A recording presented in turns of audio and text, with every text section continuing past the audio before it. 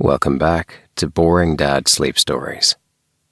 Boys, I thought I'd take a little break from the Hardy Boys just for a couple of weeks and get into something a bit different but also close to my heart, which of course, as you know, is sci-fi. And this is, in fact, labeled on the cover as a juvenile science fiction novel, so I couldn't go past it. And so welcome to The Colors of Space by Marion Zimmer Bradley, and it was published in 1963. So let's join our young titular character, our protagonist Bart Steele, in his space adventures. Prologue. Sudden panic. It was a week before the Lahri ship went into warp drive, and all that time young Bart Steele had stayed in his cabin. He was so bored with his own company that the Mentorian medic was a welcome sight when he came to prepare him for cold sleep. The Mentorian paused, needle in hand. "Do you wish to be wakened for the time we shall spend in each of the 3 star systems, sir?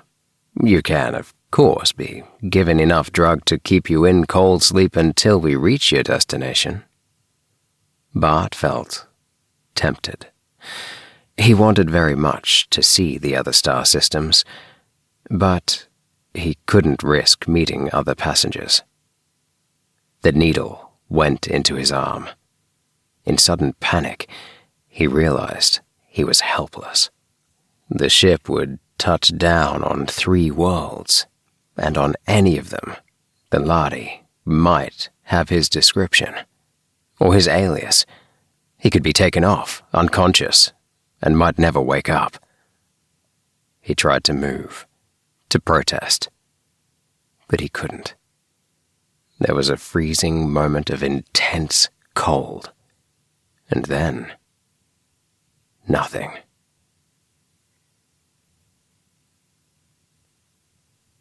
Chapter 1. The Lahri spaceport didn't belong on Earth.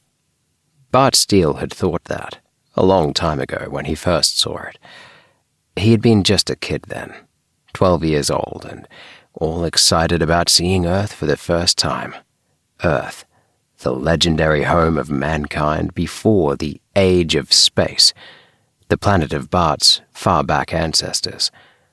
And the first thing he'd seen on Earth when he got off the starship was the Lahri spaceport. And he'd thought, right then, it doesn't belong on Earth. He'd said so to his father, and his father's face had gone strange, bitter, and remote. "A lot of people would agree with you, son," Captain Rupert Steele had said softly. "The trouble is, if the Lahri spaceport wasn't on Earth, we wouldn't be on Earth either. Remember that." Bart remembered it 5 years later, as he got off the strip of moving sidewalk. He turned to wait for Tommy Kendron, who was getting his baggage off the center strip of the moving roadway. Bart Steele and Tommy Kendron had graduated together the day before from the Space Academy of Earth. Now Tommy, who had been born on the 9th planet of the star Capella, was taking the Lahri starship to his faraway home, and Bart's father was coming back to Earth on the same starship to meet his son. 5 years, Bart thought. That's a long time. I wonder if Dad will know me. "Let me give you a hand with that stuff, Tommy." "I can manage," Tommy chuckled, hefting the plastic cases. "They don't allow you much baggage weight on the Lahri ships, certainly not more than I can handle." The 2 lads stood in front of the spaceport gate for a minute. Over the gate, which was high and pointed and made of some clear, colorless material like glass, was a jagged symbol resembling a flash of lightning, the sign in Lahri language for the homeworld of the Lahri. They walked through the pointed glass gate and stood for a moment, by mutual consent, looking down over the vast expanse of the Lahri spaceport. This had once been a great desert. Now it was all floored in with some strange substance that was neither glass, metal, nor concrete. It looked like gleaming crystal, though it felt soft underfoot, and in the glare of the noonday sun, it gave back the glare in a million rainbow flashes. Tommy put his hands up to his eyes to shield them. The Lahri must have funny eyes if they can stand all this glare. Inside the glass gate, a man in a guard's uniform gave them each a pair of dark glasses. "Put them on now, boys, and don't look directly at the ship when it lands." Tommy hooked the earpieces of the dark glasses over his ears and sighed with relief. Bart frowned, but finally put them on. Bart's mother had been a Mentorian from the planet Mentor of the star Deneb, 100 times brighter than the sun. Bart had her eyes, but Mentorians weren't popular on Earth, and Bart had learned to be quiet about his mother. Through the dark lenses, the glare was only a pale gleam. Far out in the very center of the spaceport, a high, clear glass skyscraper rose, catching the sunlight in a million colors. Around the building, small copters and robot cabs veered, discharging passengers. And the moving sidewalks were crowded with people coming and going. And here and there in the crowd, standing out because of their height and the silvery metallic cloaks they wore, were the strange, tall figures of the Lahri. "Well, how about going down?" Tommy glanced impatiently at his timepiece. "Less than half an hour before the starship touches down." All right. We can get a sidewalk over here." Reluctantly, Bart tore his eyes from the fascinating spectacle and followed Tommy, stepping onto one of the sidewalks. It bore them down a long, sloping ramp toward the floor of the spaceport, then sped toward the glass skyscraper, came to rest at the wide, pointed doors, depositing them in the midst of the crowd. The jagged lightning flash was there over the doors of the building, and the words, "Here, by grace of the Lahri, is the doorway to all the stars." Bart remembered, as if it were yesterday, how he and his father had first passed through this doorway, and his father, looking up, had said, under his breath, "Not for always, son. Someday men will have a doorway to the stars, and the Lahri won't be standing in the door." Inside the building, it was searingly bright. The high, open rotunda was filled with immense mirrors and glass ramps running up and down, moving staircases, confusing signs and flashing lights on tall, oddly shaped pillars. The place was crowded with men from all over the planet, but the dark glasses they all wore gave them a strange sort of family resemblance. Tommy said, "I'd better check my reservations." Bart nodded. "Meet you on the upper level later," he said, and got on a moving staircase that soared slowly upward, past level after level, toward the information desk located on the topmost mezzanine. The staircase moved slowly, and Bart had plenty of time to see everything. On the step, immediately in front of him, 2 Lahri were standing. With their backs turned, they might almost have been men.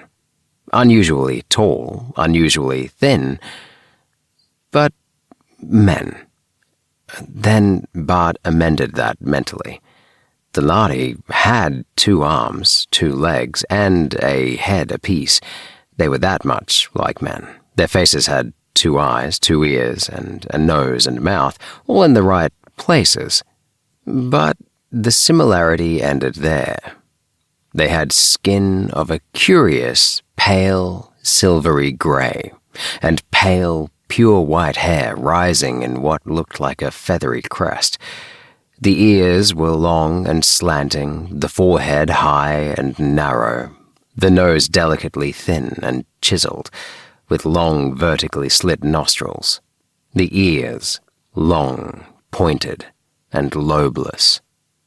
The mouth looked almost human, though the chin was abnormally pointed. The hands would almost have passed inspection as human hands, except for the long, triangular nails curved over the fingertips like the claws of a cat. They wore skin-tight clothes of some metallic silky stuff and long, flowing, gleaming, silvery capes.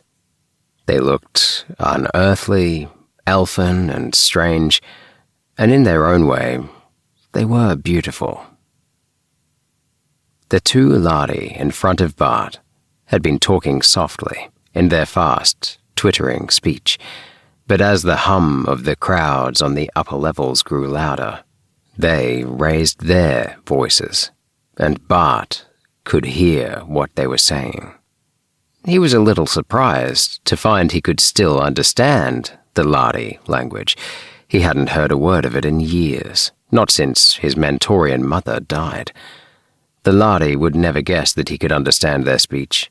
Not one human in a million could speak or understand a dozen words of Lahri, except the Mentorians. "Do you really think that human," the first Lahri spoke the word as if it were a filthy insult, "will have the temerity to come in by this ship? No reasonable being can tell what humans will do," said the second Lahri. "But then, no reasonable being can tell what our own port authorities will do either. If the message had only reached us sooner, it would have been easier. Now I suppose it will have to clear through a dozen officials and a dozen different kinds of formalities." The younger Lahri sounded angry. "And we only have a description. No name. Nothing. How do they expect us to do anything under those conditions?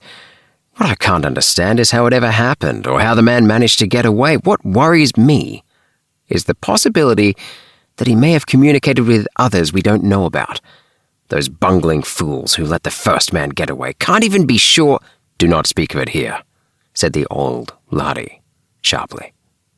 "There are Mentorians in the crowd who might understand us." He turned and looked straight at Bart, and Bart felt as if the slanted, strange eyes were looking right through to his bones. The Lahri said in universal, "Who are you, boy? What is your businesses here?" Bart replied in the same language, politely, "My father's coming in on this ship. I'm looking for the information desk." "Up there," said the old Lahri, pointing with a clawed hand, and lost interest in Bart. He said to his companion in their own language, "Always I regret these episodes. I have no malice against humans. I suppose even this vegan that we are seeking has young and a mate who will regret his loss." "Then he should not have pried into Lahri matters," said the young Lahri fiercely. "If they'd killed him right away." The soaring staircase swooped up to the top level. The two Lahri stepped off and mingled swiftly with the crowd, being lost to sight. Bart whistled in dismay as he got off and turned toward the information desk. A vegan! Some poor guy from his own planet was in trouble with the Lahri. He felt a cold, crawling chill down his insides. The Lahri had spoken regretfully, but the way they'd speak of a fly they couldn't manage to swat fast enough. Sooner or later, you had to get down to it. They just weren't human. Here on Earth, nothing much could happen, of course. They wouldn't let the Lahri hurt anyone. Then Bart remembered his course in universal law. The Lahri spaceport in every system, by treaty, was Lahri territory. Once you walked beneath the lightning flash sign, the authority of the planet ceased to function. You might as well be on that unbelievably remote world in another galaxy that was the Lahri home planet. That world no human had ever seen. On a Lahri spaceport, or on a Lahri ship, you are under the jurisdiction of Lahri law. Tommy stepped off a moving stair and joined him. The ship's on time. It reported past Lunar City a few minutes ago. I'm thirsty. How about a drink? There was a refreshment stand on this level. They debated briefly between orange juice and a drink with a Lahri name that meant simply cold sweet, and finally decided to try it. The name proved descriptive. It was very cold, very sweet, and indescribably delicious. Does this word come from the Lahri world, I wonder? I imagine it's synthetic, Bart said. I suppose it won't hurt us? Bart laughed. They wouldn't serve it to us if it would. No, men and Lahri are alike in a lot of ways. They breathe the same air, eat about the same food. Their bodies were adjusted to about the same gravity. They had the same body chemistry. In fact, you couldn't tell Lahri blood from human, even under a microscope. And in the terrible Orion spaceport wreck 60 years ago, doctors had found that blood plasma from humans could be used for wounded Lahri and vice versa, though it wasn't safe to transfuse whole blood. But then, even among humans, there were 5 blood types. And yet, for all their likeness, they were different. Bart sipped the cold Lahri drink, seeing himself in the mirror behind the refreshment stand. A tall teenager, looking older than his 17 years. He was lithe and well-muscled from 5 years of sports and acrobatics at the Space Academy. He had curling red hair and grey eyes, and he was almost as tall as a Lahri. Will Dad know me? I was just a little kid when he left me here. And now I'm growing up. Tommy grinned at him in the mirror. What are you going to do now we've finished our so-called education? What do you think? Go back to Vega with Dad by Lahri's ship and help him run Vega Interplanet. Why else would I bother with all that astrogation and math? You're the lucky one. With your father owning a dozen ships, he must be almost as rich as the Lahri. Bart shook his head. It's not that easy. Space travel inside a system these days is small stuff. All the real travel and shipping goes to the Lahri ships. It was a sore point with everyone. Thousands of years ago, men had spread out from Earth, first to the planets, then to the nearest stars, crawling in ships that could travel no faster than the speed of light.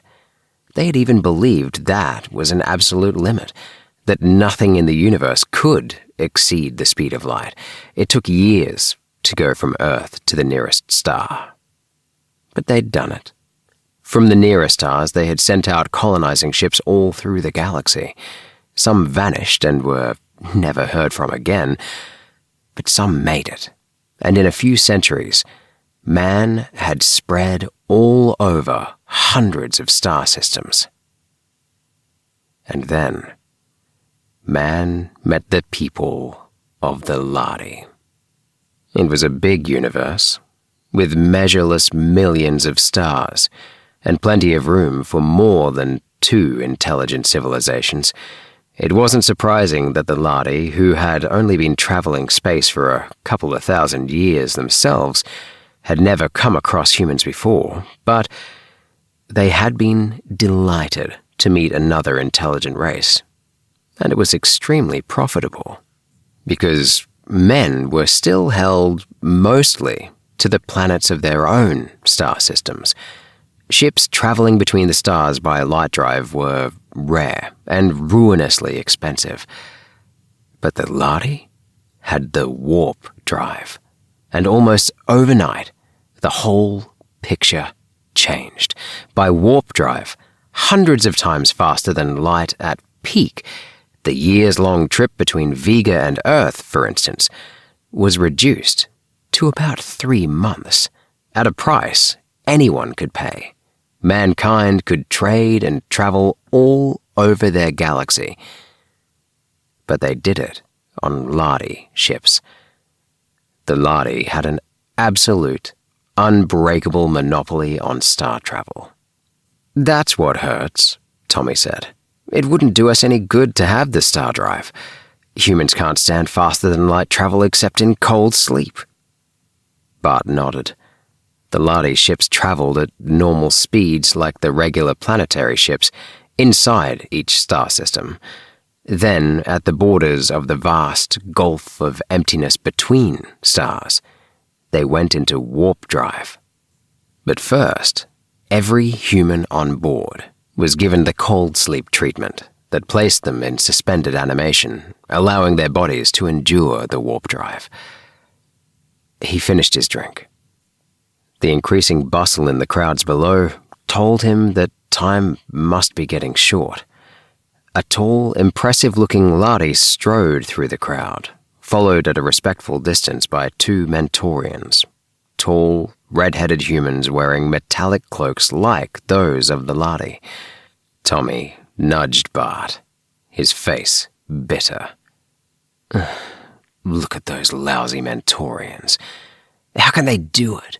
Fawning upon the Lahri that way, yet they're as human as we are, slaves of the Lahri." Bart felt the involuntary surge of anger instantly controlled. "It's not that way at all. My mother was a Mentorian, remember? She made 5 cruises on a Lahri ship before she married my father." Tommy sighed. "I guess I'm just jealous. To think the Mentorians can sign on the Lahri ship as crew, while you and I will never pilot a ship between the stars." "What did she do?" She was a mathematician. Before the Lahri met up with men, they used a system of mathematics as clumsy as the old Roman numerals. You have to admire them when you realize that they learned stellar navigation with their old system, though most ships use human math now. And of course, you know their eyes aren't like ours. Among other things, they're colorblind. They see everything in shades of black or white or gray. So they found out that humans aboard their ships were useful. You remember how humans in the early days in space used certain birds who were more sensitive to impure air than they were? When the birds keeled over, they could tell it was time for humans to start looking over the air systems. The Lahri used Mentorians to identify colors for them. And since Mentor was the first planet of humans that the Lahri had contact with, they've always been closer to them. Tommy looked after the 2 Mentorians enviously. "The fact is, I'd ship out with the Lahri myself if I could. Wouldn't you?" Bart's mouth twisted in a wry smile. "No," he said. "I could. I'm half Mentorian. I can even speak Lahri." "Why don't you?" "I would." No, you wouldn't," Bart said softly. "Not even very many Mentorians will. You see, the Lahri don't trust humans too much. In the early days, men were always planting spies on Lahri ships to try and steal the secret of warp drive. They never managed it, but nowadays the Lahri give all the Mentorians what amounts to a brainwashing, deep hypnosis, before and after every voyage, so that they can neither look for anything that might threaten the Lahri monopoly of space, nor reveal it, even under a truth drug if they find it out. You have to be pretty fanatical about space travel to go through that. Oh, my mother could tell us a lot of things about her cruises with the Lahri.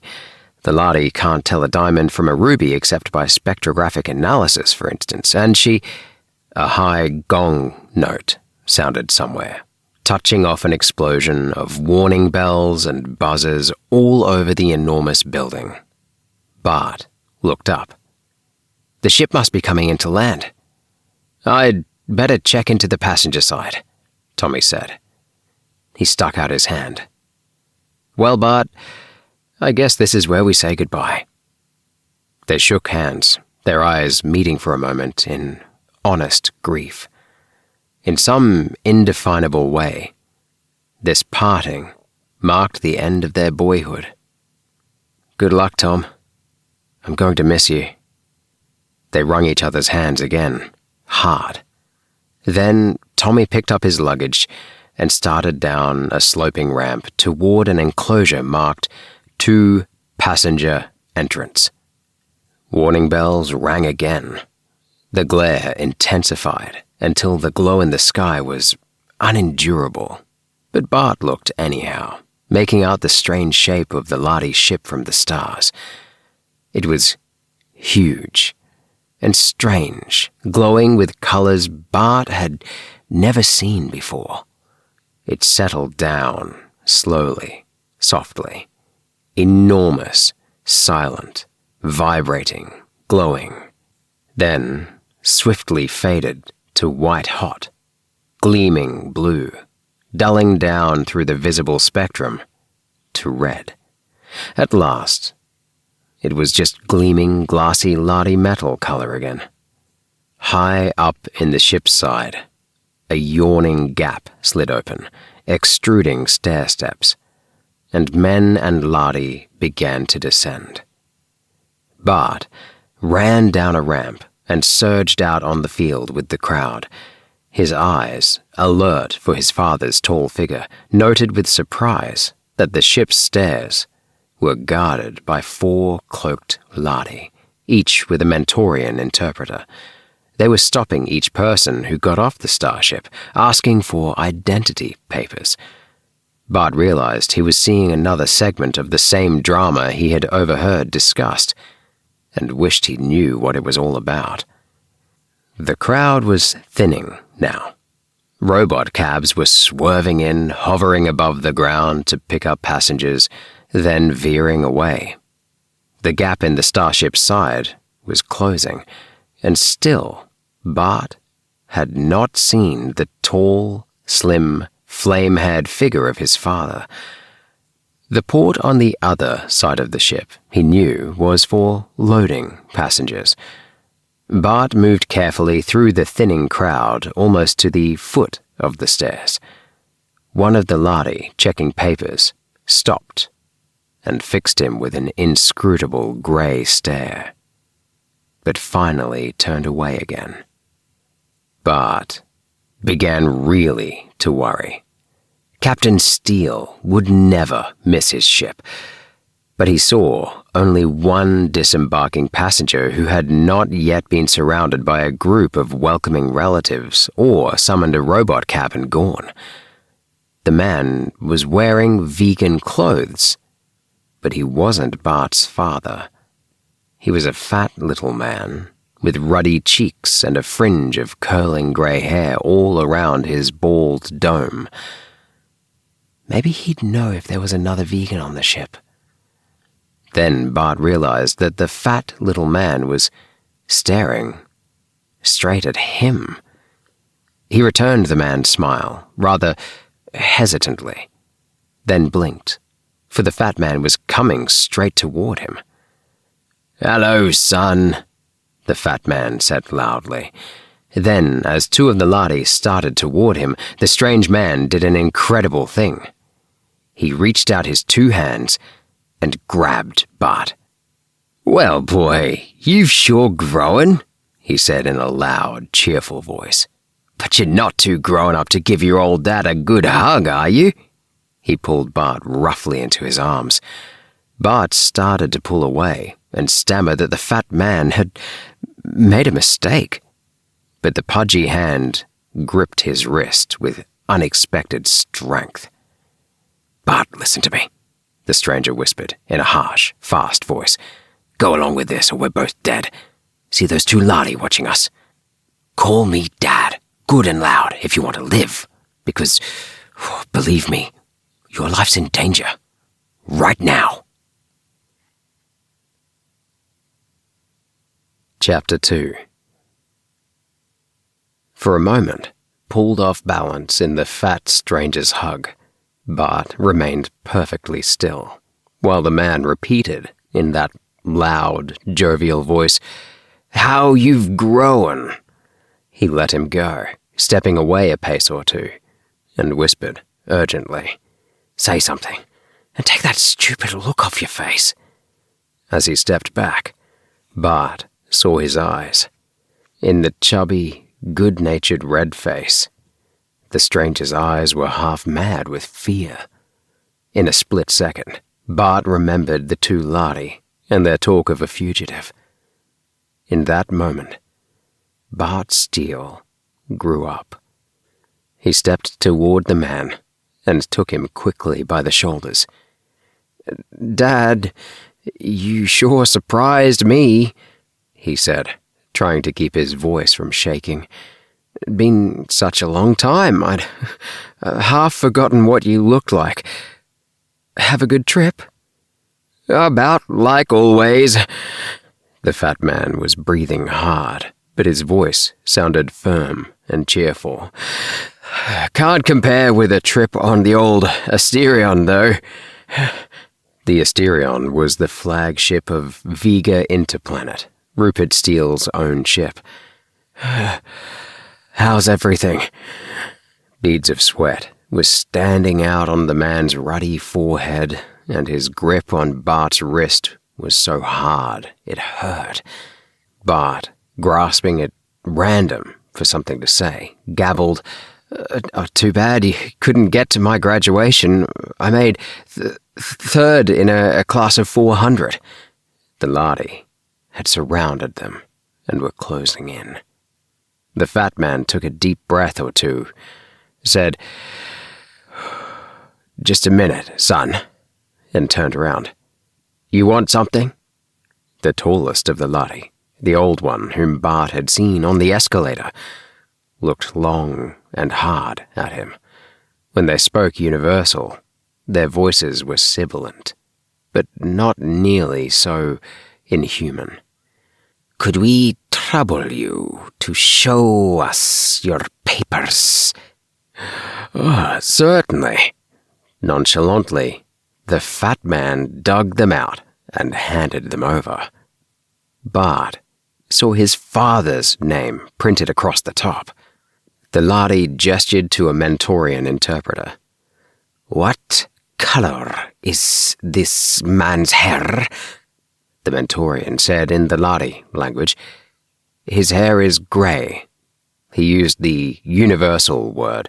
There were, of course, no words for colors in the Lahri speech. "The man we seek has hair of red," said the Lahri, "and he is tall, not fat." "The boy is tall and with red hair," the Mentorian volunteered, and the old Lahri made a gesture of disdain. "This boy is 20 years younger than the man whose description came to us. Why did they not give us a picture or at least a name?" He turned to the other Lahri and said in their own shrill speech, "I suspected this man because he was alone, and I had seen this boy on the upper mezzanine and spoken with him. We watched him, knowing sooner or later the father would seek him. Ask him." He gestured, and the Mentorian said, "Who is this man, you?" Bart gulped. For the first time, he noted the energon ray shockers at the belts of the 4 Lahri. He'd heard about those. They could stun, or they could kill, and quite horribly. He said, "This is my father. You want my cards too?" He hauled out his identity papers. "My name's Bart Steele."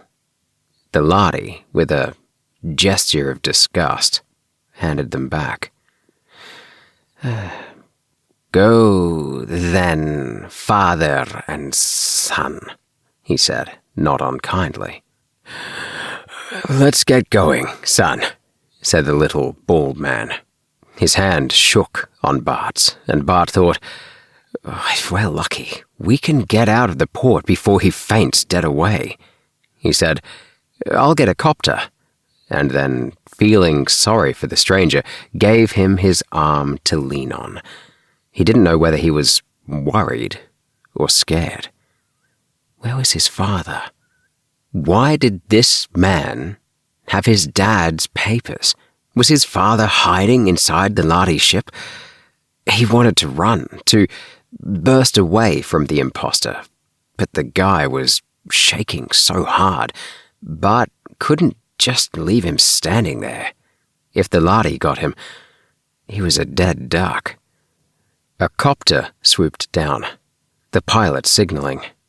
The little man said hoarsely, "No, robot cab."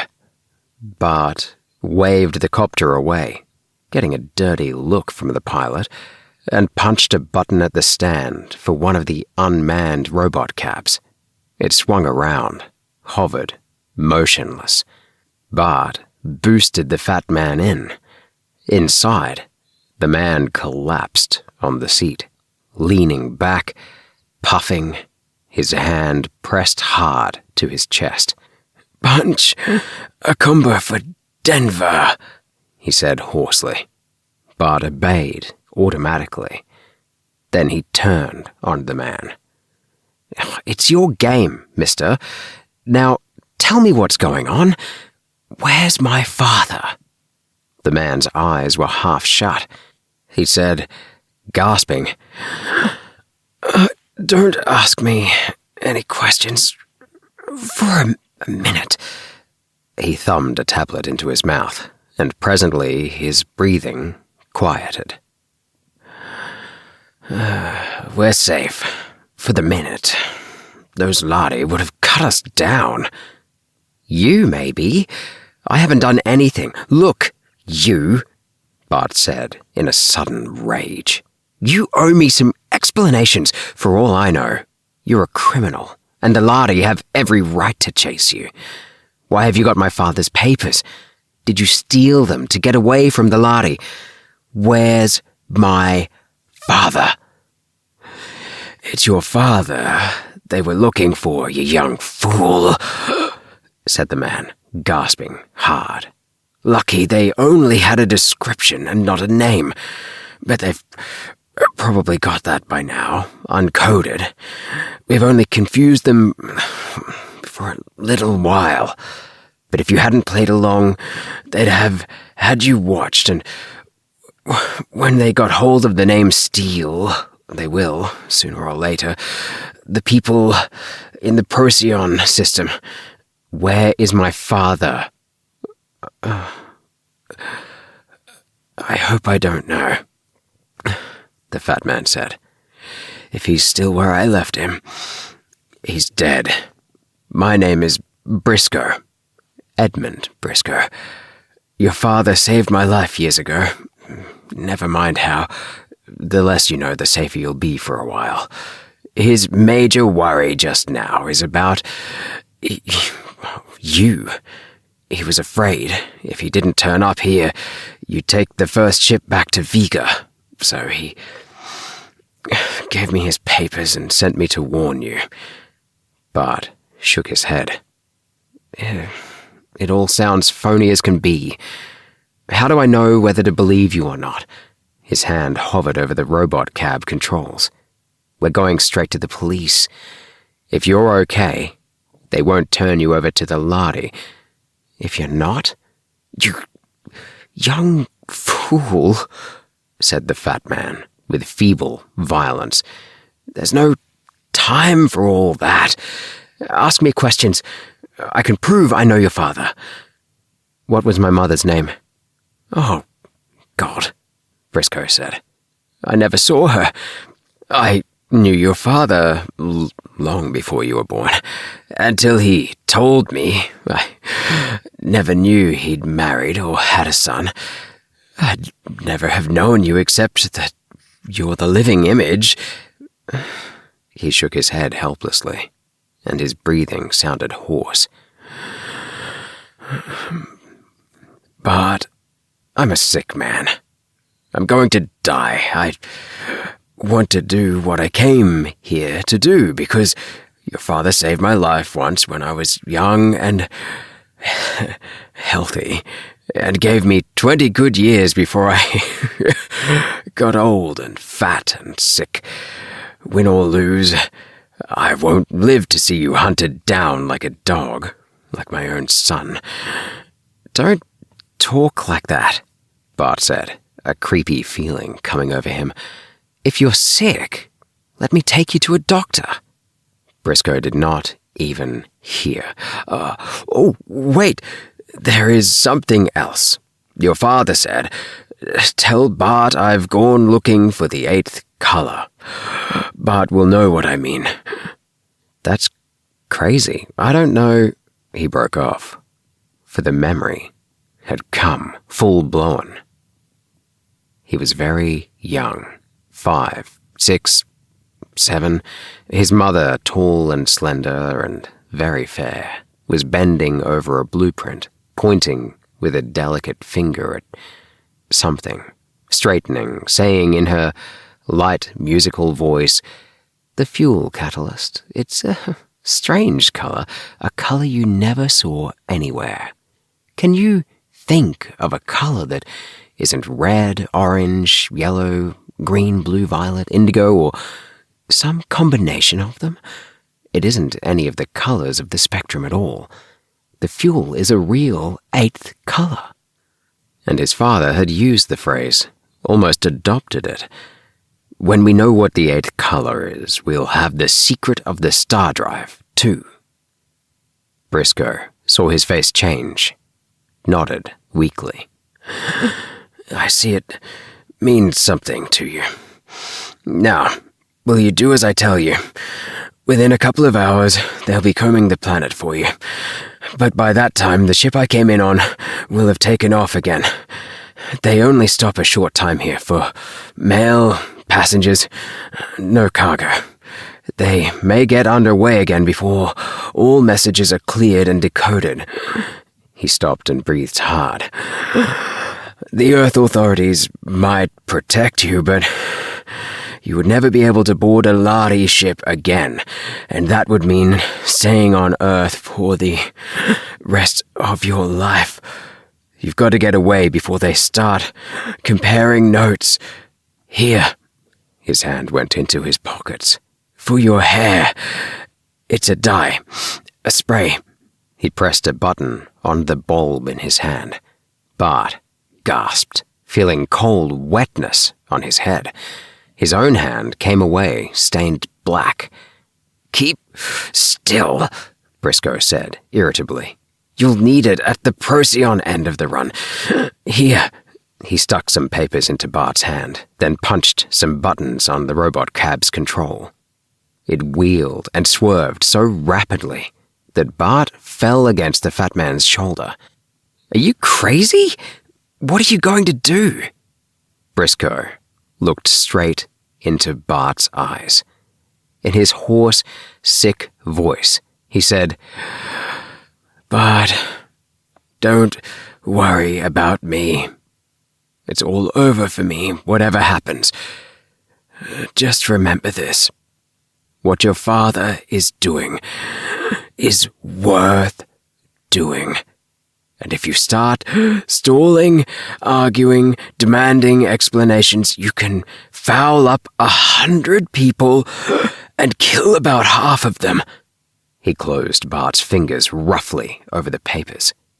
The robot cab hovered over the spaceport. "Now, listen to me very carefully.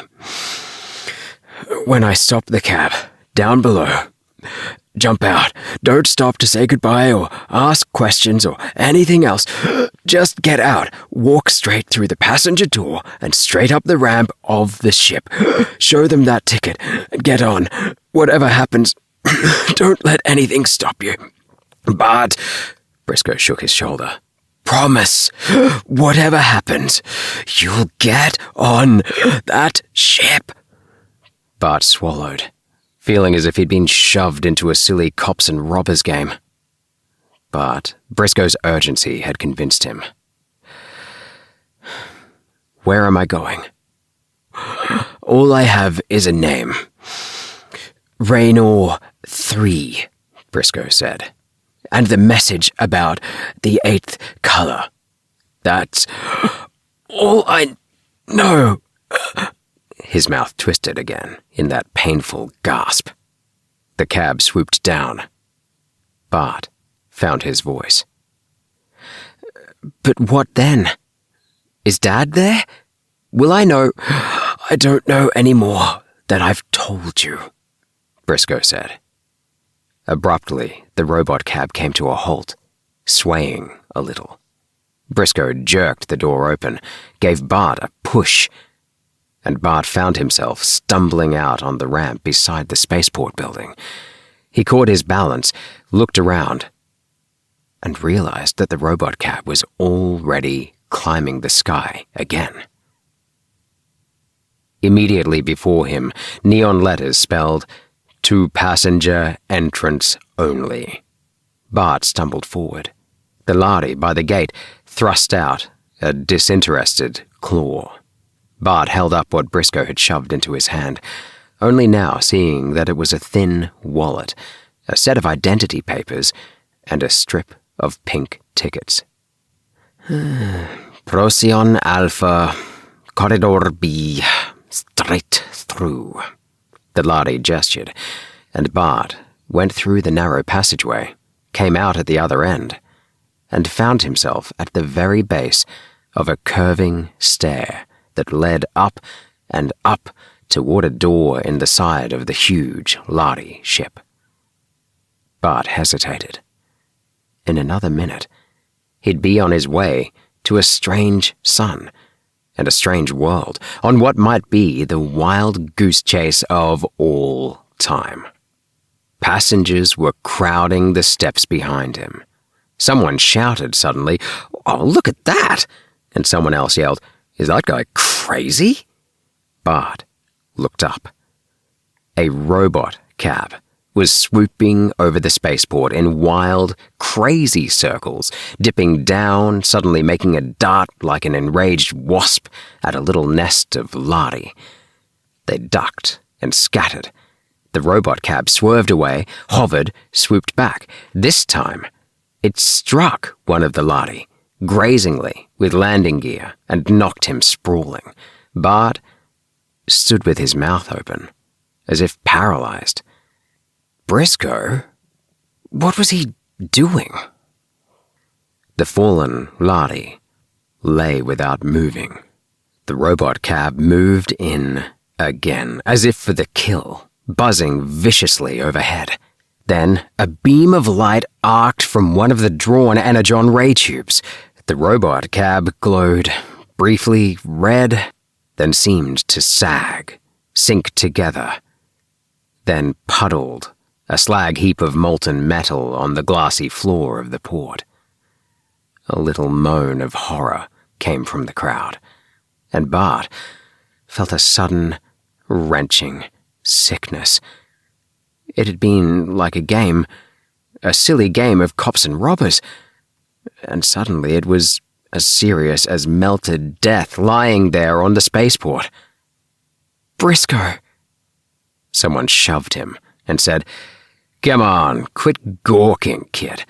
They won't hold the ship all day just because some nut finds a new way to commit suicide." Bart, his legs numb, walked up the ramp. Briscoe had died to give him this chance. Now it was up to him to make it worth having. Chapter 3.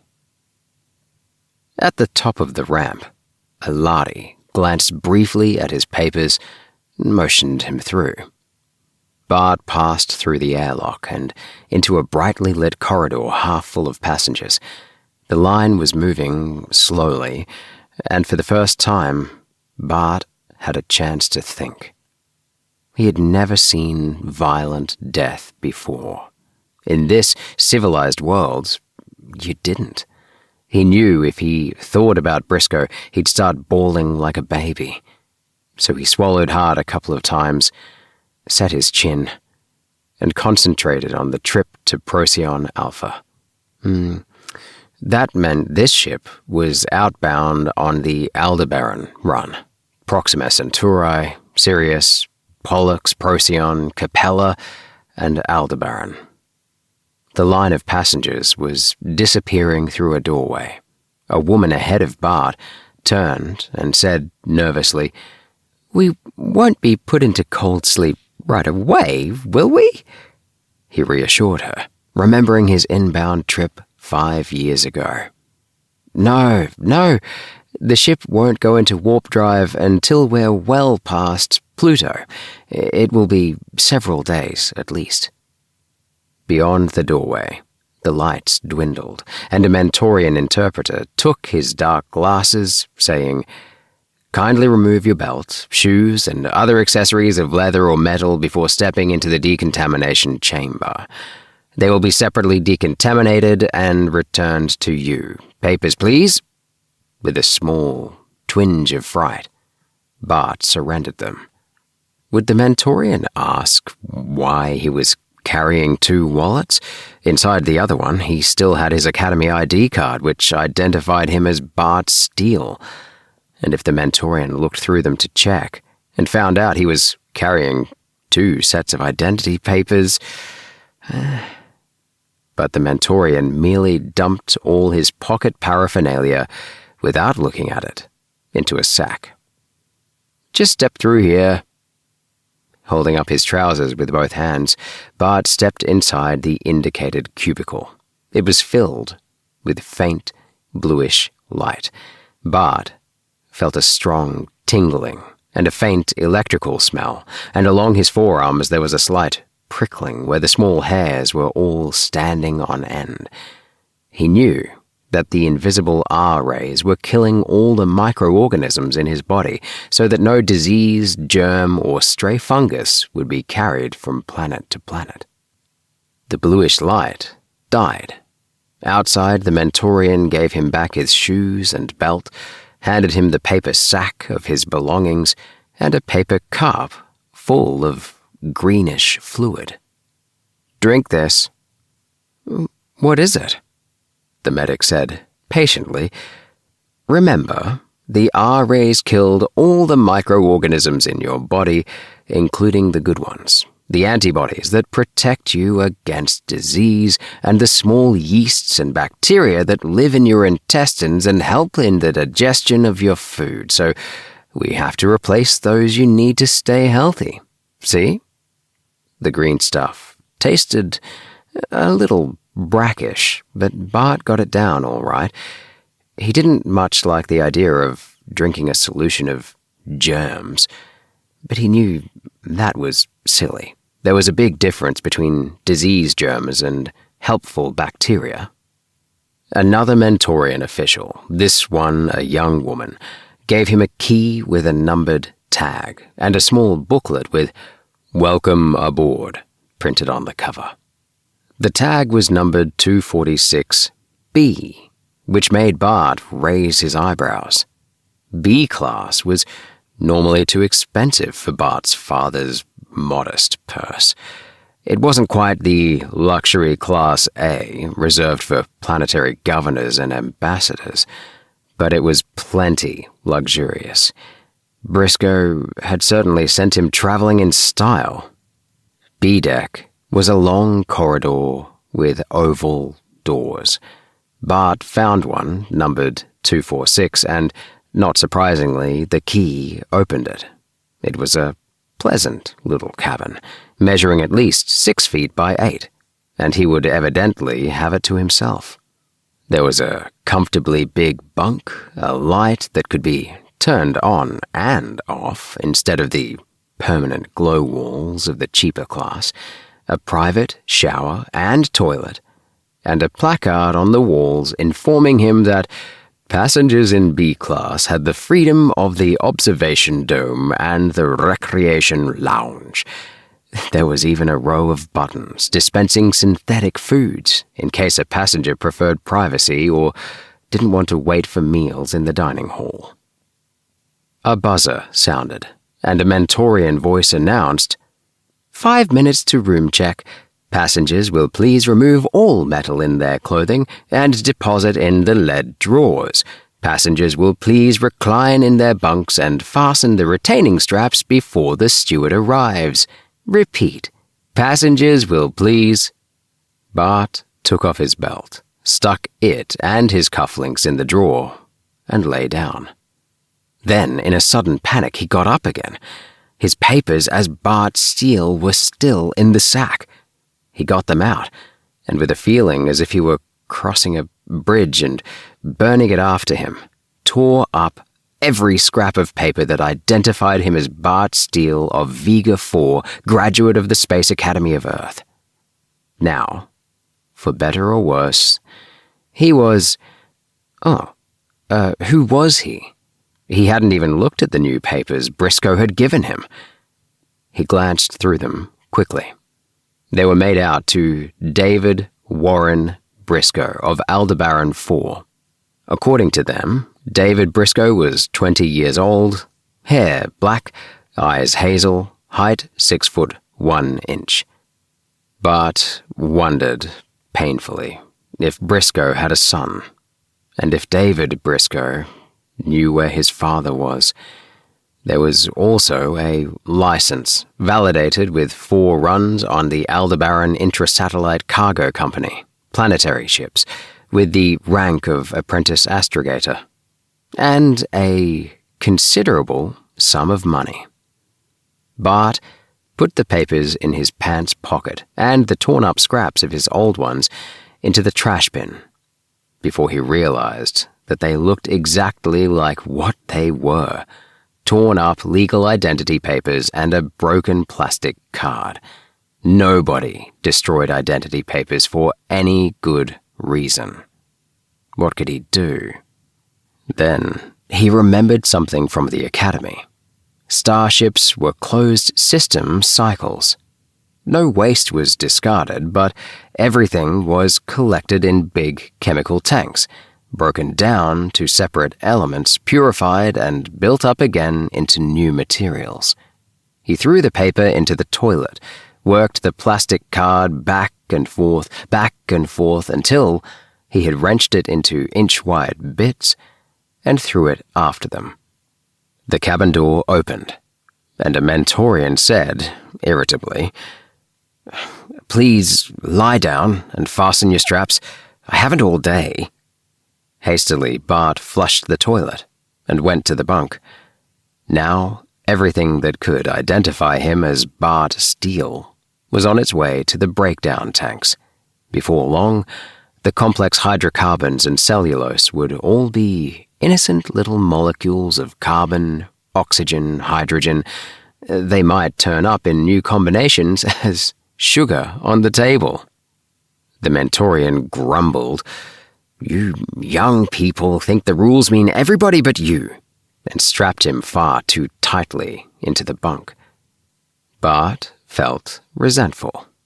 Just because the Mentorians could work on Lahri's ships, did they have to act as if they owned everybody? When the man had gone, Bart drew a deep breath. Was he really doing the right thing? If he'd refused to get out of the robot cab, if he'd driven Briscoe straight to the police, then maybe Briscoe would still be alive. And now it was too late. A warning siren went off in the ship, rising to hysterical intensity. Bart thought, incredulously, this is really happening. It felt like a nightmare. His father, a fugitive from the Lahri. Briscoe, dead. He himself, traveling with forged papers to a star he'd never seen. He braced himself, knowing the siren was the last warning before takeoff. First, there would be the hum of great turbines deep in the ship, then the crushing surge of acceleration. He had made a dozen trips inside the solar system, but no matter how often he did it, there was the strange excitement, the little pinpoint of fear, like an exotic taste that was almost pleasant. The door opened, and Bart grabbed a fistful of bed ticking as two Lahri came into the room. One of them said in their strange, shrill speech, "This boy is the right age." Bart froze. "You're seeing spies in every corner, Ransell," said the other. Then, in universal, "Could we trouble you for your papers, sir?" Bart, strapped down and helpless, moved his head toward the drawer, hoping his face did not betray his fear.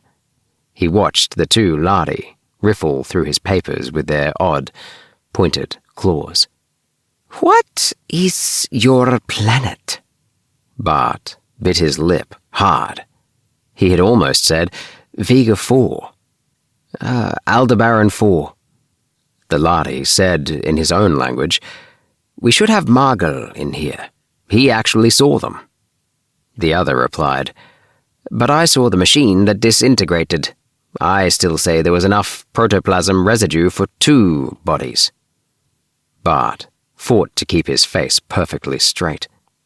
"Did anyone come into your cabin?" the Lahri asked in universal. "Only the steward." "Why? Is something wrong?" "There is some thought that a stowaway might be on board. Of course we could not allow that.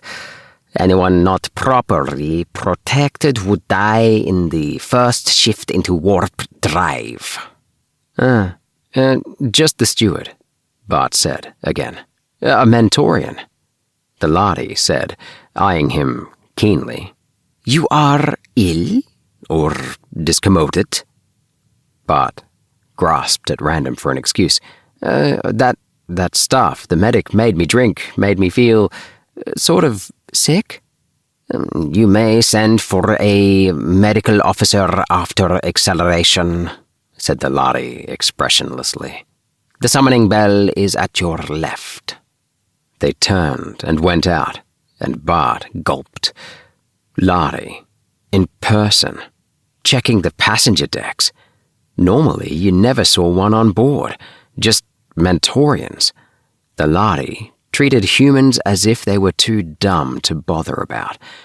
Well, at least for once, someone was acting as if humans were worthy antagonists. "We'll show them. Someday." But he felt very alone and scared. A low hum rose somewhere in the ship, and Bart grabbed ticking as he felt the slow surge. Then, a violent sense of pressure popped his eardrums. Weight crowded down on him like an elephant sitting on his chest, and there was a horrible, squashed sensation dragging his limbs out of shape. It grew and grew. Bart lay still and sweated, trying to erase his uncomfortable position, unable to move so much as a finger. The Lahri ships hit 12 gravities in the first surge of acceleration. Bart felt as if he was spreading out under the weight into a puddle of flesh. Melted flesh. Like Briscoe's. Bart writhed and bit his lip till he could taste blood, wishing he were young enough to bawl out loud. Abruptly, it eased, and the blood started to flow again in his numbed limbs. Bart loosened his straps, took a few deep breaths, wiped his face, wringing wet, whether with sweat or tears he wasn't sure, and sat up in his bunk. The loudspeaker announced, "Acceleration 1 is completed. Passengers on A and B decks are invited to witness the passing of the satellites from the observation lounge in half an hour." Bart got up and washed his face, remembering that he had no luggage with him, not so much as a toothbrush. At the back of his mind, packed up in a corner, was the continuing worry about his father, the horror at Briscoe's ghastly death, the fear of the Lahri. But he slammed the lid firmly on them all. For the moment, he was safe. They might be looking for Bart Steele by now, but they weren't looking for David Briscoe of Aldebaran, he might just as well relax and enjoy the trip. He went down to the observation lounge. It had been darkened, and one whole wall of the room was made of clear quartzite. Bart drew a deep breath as the vast panorama of space opened out before him. They were receding from the sun at some thousands of miles a minute, swirling past the ship, gleaming in the reflected sunlight like iron filings moving to the motion of a magnet, were the waves upon waves of cosmic dust. Tiny free electrons, ions, particles of gas, free of the heavier atmosphere, themselves invisible, they formed in their billions into bright clouds around the ship, pale, swirling veils of mist. And through their dim shine, the brilliant flares of the fixed stars burned clear and steady, so far away that even the hurling motion of the ship could not change their positions. One by one, he picked out the constellations. Aldebaran swung on the pendant chain of Tauros like a giant ruby. Orion stood across the sky, a swirling nebula at his belt. Vega burned, cobalt blue in the heart of the lyre. Colors. Colors. Inside the atmosphere of Earth's night, the stars had been pale white sparks against black. Here, against the misty, pale swirls of cosmic dust, they burned with color heaped on color. The bloody, burning crimson of Antares, the metallic gold of Capella, the sullen pulsing of Betelgeuse. They burned, each with its own inward flame and light, like handfuls of burning jewels flung by some giant hand upon the swirling darkness. It was a sight Bart felt he could watch forever and still be hungry to see. The never-changing, ever-changing colors of space. Behind him in the darkness, after a long time, someone said, softly, "Imagine being a Lahri, and not being able to see anything out there but bright or brighter light." A bell rang melodiously in the ship, and the passengers in the lounge began to stir and move toward the door, to stretch limbs cramped like Bart's by tranced watching, to talk quickly of ordinary things. "I suppose that bell means dinner," said a vaguely familiar voice at Bart's elbow. "Synthetics, I suppose, but at least we can all get acquainted." The light from the undarkened hall fell on their faces as they moved toward the door. "Bart! Why, it can't be!" In utter dismay, Bart looked down into the face of Tommy Kendron. In the rush of danger, he had absolutely forgotten that Tommy Kendron was on this ship to make his alias useless. Tommy was looking at him in surprise and delight. "Why didn't you tell me? Or did you and your father decide at the last minute? Hey, it's great that we can go partway together at least." Bart knew he must cut this short very quickly. He stepped out into the full corridor light so that Tommy could see his black hair. "I'm sorry, you're confusing me with someone else." "But, come off it." Tommy's voice died out. "Oh, sorry, I'd have sworn you were a friend of mine." Bart wondered suddenly, had he done the wrong thing? He had a feeling he might need a friend. Badly. Well, it was too late now. He stared Tommy in the eye and said, "I've never seen you before in my life." Tommy looked deflated. He stepped back slightly, shaking his head. "Never saw such a resemblance. Are you a vegan?" No," Bart lied flatly. "Aldebaran. David Briscoe." Glad to know you, Dave." With undiscourageable friendliness, Tommy stuck out a hand. "Say, that bell means dinner. Why don't we go down together? I don't know a soul on the ship, and it looks like luck running into a fellow who could be my best friend's twin brother." Bart felt warmed and drawn, but sensibly, he knew he could not keep up the pretense. Sooner or later, he'd give himself away, use some habitual phrase or gesture Tommy would recognize. Should he take a chance? Reveal himself to Tommy? And ask him to keep quiet? No. This wasn't a game. One man was already dead. He didn't want Tommy to be next. There was only one way out. He said, coldly, "Thank you, but I have other things to attend to. I intend to be very busy all through the voyage." He spun on his heel and walked away before he could see Tommy's eager, friendly smile turn hurt and defensive. Back in his cabin, he gloomily dialed some synthetic jellies, thinking with annoyance of the anticipated good food of the dining room.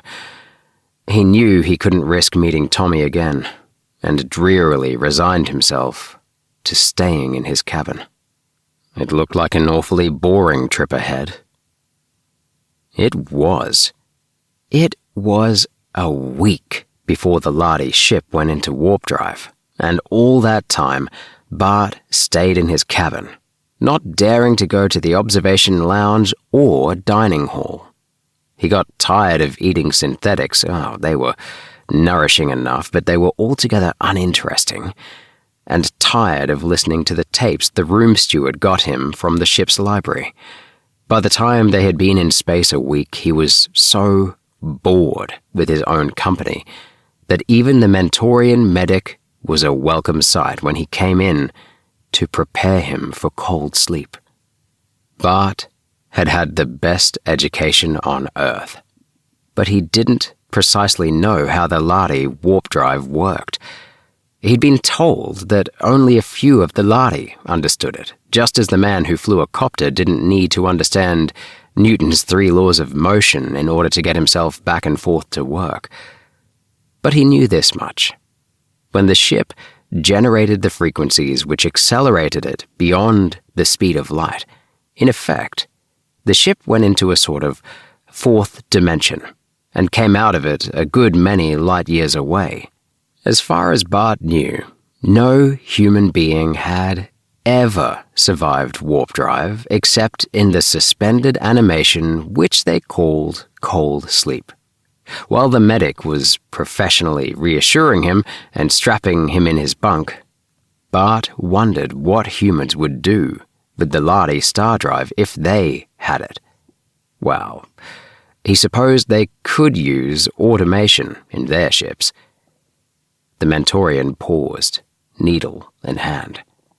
"Do you wish to be wakened for the week we shall spend in each of the Proxima, Sirius, and Pollux systems, sir? You can, of course, be given enough drug to keep you in cold sleep until we reach the Procyon system." Bart wondered if the room steward had mentioned the passenger so bored with the trip that he didn't even visit the observation lounge. He felt tempted. He was getting awfully tired of staring at the walls. On the other hand, he wanted very much to see the other star systems. When he passed through them on the trip to Earth, he'd been too young to pay much attention. Firmly, he put the temptation aside. Better not to risk meeting other passengers, Tommy especially, if he decided he couldn't take the boredom. The needle went into his arm. He felt himself sinking into sleep, and, in sudden panic, realized that he was helpless. The ship would touch down on 3 worlds, and on any of them the Lahri might have his description or his alias. He could be taken off, drugged and unconscious, and might never wake up. He tried to move, to protest, to tell them he was changing his mind. But already, he was unable to speak. There was a freezing moment of intense, painful cold. Then he was floating in what felt like waves of cosmic dust, swirling many-colored before his eyes. And then, there was nothing.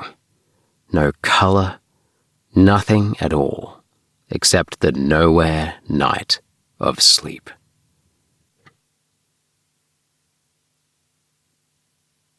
Chapter 4.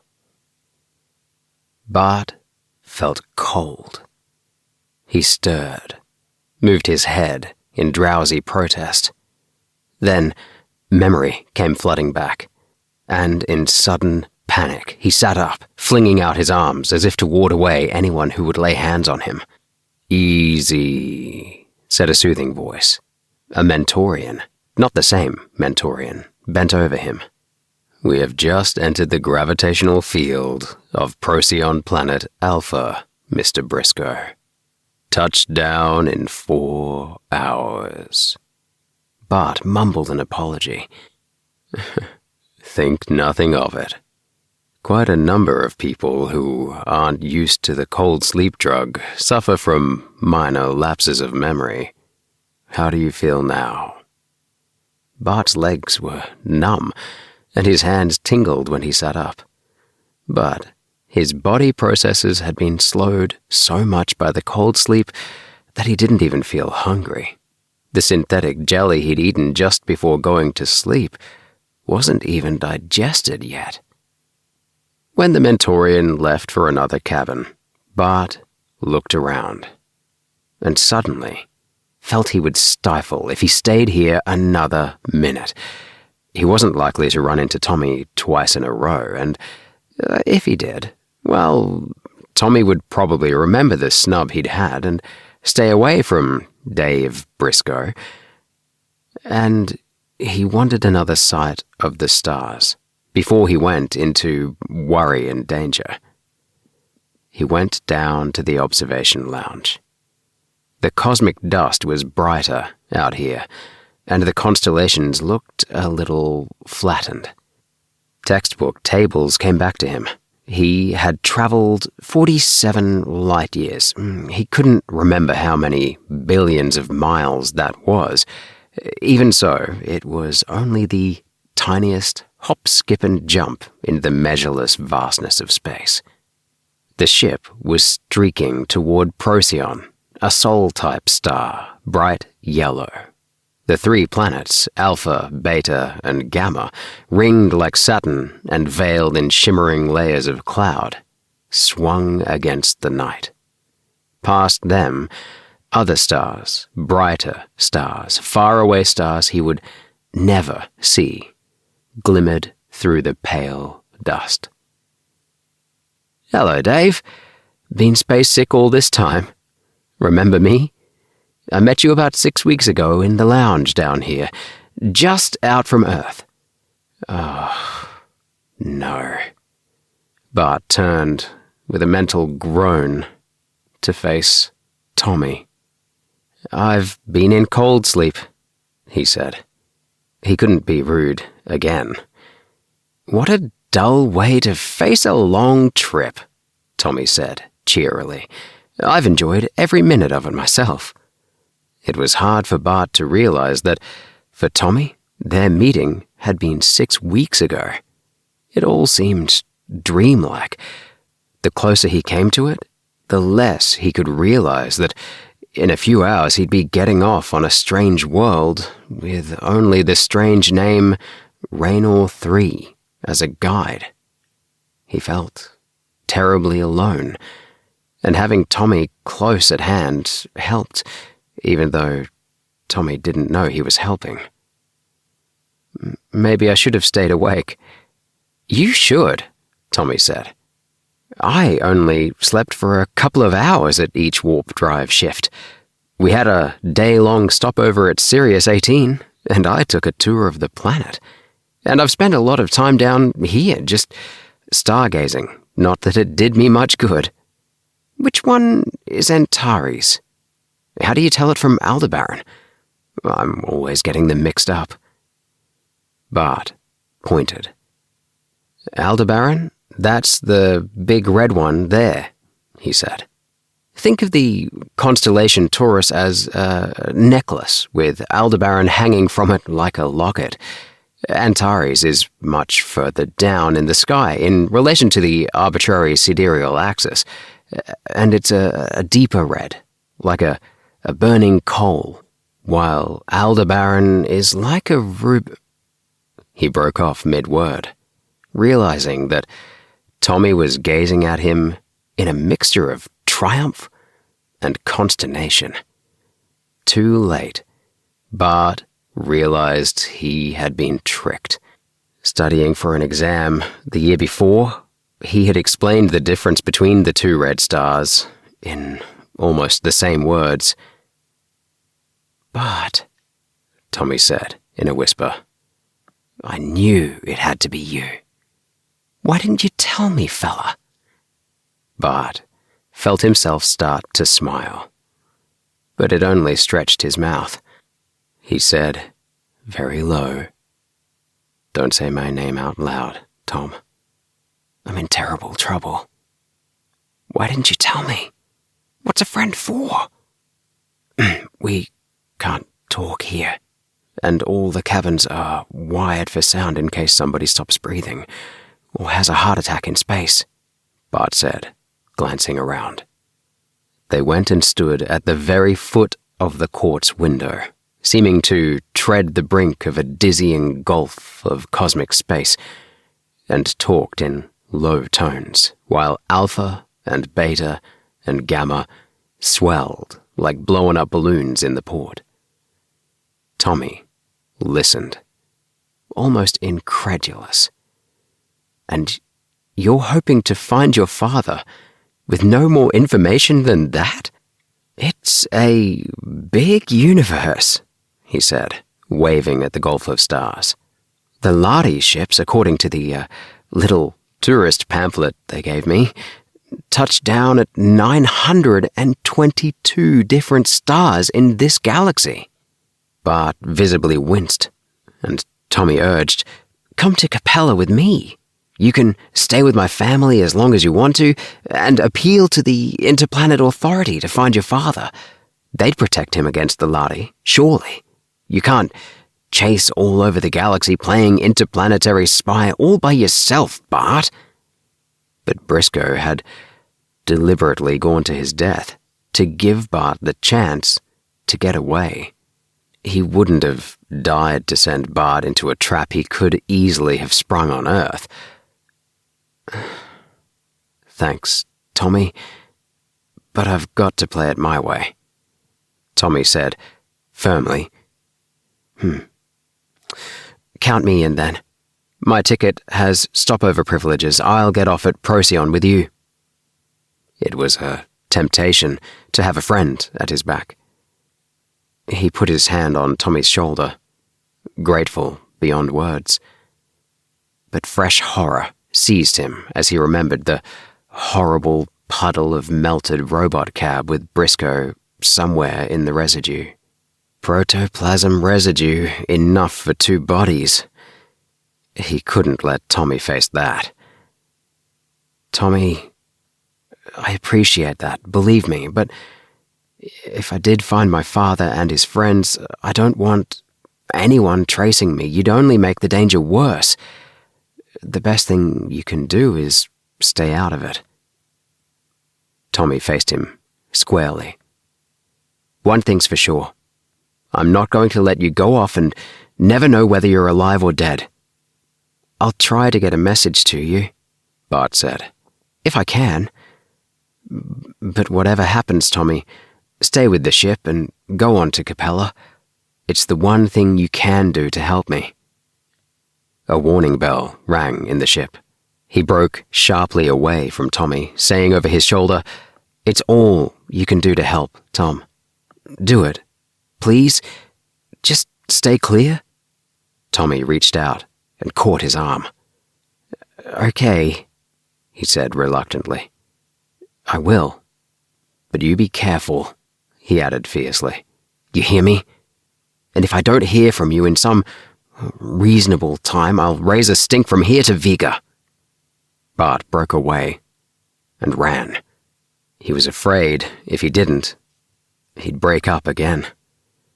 He closed the cabin door behind him, trying to calm down so that the Mentorian steward coming to strap him in for deceleration wouldn't see how upset he was. He was going to need all his nerve. He went through another decontamination chamber and finally moved with a line of passengers out of the yawning airlock under the strange sun into the strange world. At first sight, it was a disappointment. It was a Lahri spaceport that lay before him, to all appearances identical with the one on Earth. Sloping glass ramps, tall, colorless pylons, a skyscraper terminus crowded with men of all planets. But the sun overhead was brilliant and clear gold, the shadows sharp and violet on the spaceport floor. Behind the confines of the spaceport, he could see the ridges of tall hills and unfamiliarly colored trees. He longed to explore them. But he got a grip on his imagination, surrendering his ticket stub and false papers to the Lahri and Mentorian interpreter who guarded the ramp. The Lahri said to the Mentorian, in the Lahri language, "Keep him for questioning, but don't tell him why." Bart felt a cold chill icing his spine. This was it. The Mentorian said, briefly, "We wish to check on the proper antibody component for Aldebaran natives. There will be a delay of about 30 minutes. Will you kindly wait in this room here?" The room was comfortable, furnished with chairs and a vision screen with some colorful story moving on it, small, bright figures in capes, curious beasts racing across an unusual veldt. But Bart paced the floor restlessly. There were 2 doors in the room. Through one of them he had been admitted. He could see through the glass door the silhouette of the Mentorian outside. The other door was opaque and marked in large letters, "Danger, humans must not pass without special lenses type X. Ordinary space lenses will not suffice. Danger. Lahri opening. Adjust X lenses before opening." Bart read the sign again. Well, that was no way out for sure.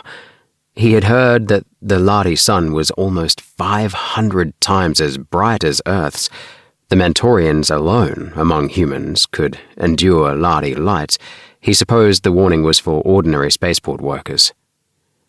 A sudden, rather desperate plan occurred to Bart. He didn't know how much light he could tolerate. He'd never been on Mentor, but he had inherited some of his mother's tolerance for light, and blindness would be better than being burned down with an energon gun. He went hesitantly toward the door and pushed it open. His eyes exploded into pain. Automatically, his hands went up to shield them. Light. Light. He had never known such cruelly glowing light. Even through the lids, there was pain and red after-images. But after a moment, opening them a slit, he found that he could see and made out other doors, glass ramps, pale Lahri figures coming and going. But for the moment, he was alone in the long corridor, beyond which he could see the glass ramps. Nearby, a door opened into a small office with glass walls. On a peg, one of the silky metallic cloaks worn by Mentorians doing spaceport work was hanging. On an impulse, Bart caught it up and flung it around his shoulders. It felt cool and soft, and the hood shielded his eyes a little. The ramp leading down to what he hoped was street level was terribly steep, and there were no steps. Bart eased himself over the top of the ramp and let go. He whooshed down the slick surface on the flat of his back, feeling the metal of the cloak heat with the friction, and came to a breathless, jarring stop at the bottom. Whew, what a slide. 3 stories at least. But there was a door, and outside the door, maybe, safety. A voice hailed him in Lahri. "You there!" Bart could see well now. He made out the form of a Lahri, only a colourless blob in the intense light. "You people know better than to come back here without glasses. Do you want to be blinded, my friend?"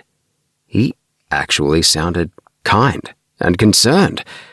Bart tensed, his heart pounding. Now that he was caught, could he bluff his way out?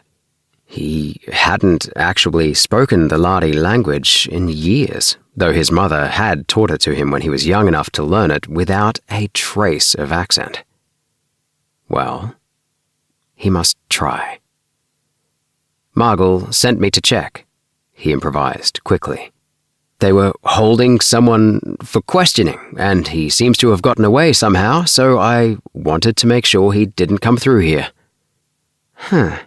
"What is the matter that one man can give us all the slip this way?" the Lahri said curiously. "Well, one thing is sure, he's vegan or Solarian or Capellan, one of the dim star people. If he comes through here, we'll catch him easily enough while he's stumbling around half blind. You know that you shouldn't stay long," he gestured. "Out this way, and don't come back without special lenses."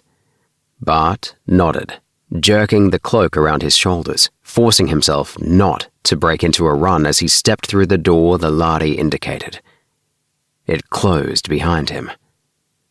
Bart blinked, feeling as if he'd stepped into pitch darkness.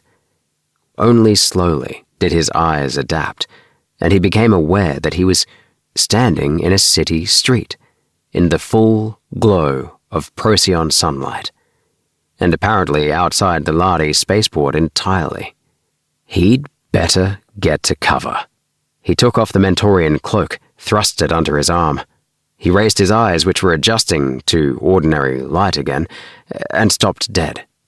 Just across the street was a long, low, rainbow-colored building, and the letters, Bart blinked, thinking his eyes had deceived him, spelled out 8 Colors Transshipping Corporation. Cargo, passengers, messages, express. A Raynor 1, manager. Chapter 5. For a moment, the words swirled before Bart's still watering eyes. He wiped them, trying to steady himself. Had he so soon reached the end of his dangerous quest? Somehow, he had expected it to lie in deep, dark concealment. Raynor 1? The existence of Raynor 1 presupposed a Raynor 2, and probably a Raynor 3. For all he knew, Raynors 4, 5, 6, and 66. The building looked solid and real. It had evidently been there a long time. With his hand on the door, he hesitated. Was it, after all, the right 8 colors? But it was a family saying, hardly the sort of thing you'd be apt to hear outside. He pushed the door and went in. The room was filled with brighter light than the Procyon sun outdoors, the edges of the furniture rimmed with neon in the Mentorian fashion. A prim girl sat behind a desk, or what should have been a desk, except that it looked more like a mirror, with little sparkles of lights, different colors in regular rows along one edge. The mirror top itself was blue-violet, and gave her skin and her violet eyes a bluish tinge. She was smooth and lacquered and glittering, and she raised her eyebrows at Bart as if he were some strange form of life she hadn't seen very often. "I'd Like to see Raynor 1, he said. Her dainty pointed fingernail, varnished blue, stabbed at points of light. On what business? She asked, not caring. It's a personal matter? Then I suggest you see him at his home. It can't wait that long. The girl studied the glassy surface and punched at some more of the little lights. Name, please? David Briscoe. He had thought her perfect painted face could not show any emotion except disdain. But it did. She looked at him in open, blank consternation. She said into the vision screen, "He calls himself David Briscoe." "Yes, I know." "Yes, sir, yes." She raised her face, and it was controlled again. But not bored. Raynor 1 will see you, through that door, and down to the end of the hall. At the end of the hallway was another door. He stepped through into a small cubicle, and the door slid shut like a closing trap. He whirled in panic, then subsided in foolish relief as the cubicle began to rise. It was just an automatic elevator. It rose higher and higher, stopping with an abrupt jerk, and slid open into a lighted room and office. A man sat behind a desk, watching Bart step from the elevator. The man was very tall and very thin, and the intensity of the lights told Bart that he was a Mentorian. Raynor 1? Under the steady, stern grey stare, Bart felt the slow, clutching suck of fear again. Was this man a slave of the Lahri who would turn him over to them? Or someone he could trust?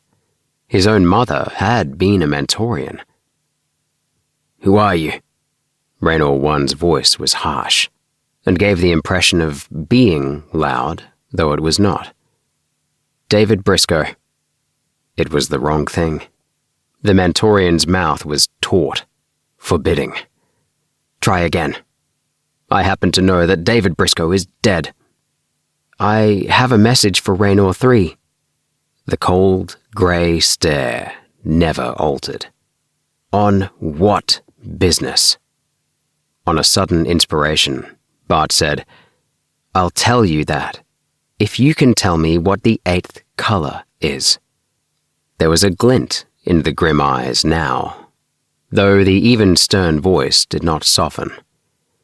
"I never knew myself. I didn't name it 8 colors. Maybe it's the original owner you want." On a sudden hope, Bart asked, "Was he by any chance named Rupert Steele?" Raynor 1 made a suspicious movement. "I can't imagine why you'd think so," he said guardedly. "Especially if you've just come in from Earth. It was never very widely known. He only changed the name to 8 colors a few weeks ago, and it's for sure that your ship didn't get any messages while the Lahri were in warp drive.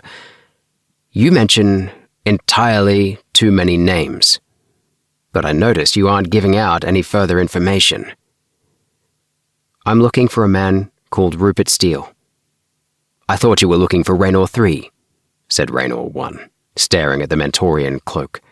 "I can think of a lot of people who might want to know how I react to certain names, and find out if I know the wrong people, if they are the wrong people. What makes you think I'd admit it if I did?" Now, Bart thought, they had reached a deadlock. Somebody had to trust somebody. This could go on all night, parry and riposte, question and evasive answer, each of them throwing back the other's questions in a verbal fencing match. Raynor 1 wasn't giving away any information. And considering what was probably at stake, Bart didn't blame him much. He flung the Mentorian cloak down on the table. "This got me out of trouble, the hard way," he said. "I never wore one before, and I never intend to again. I want to find Rupert Steele because he's my father. Your father? And just how are you going to prove that exceptionally interesting statement? Without warning, Bart lost his temper. I don't care whether I prove it or not. You try proving something for a change, why don't you? If you know Rupert Steele, I don't have to prove who I am, just take a good look at me. Or so Briscoe told me, a man who called himself Briscoe anyway. He gave me papers to travel under that name. I didn't ask for them. He shoved them into my hand. That Briscoe is dead. Bart struck his fist hard on the desk, bending over Raynor 1 angrily. He sent me to find a man named Raynor 3, but the only one I really care about finding is my father. Now, you know as much as I do. How about giving me some information for a change? He ran out of breath and stood glaring down at Raynor 1, fists clenched. Raynor 1 got up and said, quick, savage and quiet, "Did anyone see you come here?" "Only the girl downstairs." "How did you get through the Lahri? In that?" He moved his head at the Mentorian cloak. Bart explained briefly, and Raynor 1 shook his head. "You were lucky," he said. "You could have been blinded. You must have inherited flash accommodation from the Mentorian side. Rupert Steele didn't have it."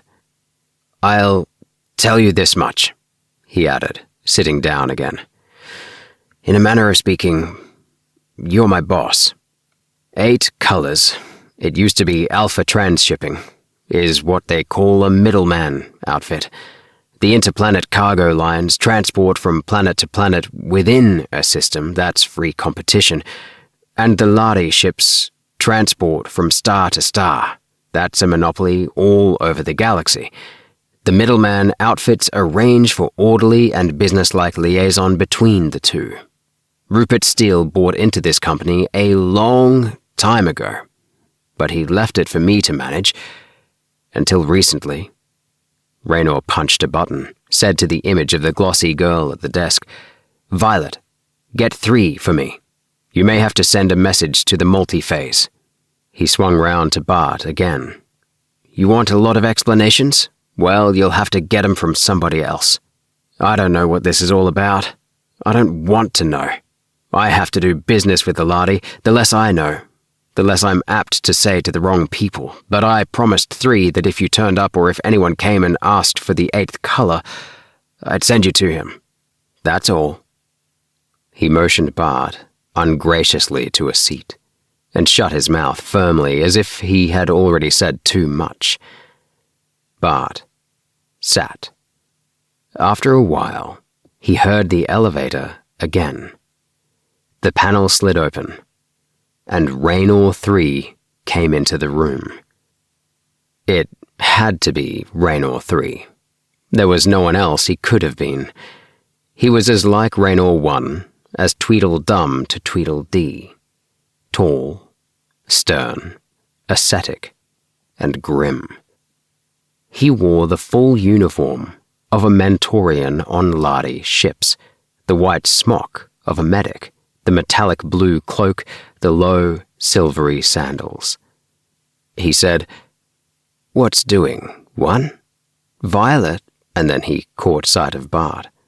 His eyes narrowed, and he drew a quick breath, his face twisting up into apprehension and shock. "It must be Steele's boy," he said, and immediately Bart saw the difference between the...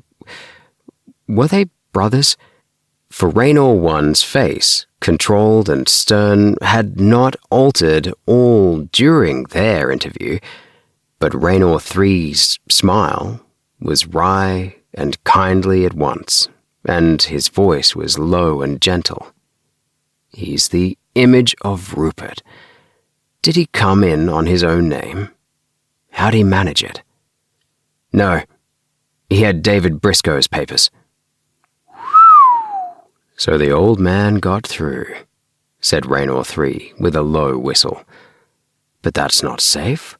Quick, give them to me, Bart." "The Lahri have them." Raynor 1 walked to the window and said in his deadpan voice, "It's useless, but get the kid out of here before they come looking for me. Look." He pointed. Below them, the streets were alive with uniformed Lahri and Mentorians. Bart felt sick. If they had the same efficiency with red tape that we humans have, he'd never have made it this far. Raynor 3 actually smiled. But you can count on them for that much inefficiency, he said, and his eyes twinkled for a moment at Bart. That's how it was so easy to work the old double shuffle trick on them. They had Steele's description, but not his name, so Briscoe took Steele's papers and managed to slip through.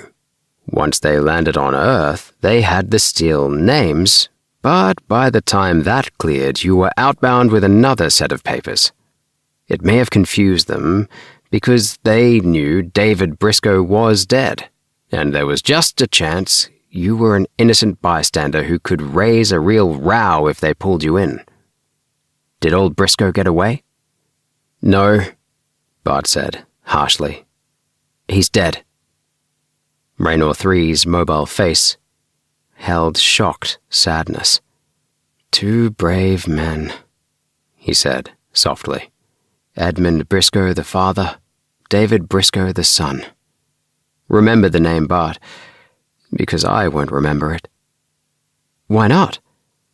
Raynor 3 gave him a gold-glinting, enigmatic glance. I'm a Mentorian, remember? I'm not good at remembering things. Just be glad I remember Rupert Steele.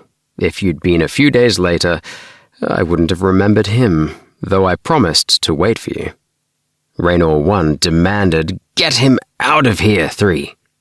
Raynor 3 swung to Bart. Put that on again. He indicated the Mentorian cloak. Pull the hood right up over your head. Now, if we meet anyone, say a polite good afternoon in Lahri, you can speak Lahri, and leave the rest of the talking to me. Bart felt like cringing as they came out into the street full of Lahri. But Raynor 3 whispered, Attack is the best defense, and went up to one of the Lahri. What's going on, Rico Mori? A passenger on the ship got away without going through decontam. He may spread disease, so of course we have alerted all authorities, the Lahri said. As the Lahri strode past, Raynor 3 grimaced. Clever that.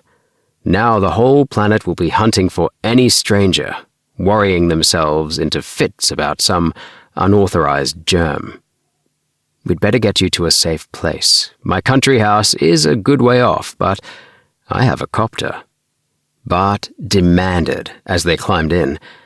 Are you taking me to my father? Wait till we get to my place, Raynor 3 said, taking the controls and putting the machine in the air. Just lean back and enjoy the trip, huh?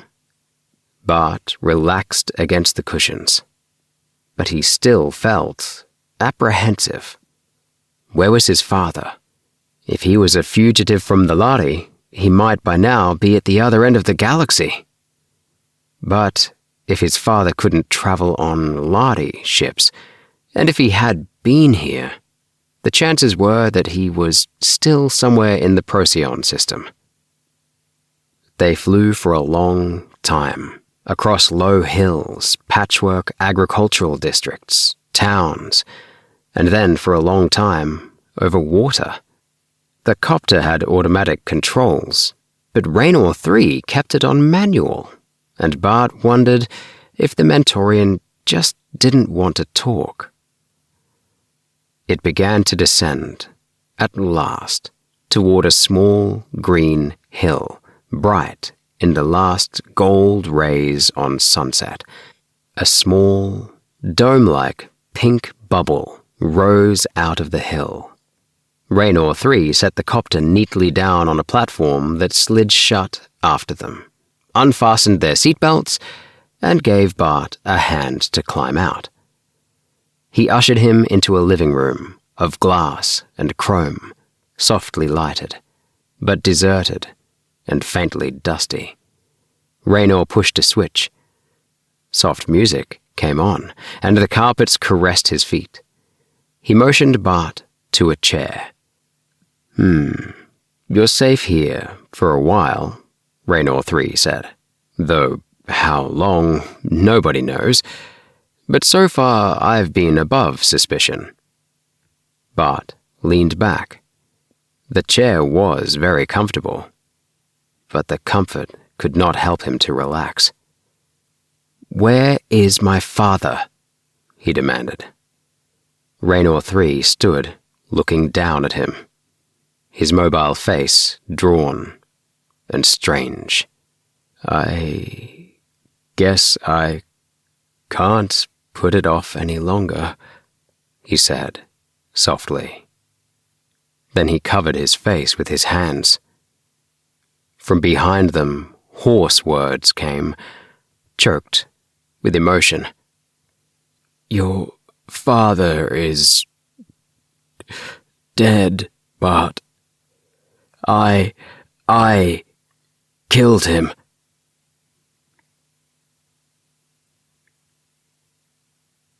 Chapter 6. For a moment, Bart stared, frozen, unable to move, his very ears refusing the words he heard. Had this all been another cruel trick, then? A trap? A betrayal? He rose and looked wildly around the room as if the glass walls were a cage closing in on him. "Murderer!" he flung at Raynor, and took a step toward him, his clenched fists coming up. He'd been shoved around too long, but here he had one of them right in front of him. And for once he'd hit back.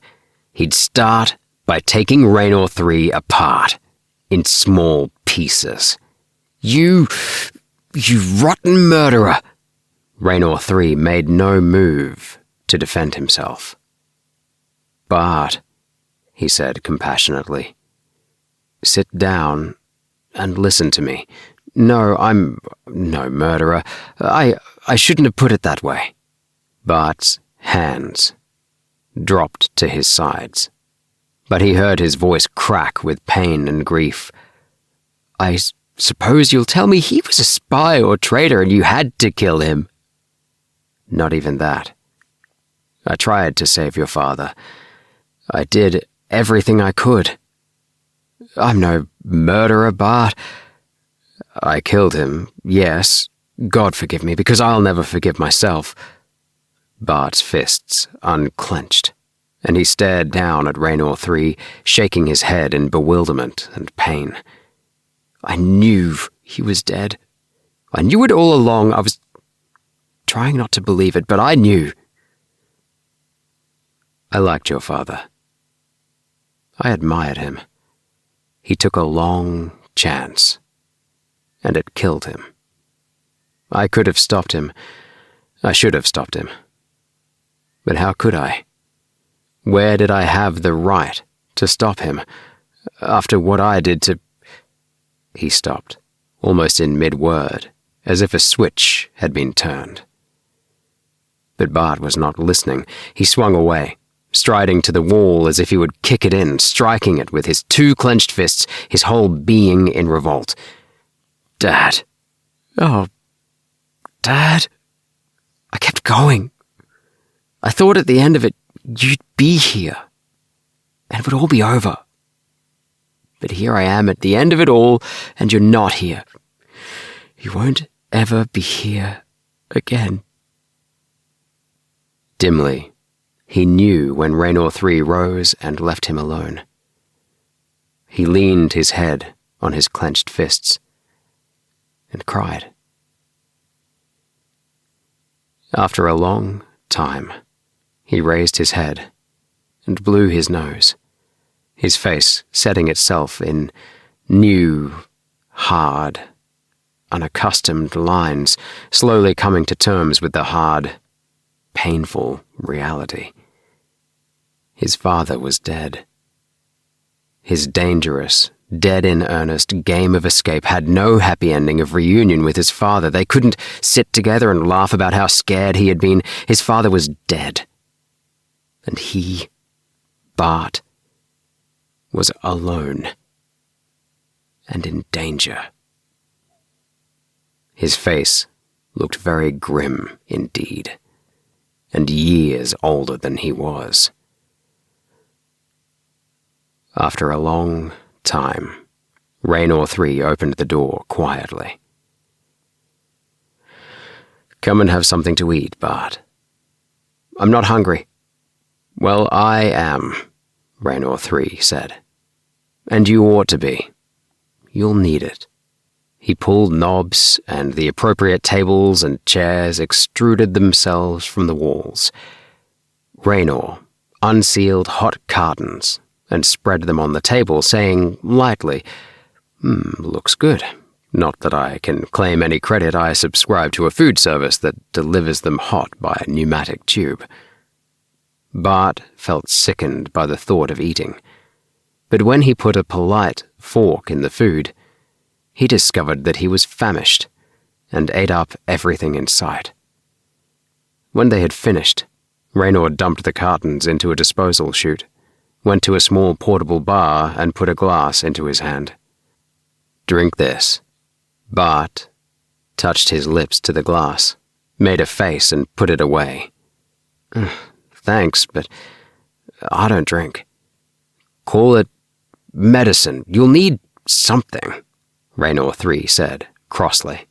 "I've got a lot to tell you, and I don't want you going off half-primed in the middle of a sentence. If you'd rather have a shot of tranquilizer, all right. Otherwise, I prescribe that you drink what I gave you." He gave Bart a quick, wry grin. "I really am a medic, you know." Feeling like a scolded child, Bart drank. It burned his mouth, but after it was down, he felt a sort of warm burning in his insides that gradually spread a sense of well-being all through him. It wasn't alcohol, but whatever it was, it had quite a kick. "Thanks," he muttered. "Why are you taking this trouble, Raynor? There must be danger." "Don't you know?" Raynor broke off. "Obviously you don't. Your mother never said much about your Mentorian family tree, I suppose." "She was a Raynor." He smiled at Bart, a little ruefully. "I won't claim a kinsman's privileges until you decide how much to trust me." Raynor 3 settled back. "It's a long story, and I only know part of it," he began. "Our family, the Raynors, have traded with the Lahri for more generations than I can count. When I was a young man, I qualified as a medic on the Lahri ships, and I've been star-hopping ever since. People call us slaves of the Lahri." "Maybe we are," he added wryly. "But I began it just because space is where I belong, and there's nowhere else that I've ever wanted to be, and I'll take it at any price." I never questioned what I was doing until a few years ago. It was your father who made me wonder if we Mentorians were blind and selfish. This privilege ought to belong to everyone, not just the Lahri. More and more, the Lahri monopoly seemed wrong to me. But I was just a medic, and if I involved myself in any conspiracy against the Lahri, they'd find it out in the routine psych checking. And then we worked out how it could be done. Before every trip, with self-hypnosis and self-suggestion, I erase my own memories, a sort of artificial amnesia, so that the Lahri can't find out any more than I want them to find out. Of course, it also means that I have no memory while I'm on the Lahri ships of what I've agreed to while I'm... His face suddenly worked and his mouth moved without words, as if he'd run into some powerful barrier against speech. It was a full minute while Bart stared in dismay before he found his voice again, saying, "Ugh. So far, it was just a sort of loose network, trying to put together stray bits of information that the Lahri didn't think important enough to censor." And then came the big breakthrough. There was a young apprentice astrogator named David Briscoe. He'd taken some runs in special test ships and read some extremely obscure research data from the early days of the contact between men and Lahri, and he had a wild idea. He did the bravest thing anyone has ever done. He stripped himself of all identifying data, so that if he died, no one would be in trouble with the Lahri, and stowed away on a Lahri ship. But Bart's lips were dry. Didn't he die in the warp drive? Slowly, Raynor 3 shook his head. No, he didn't. No drugs, no cold sleep, but he didn't die. Don't you see, Bart? He leaned forward, urgently.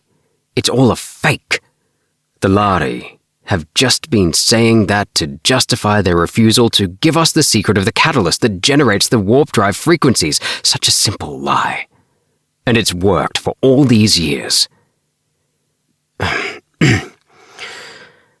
A Mentorian found him and didn't have the heart to turn him over to the Lahri, so he was smuggled clear again. But when that Mentorian underwent the routine brain checks at the end of the voyage, the Lahri found out what had happened. They didn't know Briscoe's name, but they wrung that Mentorian out like a wet dishcloth, and got a description that was as good as fingerprints. They tracked down young Briscoe and killed him. They killed the first man he'd talked to. They killed the second. The third was your father. The murdering devils! Raynor sighed. Your father and Briscoe's father were old friends. Briscoe's father was dying with incurable heart disease. His son was dead, and old Briscoe had only one thought in his mind: to make sure he didn't die for nothing. So he took your father's papers, knowing they were as good as a death warrant, slipped away, and boarded a Lahri ship that led roundabout to stars where the message hadn't reached yet. He led them a good chase. Did he die? Or did they track him down and kill him? Bart bowed his head and told the story. Meanwhile, Raynor 3 continued. Your father came to me, knowing I was sympathetic, knowing I was a Lahri-trained surgeon. He had just one thought on his mind: to do again what David Briscoe had done, and make sure the news got out this time.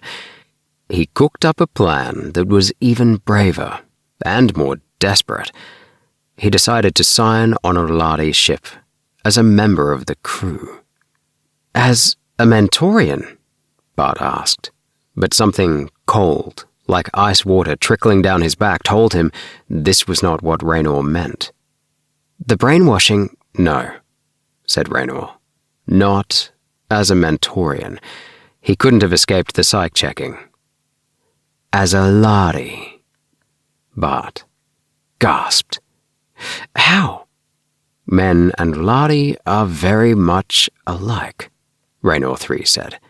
A few small things. Skin color, the shape of the ears, the hands and claws keep humans from seeing that the Lahri are men. Don't say that, Bart almost yelled. Those filthy, murdering devils! You call those monsters men? I've lived among the Lahri all my life.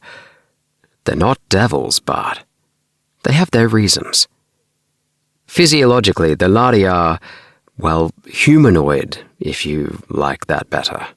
They're a lot more like a man than a man is like, for instance, a gorilla. Your father convinced me that with minor plastic and facial surgery, he could pass as a Lahri. And finally, I gave in and did the surgery.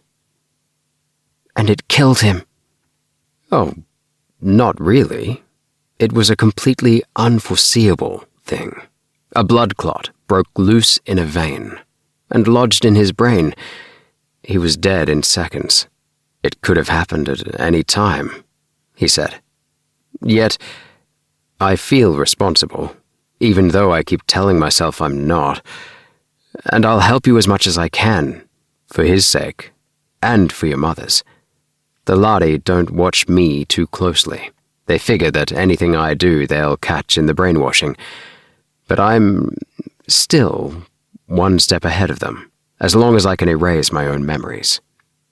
Bart was sifting it all slowly in his mind. Why was Dad doing this? What could he gain? You know, we can build ships as good as the Lahri ships, but we don't know anything about the rare catalyst they use for warp-drive fuel. Captain Steele had hopes of being able to discover where they got it.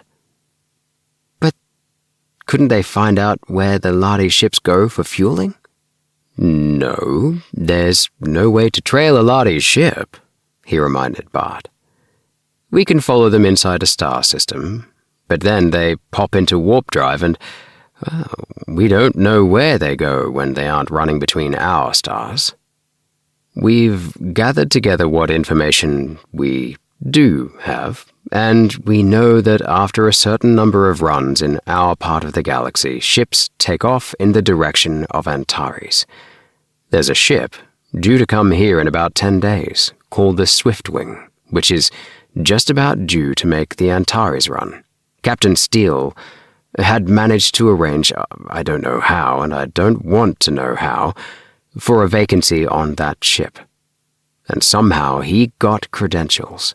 You see, it's a very good spy system, a network between the stars, but the weak link is this. Everything, every message, every man has to travel back and forth by the Lahri ships themselves. He rose, shaking it all off impatiently. Well, it's finished now. Your father is dead. What are you going to do? If you want to go back to Vega, you can probably convince the Lahri you're just an innocent bystander. They don't hurt bystanders or children, Bart. They aren't bad people. They're just protecting their business monopoly. The safest way to handle it would be this. Let me erase your memories of what I've told you tonight. Then just let the Lahri capture you. They won't kill you. They'll just give you a light psych check. When they find out you don't know anything, they'll send you back to Vega, and you can spend the rest of your life in peace, running Vega Interplanet and 8 Colors. Bart turned on him furiously. You mean go home like a good little boy and pretend none of this ever happened? What do you think I am, anyhow? Bart's chin set in the new, hard line. What I want is a chance to go on where Dad left off. It won't be easy. And it could be dangerous, Raynor 3 said. But there's nothing else to be done. We had the arrangements all made, and now somebody's got to take the dangerous risk of calling them off. Are you game for a little plastic surgery? Just enough to change your looks again, with new forged papers? You can't go by the Swiftwing. It doesn't carry passengers.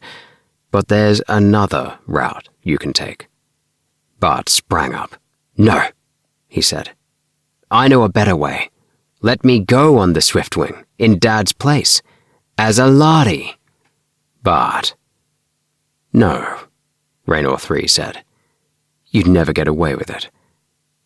It's too dangerous." But his gold eyes glinted. "Why not? I speak Lahri better than Dad ever did, and my eyes can stand Lahri lights. You said yourself, it's going to be a dangerous job just calling off all the arrangements, so let's not call them off. Just let me take Dad's place." "Bart, you're only a boy. What was Dave Briscoe?" "No, Raynor. Dad left me a lot more than Vega Interplanet. And you know it. I'll finish what he started. And then, maybe, I'll begin to deserve what he left me." Raynor 3 gripped Bart's hand. He said, in a voice that shook, "All right, Bart. You're your father's son. I can't say more than that. I haven't any right to stop you." Chapter 7. "All right, Bart. Today we'll let you look at yourself," Raynor 3 said. Bart smiled under the muffling layers of bandage around his face. His hands were bandaged, too, and he had not been permitted to look in a mirror. But the transition had been surprisingly painless. Or perhaps his sense of well-being had been due to Raynor 3 slipping him some drug. He'd been given injections of a chemical that would change the color of his skin. There had been minor operations on his face, his hands, his feet. "Let's see you get up and walk around." Bart obeyed awkwardly, and Raynor frowned. "Hurt?" "Not exactly, but I feel as if I were limping." "That's to be expected.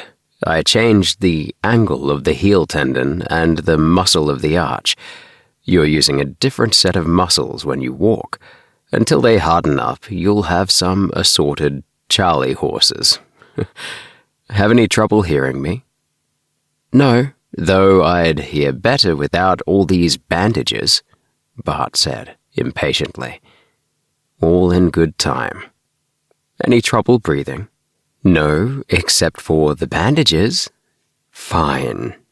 I changed the shape of your ears and nostrils, and it might have affected your hearing or your breathing. Now, listen, Bart. I'm going to take the bandages off your hands first. Sit down." Bart sat across the table from him, obediently sticking out his hands. Raynor 3 said, "Shut your eyes." Bart did as he was told, and felt Raynor 3's long fingers working at the bandages. "Move each finger as I touch it." Bart obeyed, and Raynor said, neutrally, "Good. Now take a deep breath and then open your eyes." Impatiently, Bart flicked his lids open. In spite of the warning, his breath went out in a harsh, jolting gasp. His hands lay on the table before him, but they were not his hands.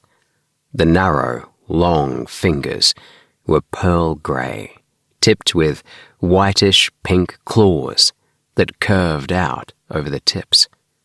Nervously, Bart moved one finger, and the long claw flicked out like a cat's and retracted. He swallowed. Golly! He felt strangely wobbly. A beautiful job, if I do say so. Be careful not to scratch yourself, and practice picking up small things. Bart saw that the long, grayish claws were trembling. "How do you make the claws?" "Quite simple, really." Raynor beamed. "I injected protein compounds into the nail matrix, which speeded up nail growth terrifically, and then, as they grew, shaped them. Joining on those tiny muscles for the retracting mechanism was the tricky part, though. Bart was moving his hands experimentally. Once over the shock, they felt quite normal.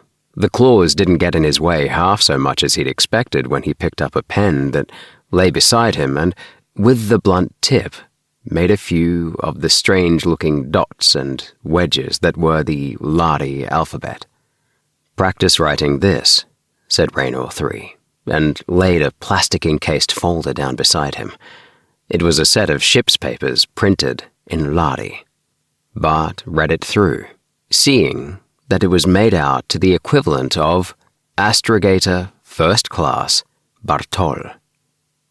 "That's your name now, the name your father would have used. Memorize it. Get used to the sound of it. Practice writing it. Don't worry too much about the rating. It's an elementary one, what we'd call apprentice rating, and I have a training tape for you anyhow. My brother got hold of it. Don't ask me how, and don't ask him." "When am I going to see my face?" "When I think you're ready for the shock," Raynor said bluntly. "It almost threw you when I showed you your hands." He made Bart walk around some more, briefly, and slowly he unwound the bandages, then turned and picked up a mirror at the bottom of his medic's case, turning it right side up. "Here, but take it easy." But when Bart looked in the mirror, he felt no unexpected shock, only an unnerving revulsion. His hair was bleached white and fluffy, almost feathery to the touch. His skin was grayish-rose, and his eyelids had been altered just enough to make his eyes look long, narrow, and slanted. His nostrils were mere slits, and he moved his tongue over lips that felt oddly thin. "I did as little to your teeth as I thought I could get away with. Capped the front ones," Raynor 3 told him. "So if you get a toothache, you're out of luck. You won't dare go to a Lahri dentist. I could have done more, but it would have made you look too freakish when we changed you back to human again, if you live that long," he added grimly. I hadn't thought about that.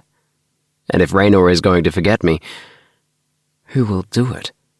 The cold knot of fear, never wholly absent, moved in him again. Watching his face, Raynor 3 said gently, "It's a big network, Bart. I'm not telling you much for your own safety. But when you get to Antares, they'll tell you all you need to know." He lifted Bart's oddly clawed hands. "I warned you, remember. The change isn't completely reversible. Your hands will always look strange. The fingers had to be lengthened, for instance. I wanted to make you as safe as possible among the Lahri. I think you'll pass anything but an X-ray. Just be careful not to break any bones." He gave Bart a package. "This is the Lahri training tape. Listen to it as often as you can. Then destroy it completely before you leave here. The Swiftwing is due in port 3 days from now, and they stay here a week. I don't know how we'll manage it, but I'll guarantee there'll be a vacancy of 1 Astrogator First Class on that ship." He rose. "And now I'm going back to town to erase the memory." He stopped, looking intently at Bart. "So if you see me, stay away from me, and don't speak, because I won't know you from any other Lahri. Understand? From here on, you're on your own, Bart." He held out his hand. "This is the rough part, son." His face moved strangely. "I'm part of this network between the stars, but I don't know what I've done before, and I'll never know how it comes out. It's funny to stand here and look at you and realize that I've won't even remember you." The gold-glinted eyes blinked rapidly. "Goodbye, Bart. And good luck, son." Bart took his hand, deeply moved, with the strange sense that this was another death, a worse one than Briscoe's. He tried to speak, and couldn't. "Well," Raynor's mouth twisted into a wry grin. "Ouch! Careful with those claws. The Lahri don't shake hands." He turned abruptly and went out of the door, and out of Bart's life, while Bart stood at the dome window, feeling alone as he had never felt alone before. He had to wait 6 days, and they felt like 6 eternities. He played the training tape over and over. With his academy background, it wasn't nearly so difficult as he'd feared. He read and reread the set of papers, identifying him as Astrogator First Class Bartol. Forged, he supposed. Or was there, somewhere, a real Bartol? The last morning, he slept uneasily late. He finished his last meal as a human, spent part of the day removing all traces of his presence from Raynor's home, burned the training tape, and finally got into the silky, silvery tights and cloak that Raynor had provided. He could use his hands now as if they belonged to him. He even found the claws handy and useful. He could write his signature and copy out instructions from the training tape without a moment's hesitation. Toward dusk, a young Lahri slipped unobserved out of Raynor's house and hiked, unnoticed, to the edges of a small city nearby, where he mingled with the crowd and hired a skycab from an unobservant human driver to take him to the spaceport city. The skycab driver was startled, but not, Bart judged, unusually so, to pick up a Lahri passenger. "Been doing a little sightseeing on our planet, eh?" "That's right," Bart said in universal, not trying to fake his idea of the Lahri accent. Raynor had told him that only a few of the Lahri had that characteristic sibilant R and S, and warned him against trying to imitate it. Just speak naturally. There are dialects of Lahri, just as there are dialects of the different human languages, and they all sound different in universal anyhow. "Just looking around some." The skycab driver frowned and looked down at his controls, and Bart felt curiously snubbed. Then he remembered. He himself had little to say to the Lahri when they spoke to him. He was an alien, a monster. He couldn't expect to be treated like a human being anymore. When the skycab let him off before the spaceport, it felt strange to see how the crowds edged away from him as he made a way through them. He caught a glimpse of himself in one of the mirror ramps, a tall, thin, strange form in a metallic cloak, head crested with feathery white, and felt overwhelmingly homesick for his own familiar face. He was beginning to feel hungry, and realized that he could not go into an ordinary restaurant without attracting attention. There were refreshment stands all over the spaceport, and he briefly considered getting a snack at one of these. No, that was just putting it off.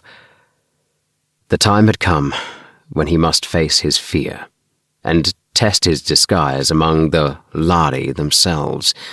Reviewing his knowledge of the construction of spaceports, he remembered that one side was the terminal where humans and visitors and passengers were freely admitted.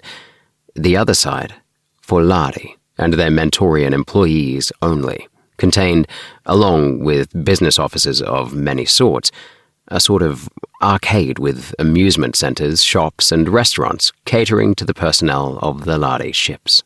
With 9 or 10 ships docking every day, Raynor had assured him that a strange Lahri face would be lost in the crowds very easily. He went to one of the doors marked "Danger, Lahri Lights Beyond," and passed through the glaring corridor of offices and storage warehouses, finally coming out into a sort of wide mall. The lights were fierce, but he could endure them without trouble now, though his head ached faintly. Raynor, testing his light tolerance, had assured him that he could endure anything the Lahri could, without permanent damage to his optic nerves, though he would have headaches until he got used to them. There were small shops, and what looked like bars, and a glass-fronted place with a sign lettered largely in black letters, a Lahri phrase meaning roughly, "Home away from home, meals served, spacemen welcome, reasonable." Behind him a voice said in Lahri, "Tell me, does that sign mean what it says? Or is this one of those traps for separating the unwary spaceman from his hard-earned credits? How's the food?" Bart carefully took hold of himself. "I was just wondering that myself." He turned as he spoke, finding himself face to face with a young Lahri in the unadorned cloak of a spaceman without official rank. He knew the Lahri was young because his crest was still white. The young Lahri extended his claws in the closed fist, hidden claw gesture of Lahri greeting. "Shall we take a chance? Ring, son of Rahan, greets you. Bartol, son of Berihun. I don't remember seeing you in the port, Bartol. I've mostly worked on the Polaris run." "Way off there?" Ring, son of Rahan, sounded startled and impressed. "You really get around, don't you? Shall we sit here?" They sat on triangular chairs at a 3-cornered table. Bart waited for Ring to order, and ordered what he did. When it came, it was a sort of egg and fish casserole, which Bart found extremely tasty, and he dug into it with pleasure. Allowing for the clause, Lahri table manners were not so much different from human. And remember, their customs differ as much as ours do. If you do something differently, they'll just think you're from another planet with a different culture. "Have you been here long?" "A day or so. I'm off the Swiftwing." Bart decided to hazard his luck. "I was told there's a vacancy on the Swiftwing." Ring looked at him curiously. "There is," he said. "But I'd like to know how you found it out. Captain Vorongil said that anyone who talked about it would be sent to Clito for 3 cycles. But what happened to you? Miss your ship?"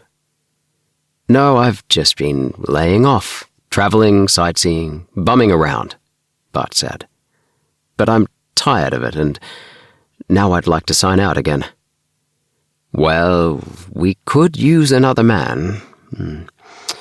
This is the long run we're making, out to Antares and then home, and if everybody has to work extra shifts, it's no fun.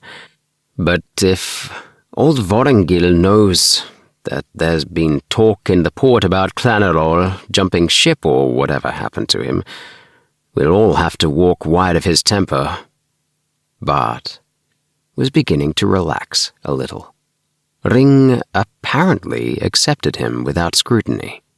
At this close range, Ring did not seem a monster, but just a young fellow like himself, hearty, good-natured, in fact, not unlike Tommy. Bart chased the thought away as soon as it sneaked into his brain. One of those things, like Tommy? Then, rather grimly, he reminded himself, "I'm one of those things." he said, irritably. "So how do I account for asking your captain for the place?" Ring cocked his fluffy crest to one side. "I know," he said. "I told you. I'll say you're an old friend of mine. You don't know what Vorongil's like when he gets mad, but what he doesn't know he won't shout about." He shoved back the triangular chair. "Who did tell you, anyway?"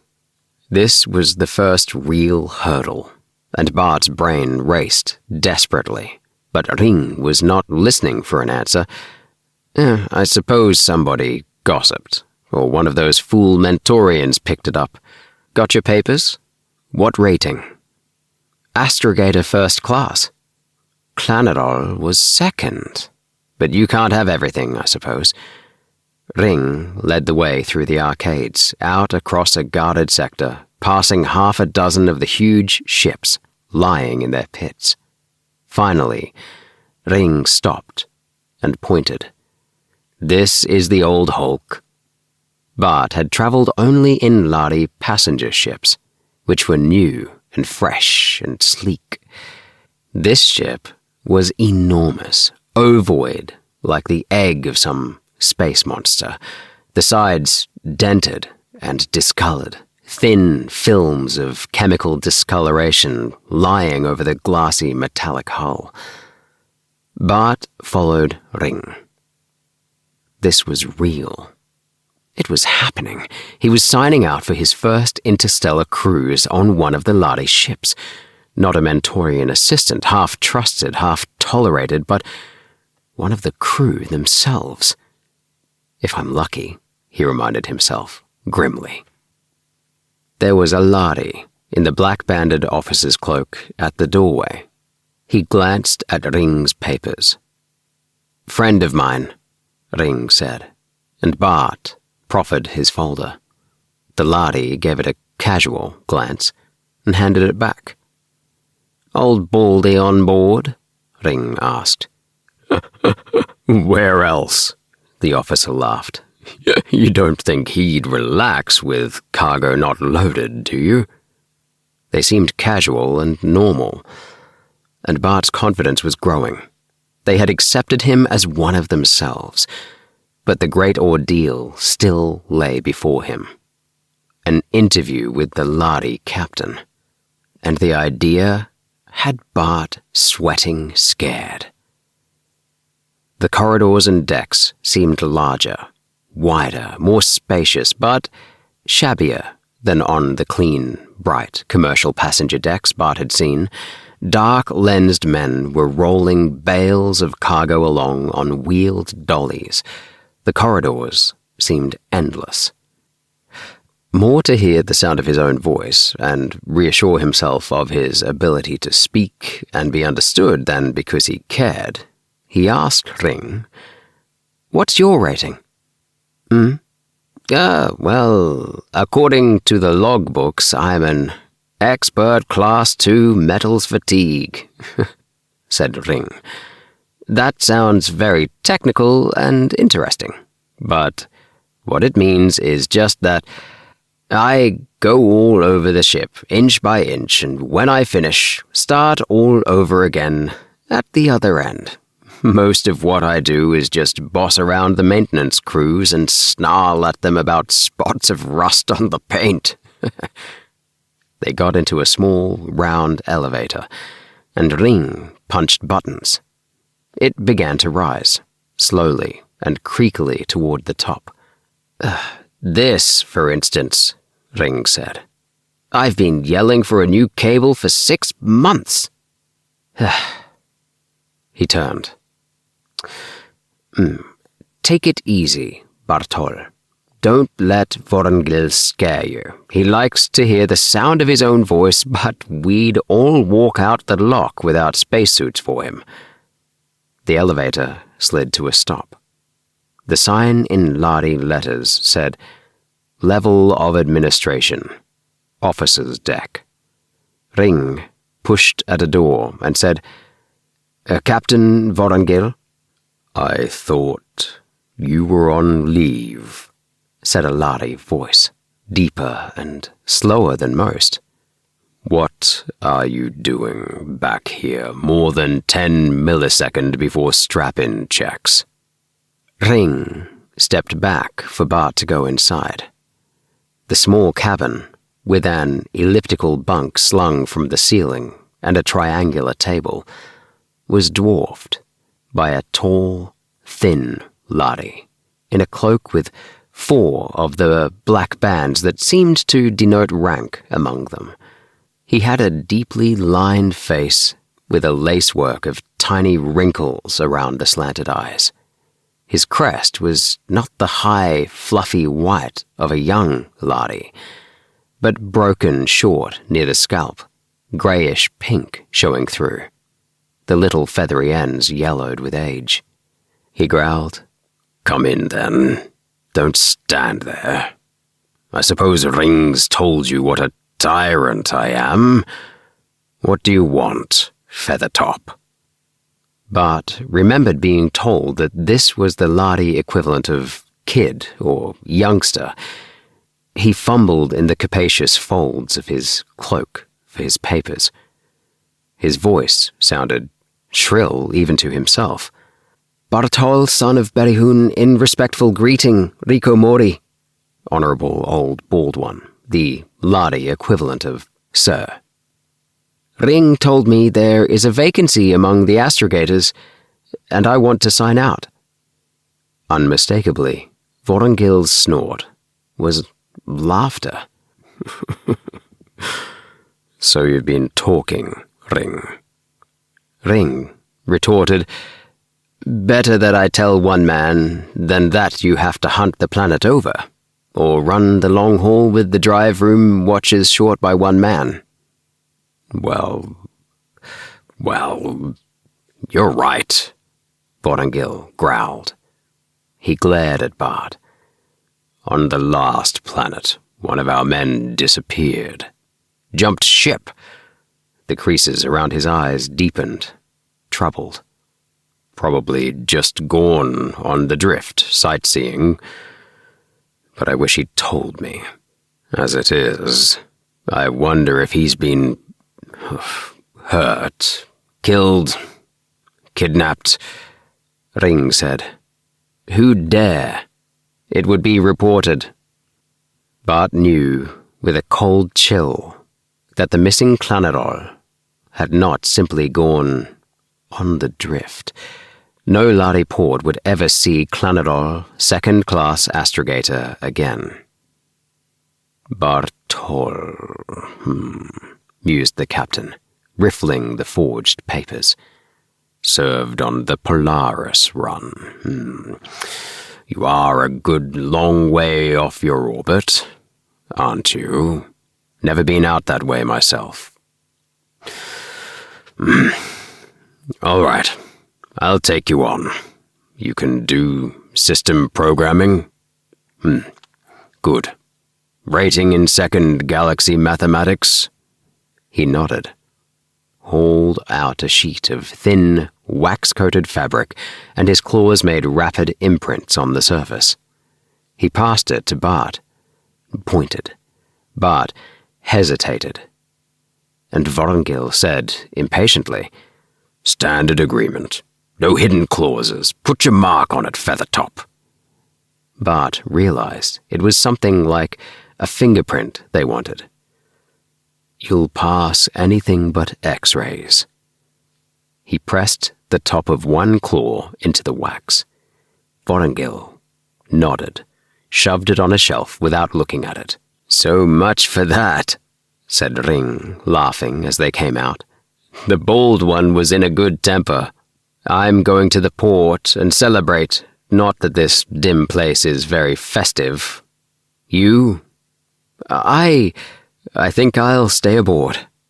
"Well, if you change your mind, I'll be down there somewhere," Ring said. "See you later, shipmate." He raised his closed fist in farewell and went.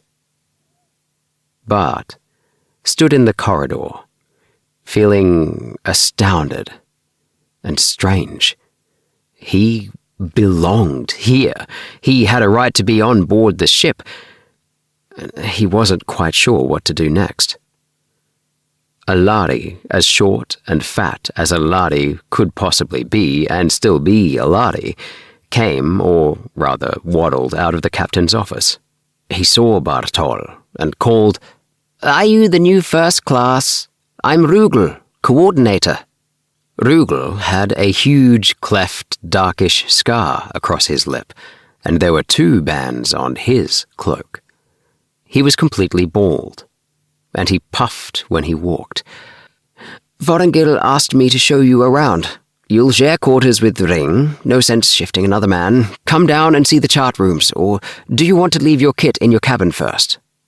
"I don't have much," Bart said. Rugel's seamed lip widened. "That's the way. Travel light when you're on the drift," he confirmed. Rugel took him down to the drive rooms, and here for a moment, in wonder and awe, Bart almost forgot his disguise. The old Lahri led him to the huge computer, which filled one wall of the room, and Bart was smitten with the universality of mathematics. Here was something he knew he could handle. He could do this programming easily enough, but as he stood before the banks of complex yet beautifully familiar levers, the sheer exquisite complexity of it overcame him.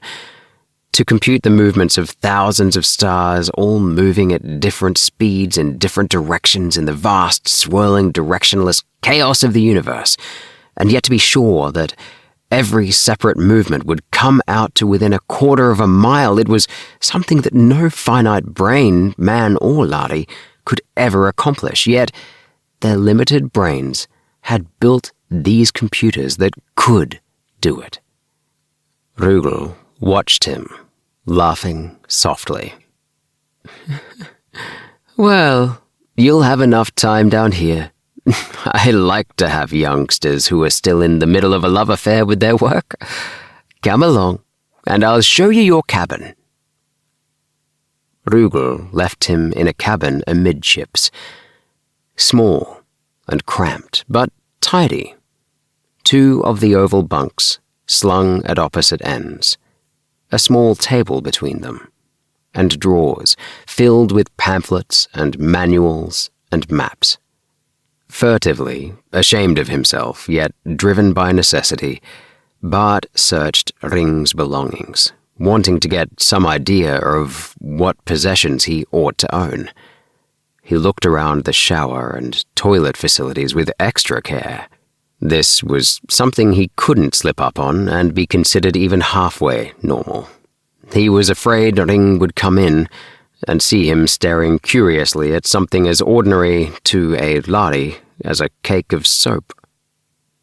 He decided to go down to the port again and look around the shops. He was not afraid of being unable to handle his work. What he feared was something subtler, that the small items of everyday living, something as simple as a nail file, would betray him. On his way, he looked into the recreation lounge, filled with comfortable seats, vision screens, and what looked like simple pinball machines and mechanical games of skill. There were also stacks of tape reels and headsets for listening, not unlike those humans used. Bart felt fascinated and wanted to explore, but decided he could do that later. Somehow, he took the wrong turn coming out of the recreation lounge and went through a door where the sudden dimming of lights told him he was in Mentorian quarters. The sudden darkness made him stumble, thrust out his hands to keep from falling, and an unmistakably human voice said, "Ouch!" "I'm sorry," Bart said, in universal without thinking. "I admit the lights are dim," said the voice tartly, and Bart found himself looking down as his eyes adjusted to the new light level, at a girl. She was small and slight, in a metallic blue cloak that swept out like wings around her thin shoulders. The hood framed a small, kitten-like face. She was a Mentorian, and she was human, and Bart's eyes rested with comfort on her face. She, on the other hand, was looking up with anxiety and uneasy distrust. "Oh, that's right, I'm a Lahri, a non-human freak. I seem to have missed my way." "What are you looking for, sir? The medical quarters are through here." "I'm looking for the elevator down to the crew exits." "Oh, through here," she said, reopening the door through which he had come and shading her large, lovely, long-lashed eyes with a slender hand. "You took the wrong turn. Are you new on board? I thought all ships were laid out exactly alike." "I've only worked on passenger ships." "I believe they are somewhat different," said the girl in good Lahri. "Well, that is your way, sir." He felt as if he had been snubbed and dismissed. "What is your name?" She stiffened, as if about to salute. "Meta, of the House of Mane 3, sir." Bart realized he was doing something wholly out of character for a Lahri, chatting casually with a Mentorian. With a wistful glance at the pretty girl, he said a stiff, "Thank you," and went down the ramp she had indicated. He felt horribly lonely. Being a freak wasn't going to be much fun. Chapter 8. He saw the girl again next day when they checked in for blastoff. She was seated at a small desk, triangular like so much of the Lahri furniture, checking a register as they came out of the decontam room, making sure they downed their greenish solution of microorganisms. "Papers, please," she marked, and Bart noticed that she was using a red pencil. "Bartol?" she said aloud. "Is that how you pronounce it?" She made small scribbles in a sort of shorthand with the red pencil, then made other marks with the black one in Lahri. He supposed the red marks were her own private memoranda, unreadable by the Lahri. "Next, please."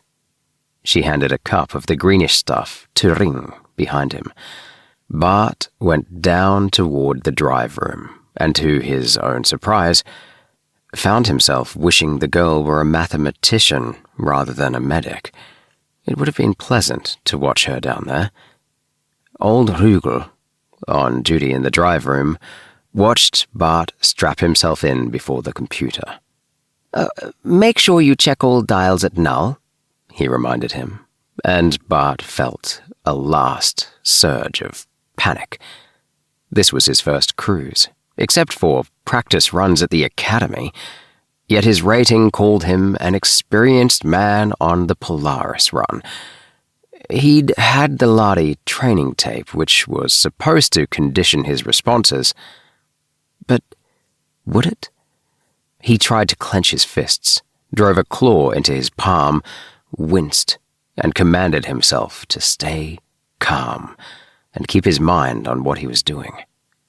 It calmed him to make the routine check of his dials. "Strap-down check," said a Lahri with a yellowed crest and a rasping voice. "New man, eh?"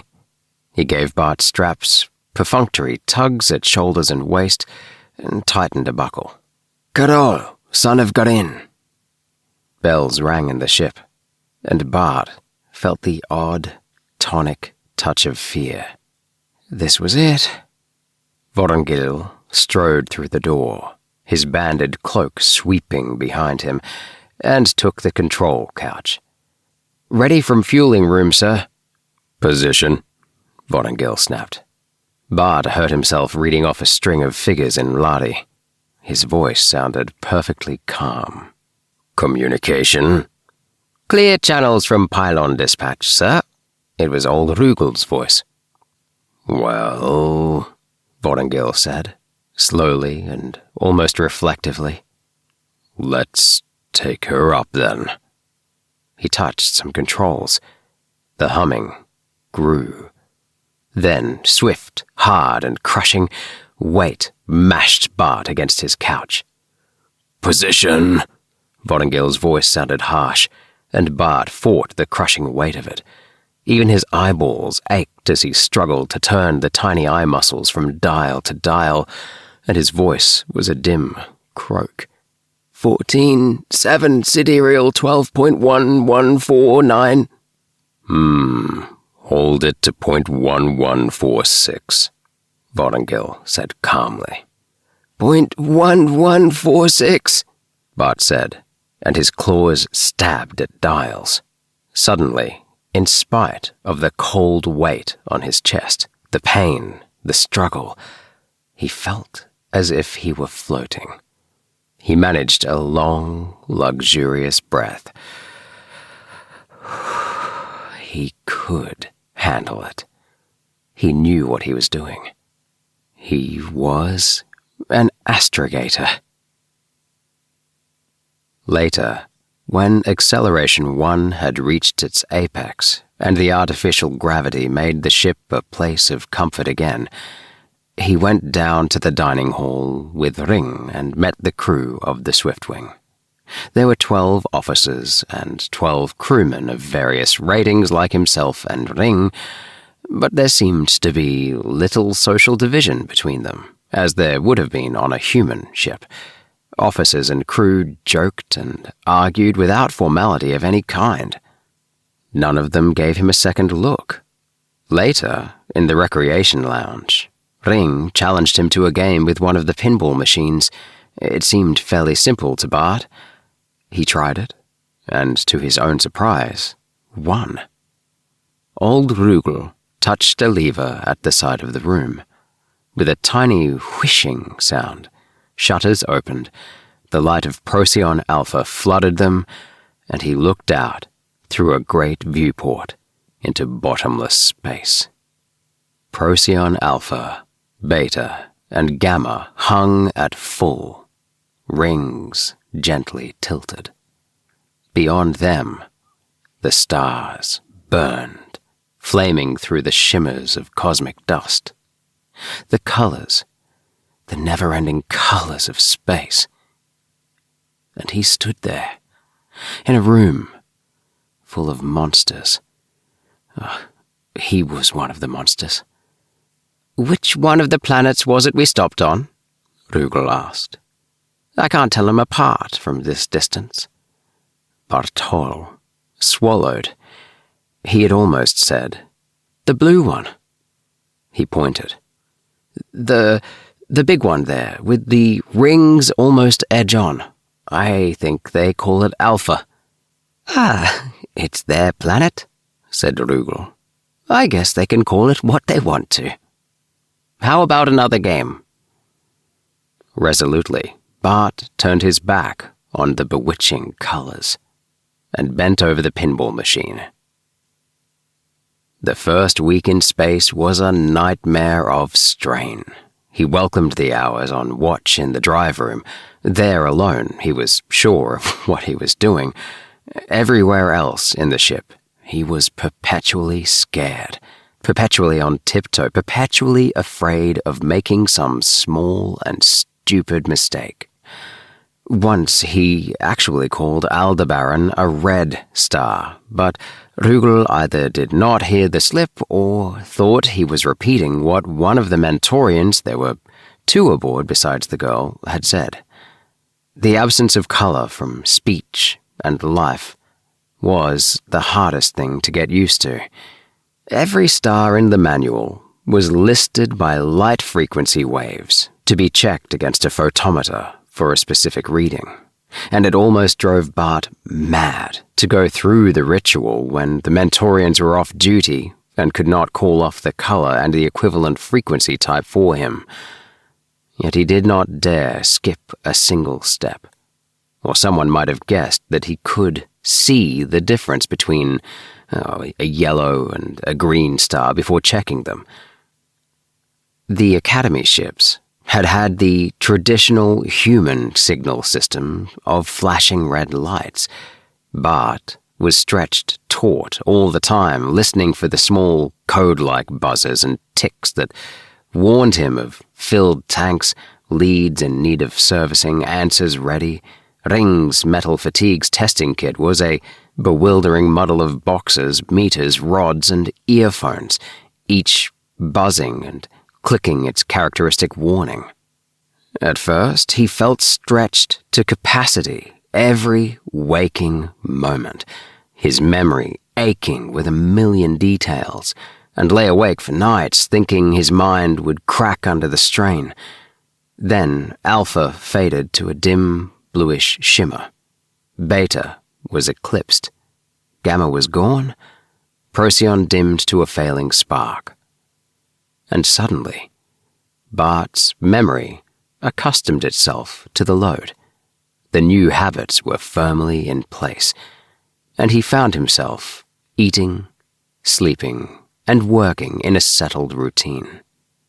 He belonged to the Swiftwing now. Procyon was almost lost in the viewports when a sort of upswept tempo began to run through the ship, an undercurrent of increased activity. Cargo was checked, inventoried, and strapped in. Ring was given 4 extra men to help him, made an extra tour of the ship, and came back buzzing like a frantic cricket. Bart's computers told him they were forging toward the sidereal location assigned for the first of the warp drive shifts, which would take them some 15 light-years toward Aldebaran. On the final watch before the warp drive shift, the medical officer came around and relieved the Mentorians from duty. Bart watched them go, with a curious, cold, crawling apprehension. Even the Mentorians, trusted by the Lahri, even these were put into cold sleep. Fear grabbed his insides. No human had ever survived the shift into warp drive, the Lahri said. Briscoe, his father, Raynor III, they thought they had proved that the Lahri lied. If they were right, if it was a Lahri trick to reinforce their stranglehold on the human worlds and keep the warp drive for themselves, then Bart had nothing to fear. But he was afraid. Why did the Mentorians endure this? Never quite trusted, isolated among aliens. Raynor III had said, "Because I belong in space. Because I'm never happy anywhere else." Bart looked out the viewport at the swirl and burn of the colors there. Now that he could never speak of the colors, it seemed he had never been so wholly and wistfully aware of them. They symbolized the thing he could never put into words. So that everyone can have this. Not just the Lahri. Rugel watched the Mentorians go, scowling. "I wish Medic would find a way to keep them alive through warp," he said. "My Mentorian assistant could watch that frequency shift as we got near the bottom of the arc, and I'll bet she could see it. They can see the changes in intensity faster than I can plot them on the photometer." Bart felt goosebumps break out on his skin. Rugel spoke as if the certain death of humans, Mentorians, was a fact.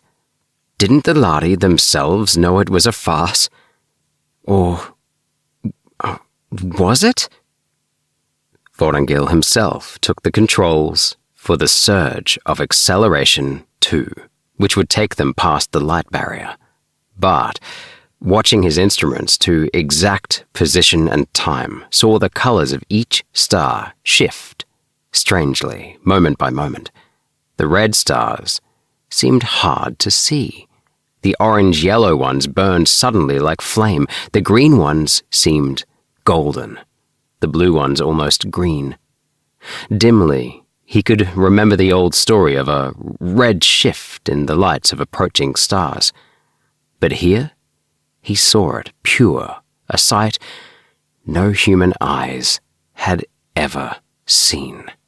A sight that no eyes had seen, human or otherwise. for the Lahri could not see it. "Time," he said briefly to Vorongil. 15 seconds. Rugel looked across from his couch. Bart felt that the old, scarred Lahri could read his fear. Rugel said through a wheeze, "No matter how old you get, Bartol, you're still scared when you make a warp shift, but relax. Computers don't make mistakes." "Catalyst," Vorongil snapped. "Ready. Shift." At first, there was no change. Then Bart realized that the stars through the viewport had altered abruptly in size and shade and color. They were not sparks, but strange streaks like comets crossing and recrossing long tails that grew longer and longer, moment by moment. The dark night of space was filled with a crisscrossing blaze. They were moving faster than light. They saw the light left by the moving universe as each star hurled in its own invisible orbit while they tore incredibly through it, faster than light itself. Bart felt a curious, tingling discomfort, deep in his flesh, almost an itching, a stinging in his very bones. Lahri flesh is no different from ours. Space, through the viewport, was no longer space as he had come to know it, but a strange, eerie limbo, the star tracks lengthening, shifting color until they filled the whole viewport with shimmering, gray, recrossing light. The unbelievable reaction of warp drive thrust them through space, faster than the lights of the surrounding stars, faster than imagination could follow. The lights in the drive chamber began to dim. Or was he blacking out? The stinging in his flesh was a clawed pain. Briscoe lived through it, they say. The whirling star tracks fogged, coiled, turned colorless worms of light, went into a single, vast blur. Dimly, Bart saw old Rugel slump forward, moaning softly. Saw the old Lahri pillow his bald head on his veined arms. Then, darkness took him, and thinking it was death, Bart felt only numb, regretful failure. I've failed. We'll always fail. The Lahri were right all along. But we tried. By God, we tried. Bartol, a gentle hand, cat claws retracted, came down on his shoulder. Ring bent over him. Good-natured rebuke was in his voice. "Why didn't you tell us you got a bad reaction and asked to sign out for this shift?" he demanded. "Look, poor old Rugel's passed out again. He just won't admit he can't take it, but one idiot on a watch is enough. Some people just feel as if the bottom's dropped out of the ship, and that's all there is to it." Bart hauled his head upright, fighting a surge of stinging nausea. His bones itched inside, and he was damnably uncomfortable, but he was alive. "I'm fine." "You look it," Ring said in derision. "Think you can help me get Rugel to his cabin?" Bart struggled to his feet and found that when he was upright, he felt better. "Wow," he muttered, then clamped his mouth shut. He was supposed to be an experienced man, a Lahri hardened to space. He said woozily, "Oh, how long was I out?" "The usual time," Ring said briskly. "About 3 seconds, just while we hit peak warp drive. Feels longer, so they tell me sometimes. Time's funny beyond light speeds. The medic says it's purely psychological. I'm not so sure. Oh, I itch, blast it." He moved his shoulders in a squirming way, then bent over Rugel who was moaning, half insensible. "Catch hold of his feet, Bartol. Here, ease him out of his chair. No sense bothering the medics this time. Think you can manage to help me carry him down to the deck?" "Sure," Bart said, finding his feet and his voice. He felt better as they moved along the hallway, the limp, muttering form of the old Lahri insensible in their arms. They reached the officer's deck, got Rugel into his cabin and into his bunk, and hauled off his cloak and boots. Ring stood, shaking his head. "And they say Captain Vorengil's so tough." "Hmm?" Bart made a questioning noise. "Why, just look," said Ring. "He knows it would make poor old Rugel feel as if he wasn't good for much to order him into his bunk and make him take dope like a Mentorian for every warp shift, so we have this to go through at every jump." He sounded cross and disgusted, but there was a rough, boyish gentleness as he hauled the blanket over the bald old Lahri. He looked up, almost shyly. "Thanks for helping me with old Baldy. We usually try to get him out before Vorengil officially takes notice. Of course, he sort of keeps his back turned," Ring said, and they laughed together as they turned back to the drive room. Bart found himself thinking Ring's a good kid, before he pulled himself up in sudden shock. He had lived through warp drive. Then indeed, the Lahri had been lying all along. The vicious lie that maintained their stranglehold monopoly of star travel.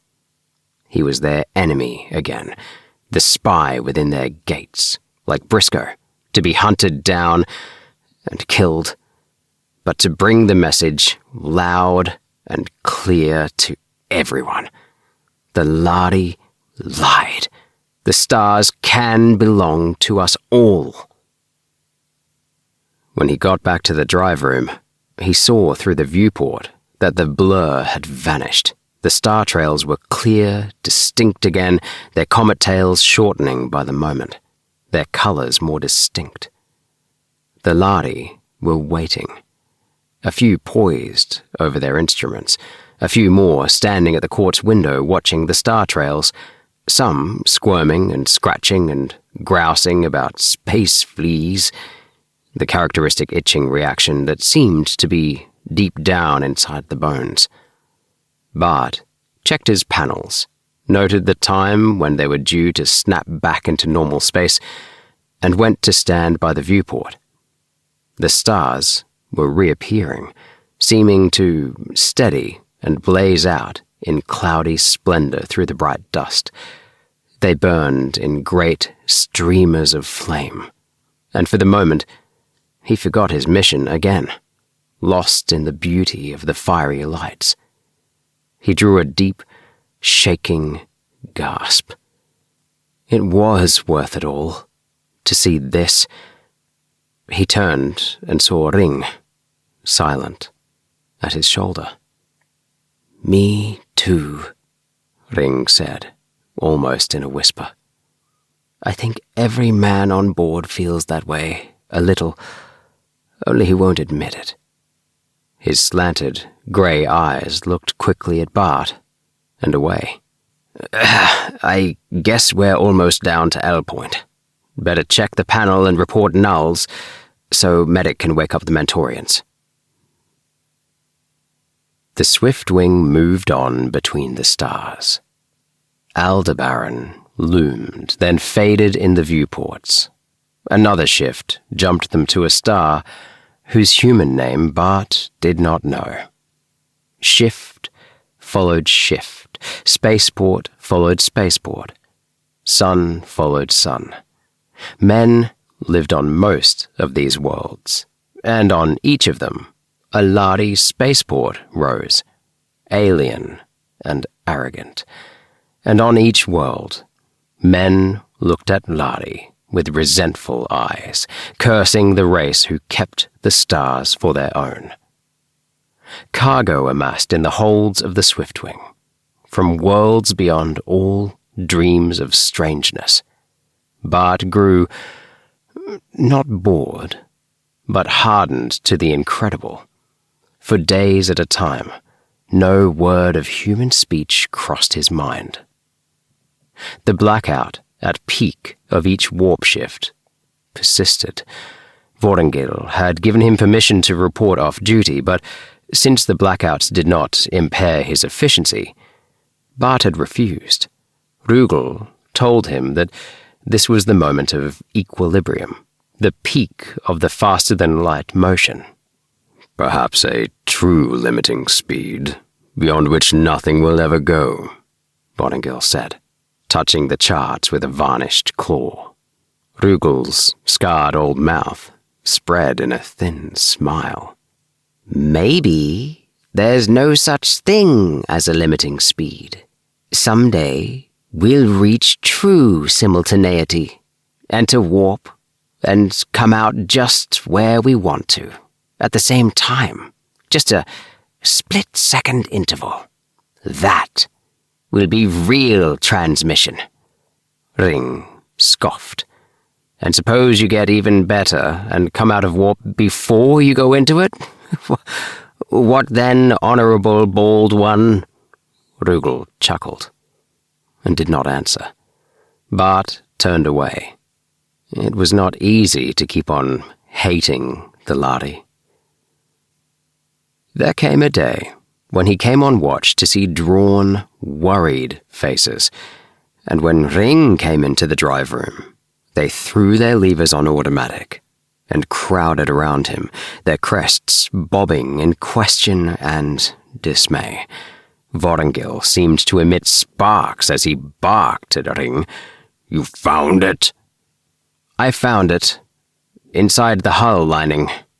Vortingil swore, and Ring held up a hand in protest. "I only locate metals fatigue, sir. I don't make it." "No help for it, then," Vortingil said. "We'll have to put down for repairs. How much time do we have, Ring?" "I give it 30 hours, Ring said, briefly, and Vortingil gave a long, shrill whistle. "Bartol, what's the closest listed spaceport?" Bart dived for handbooks, manuals, comparative tables of position, and started programming information. The crew drifted toward him, and by the time he finished feeding in the coded information, a row 3 deep of Lahri surrounded him, including all the officers.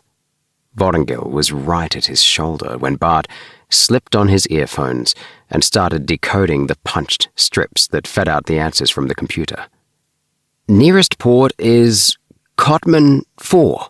It's almost exactly 30 hours away." "I don't like to run it that close." Vortingil's face was bitten deep with lines. He turned to Ramilis, head of maintenance. "Do we need spare parts, or just general repairs?" "Just repairs, sir. We have plenty of shielding metal. It's a long job to get through the hulls, but there's nothing we can't fix." Vortingil flexed his clawed hands nervously, stretching and retracting them.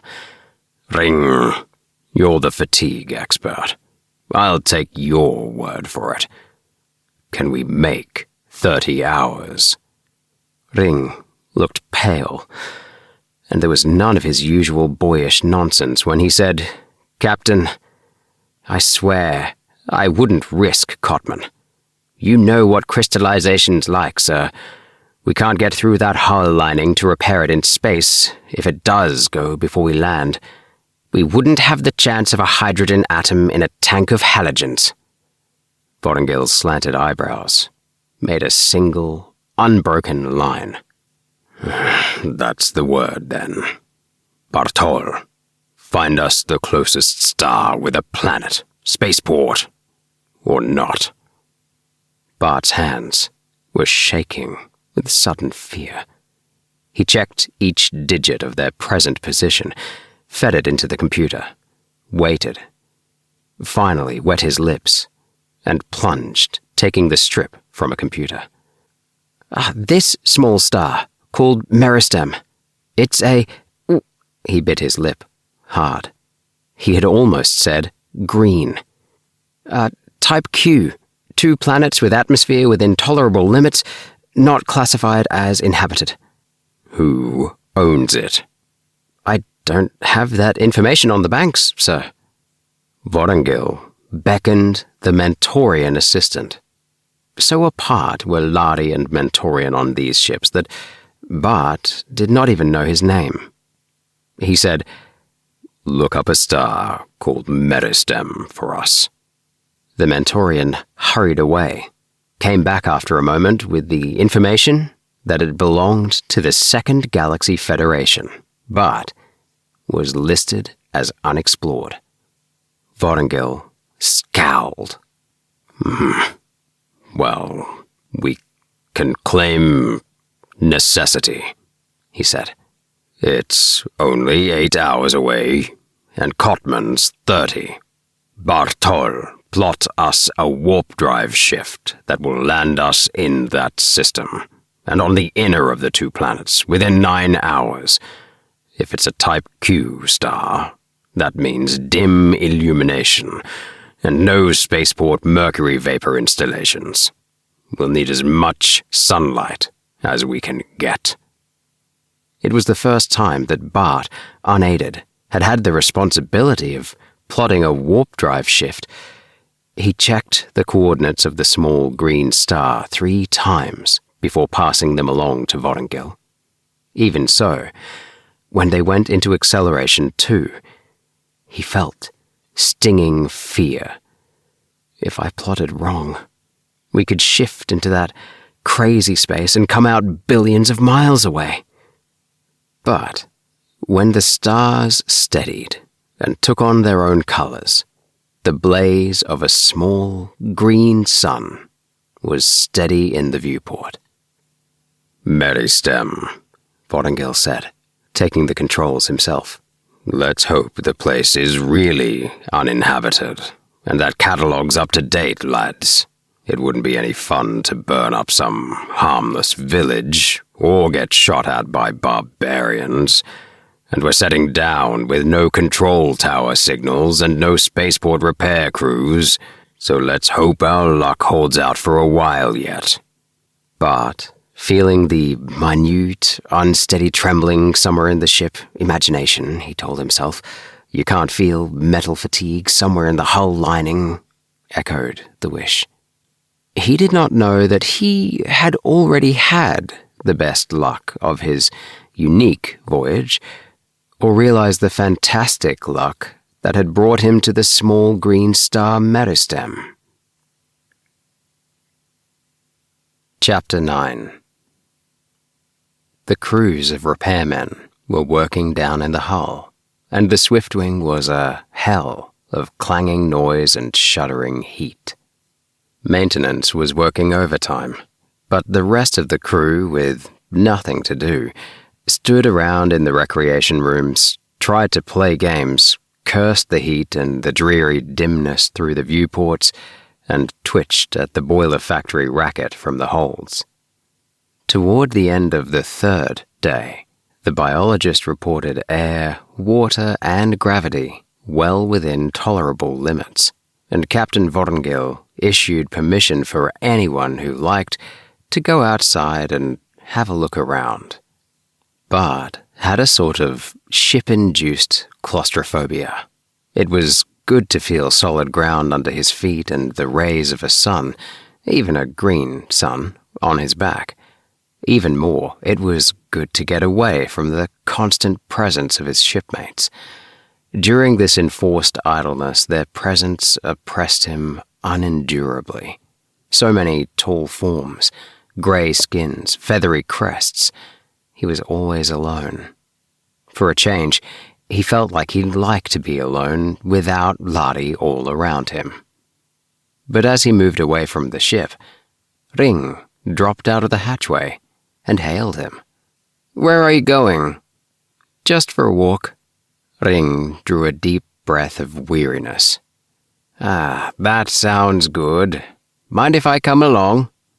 Bart did, but all he could say was, if you like. How about let's get some food from the rations clerk and do some exploring? The sun overhead was a clear greenish gold, the sky strewn with soft pale clouds that cast racing shadows on the soft grass underfoot, fragrant pinkish yellow stuff strewn with bright vermilion puffballs.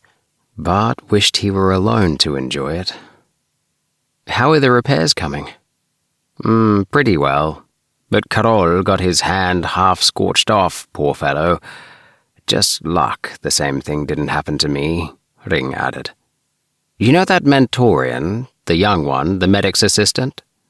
I've seen her. Her name's Meta, I think. Suddenly, Bart wished the Mentorian girl were with him here. It would be nice to hear a human voice. Oh, is it a female? Mentorians all look alike to me, Ring said, while Bart controlled his face with an effort. Be that as it may, she saved me from having the same thing happen. I was just going to lean against a strip of sheet metal when she screamed at me. Do you think they can really see heat vibrations? She called it red hot. They had reached a line of tall cliffs, where a steep rockfall divided off the plain from the edge of the mountains. A few slender, drooping, gold-leaved trees bent graceful branches over a pool. Bart stood fascinated by the play of green sunlight on the emerald ripples. But Ring flung himself down full length on the soft grass and sighed comfortably. Feels good. Too comfortable to eat? They munched in companionable silence. Look, said Ring at last, pointing toward the cliffs. Holes in the rocks. Caves. I'd like to explore them, wouldn't you? They look pretty gloomy to me. Probably full of monsters. Ring patted the hilt of his energon ray. This will, handle anything short of an armor-plated Saurian. Bart shuddered. As part of uniform, he, too, had been issued one of the energon rays. But he had never used it, and didn't intend to. Just the same, I'd rather stay out here in the sun. It's better than vitamin lamps, Ring admitted, even if it's not very bright. Bart wondered suddenly and worriedly about the effects of green sunburn on his chemically altered skin tone. Well, let's enjoy it while we can, Ring said, because it seems to be clouding over. I wouldn't be surprised if it rained. He yawned. I'm getting bored of this voyage. And yet, I don't want it to end, because then I'll have to fight it out all over again with my family.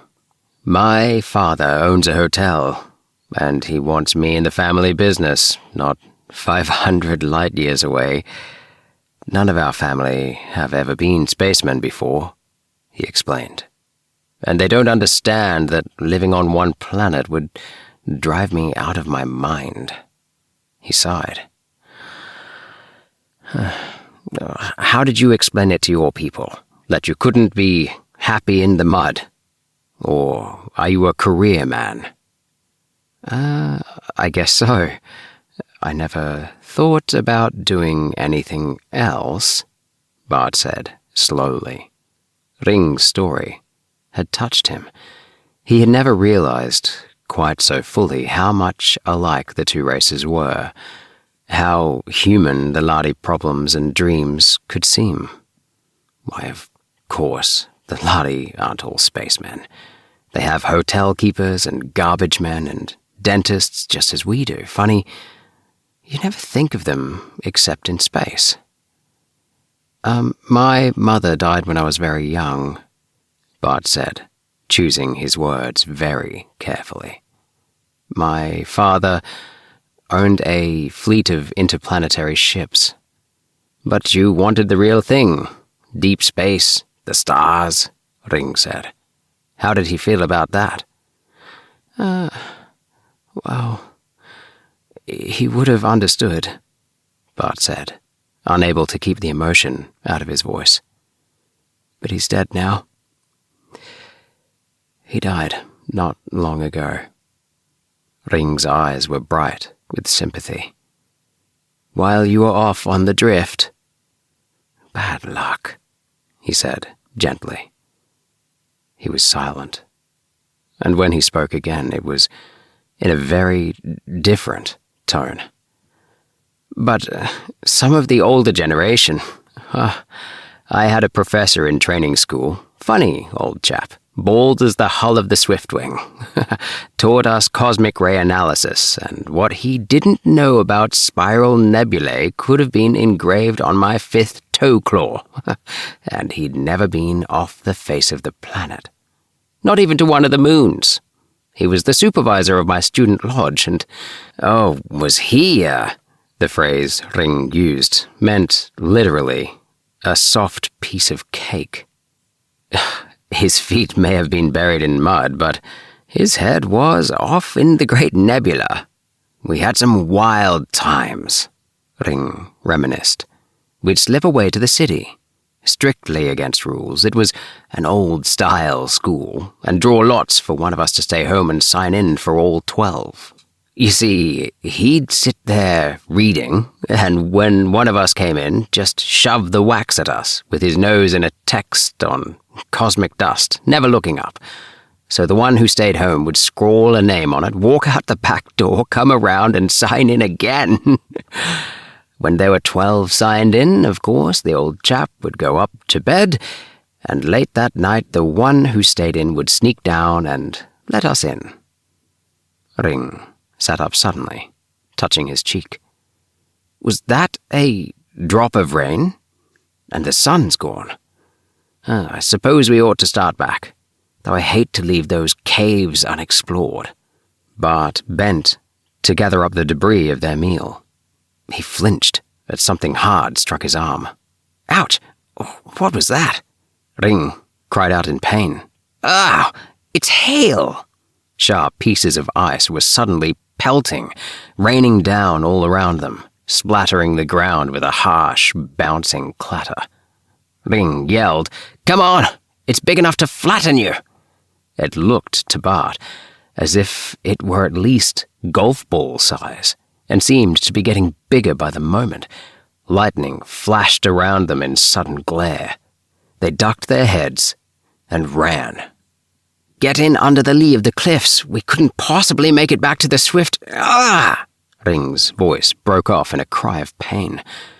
He slumped forward, pitched to his knees, then slid down and lay still. "What's the matter?" Bart, arm curved to protect his skull, bent over the fallen Lahri. But Ring, his forehead bleeding, lay insensible. Bart felt sharp pain in his arm, felt the hail hard as thrown stones raining on his head. Ring was out cold. If they stayed in this, Bart thought despairingly, they'd both be dead. Crouching, trying to duck his head between his shoulders, Bart got his arms under Ring's armpits and half dragged him under the lee of the cliffs.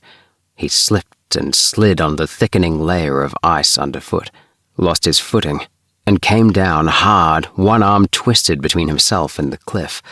He cried out in pain, uncontrollably, and let Ring slip from his grasp.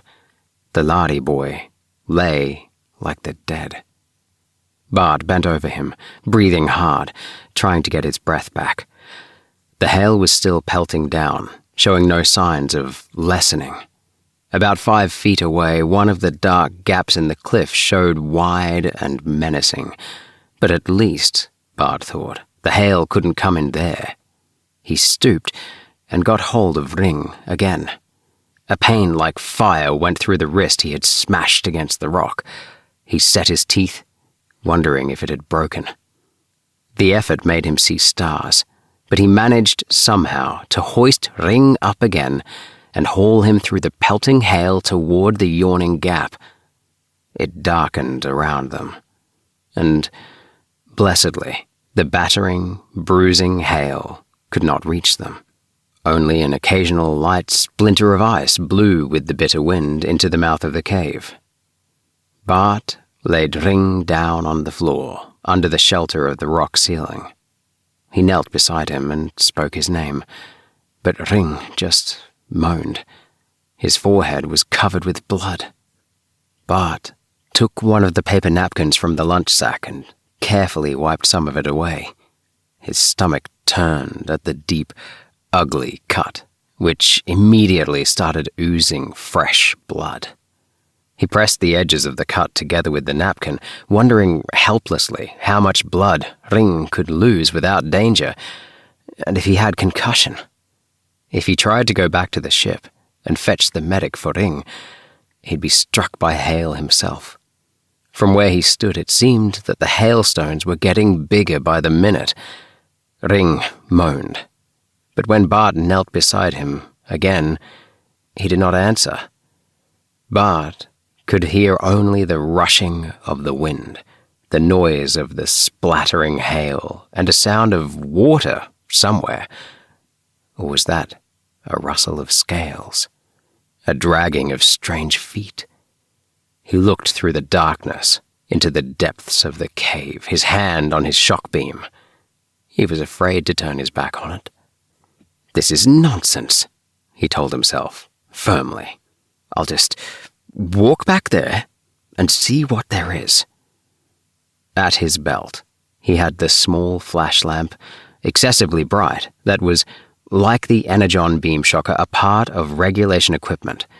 He took it out, shining it on the back wall of the cave, then drew a long breath of startlement, and for a moment forgot Ring and his own pain. For the back wall of the cave was an exquisite fall of crystal. Minerals glowed there, giant crystals like jewels, crusted with strange lichen-like growths and colors. There were pale blues and greens, and shimmering among them, a strangely colored crystalline mineral that he had never seen before.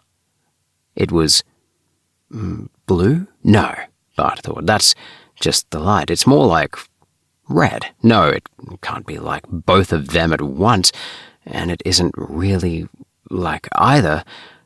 In this light, Ring moaned, and Bart, glancing around, saw that he was struggling to sit up. He ran back to him, dropping to his knees at Ring's side. "It's all right, Ring. Lie still. We're under cover now." "What happened?" Ring said, blurrily. "Head hurts. All sparks. All the pretty lights. I can't see you." He fumbled with loose, uncoordinated fingers at his head, and Bart grabbed at him before he poked a claw in his eye. "Oh, don't do that," Ring complained. "Can't see." He must have had a bad concussion then. That's a nasty cut. He restrained the Lahri boy's hands. "Bartol, what happened?" Bart explained.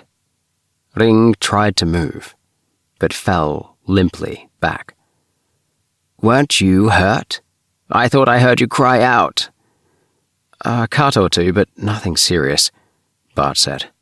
"I think the hail's stopped. Lie still. I'd better go back to the ship and get help." "Give me a hand and I can walk," Ring said. But when he tried to sit up, he flinched, and Bart said, "You'd better lie still." He knew that head injuries should be kept very quiet. He was almost afraid to leave Ring for fear the Lahri boy would have another delirious fit and hurt himself. But there was no help for it. The hail had stopped, and the piled heaps were already melting, but it was bitterly cold. Bart wrapped himself in the silvery cloak, glad of its warmth, and struggled back across the slushy, ice-strewn meadow that had been so pink and flowery in the sunshine. The swiftwing, a monstrous dark egg looming in the twilight, seemed like home. Bart felt the heavenly warmth close around him with a sigh of pure relief. But the second officer coming up the hatchway stopped in consternation. "You're covered in blood." "The hailstorm." "I'm all right," Bart said, "but Ring's been hurt. You'll need a stretcher." Quickly he explained. "I'll come with you and show you." "You'll do no such thing," the officer said. "You look as if you'd been caught out in a meteor shower, Feathertop. We can find the place. You go and have those cuts attended to, and... Oh, what's wrong with your wrist?" "Broken?" Bart heard, like an echo, the frightening words. "Don't break any bones. You won't pass an X-ray." "It's all right, sir. When I get washed up..." "That's an order," snapped the officer. "Do you think, on this pestilential, unlucky planet, we can afford any more bad luck? Metals fatigue, Carol burned so badly the medic thinks he may never use his hand again, and now you and Ring getting yourselves laid up and out of action. The medic will help me with Ring. That Mentorian girl can look after you. Get moving." He hurried away, and Bart, his head beginning to hurt, walked slowly up the ramp. His whole arm felt numb, and he supported it with his good hand. In the small infirmary, Carol lay groaning in a bunk, his arm bound in bandages, his head moving from side to side. The Mentorian girl, Meta, turned, charging a hypo. She looked pale and drawn. She went to Carol, uncovering his other arm, and made the injection. Almost immediately the moaning stopped, and Carol lay still. Meta sighed, and drew a hand over her brow, brushing away feathery wisps that escaped the cap tied over her hair. "Oh, Bartol, you're hurt. Not more burns, I hope." She looks just like a fluffy little kitten, Bart thought incongruously. Fatigue was beginning to blur his reactions. "Oh, only a few cuts," he said in universal, though Meta had spoken Lahri. In his weariness and pain he was homesick for the sound of a familiar word. "Ring and I were both caught in the hailstorm. He's badly hurt." "Oh, sit down here." Bart sat. Meta's hands were skillful and cool as she sponged the blood away from his forehead and sprayed it with some pleasantly cold, mint-smelling antiseptic. Bart leaned back, tireder than he knew, half closing his eyes. "That hail must have been enormous. We heard it through the hull. Whatever possessed you to go out into it?" "It wasn't hailing when we left," Bart said, wearily. "The sun was as nice and green as it could be." He bit the words off, realizing he had made a slip. But the girl seemed not to hear, fastening a strip of plastic over a cut. She picked up his wrist. Bart flinched in spite of himself, and Meta nodded. I was afraid of that. It may be broken. Better let me x-ray it." "No," Bart said, harshly. "It's all right. I just twisted it. Nothing's broken. Just strap it up." "It's pretty badly swollen," the girl said, moving it gently. "Does that hurt?" I thought so." Bart set his teeth against a cry. "It's all right, I tell you, just because it's black and blue." He heard her breath jolt out, her fingers clenched painfully on his wounded wrist. She did not hear his cry this time. "And the sun was nice and green," she whispered. "What are you?" Bart felt himself slip sideways. He thought for a moment that he would faint where he sat. Terrified, he looked up at Meta. Their eyes met, and she said, hardly moving her pale lips. "Your eyes. They're like mine. Your eyelashes. Dark. Not white. You're not a Lahri." The pain in his wrist suddenly blurred everything else, but Meta suddenly realized she was gripping it. She gave a little, gentle cry and cradled the abused wrist in her palm. "No wonder you didn't want it x-rayed," she whispered. Biting her lip, she glanced terrified at Carol, unconscious in the bunk. "No, he can't hear us. I gave him a heavy shot of hypnin. Poor fellow." "Go ahead," Bart said. "Yell for your keepers." Her grey eyes blazed at him for a moment. Then, gently, she laid his wrist on the table, went to the infirmary door, and locked it on the inside. She turned around, her face white. Even her lips had lost their colour. "Who are you?" she whispered. "Does it matter now?" Shocked comprehension swept over her face. "You don't think I'd tell them?" she whispered. "I heard talk in the Procyon port of a spy that had managed to get through on a Lahri ship." Her face twisted. You must know about the man on the multiphase. You know they'll make sure I can't hide anything dangerous to the Lahri at the end of the voyage." Meta, concern for her, swept over him. "What will they do to you when they find out that you know and didn't tell?" Her grey eyes were wide as a kitten's. "Why, nothing. The Lahri would never hurt anyone, would they?" Brainwashed. He set his mouth grimly. "I hope you never find out different." "Why would they need to?" she asked, reasonably. "They could just erase the memory.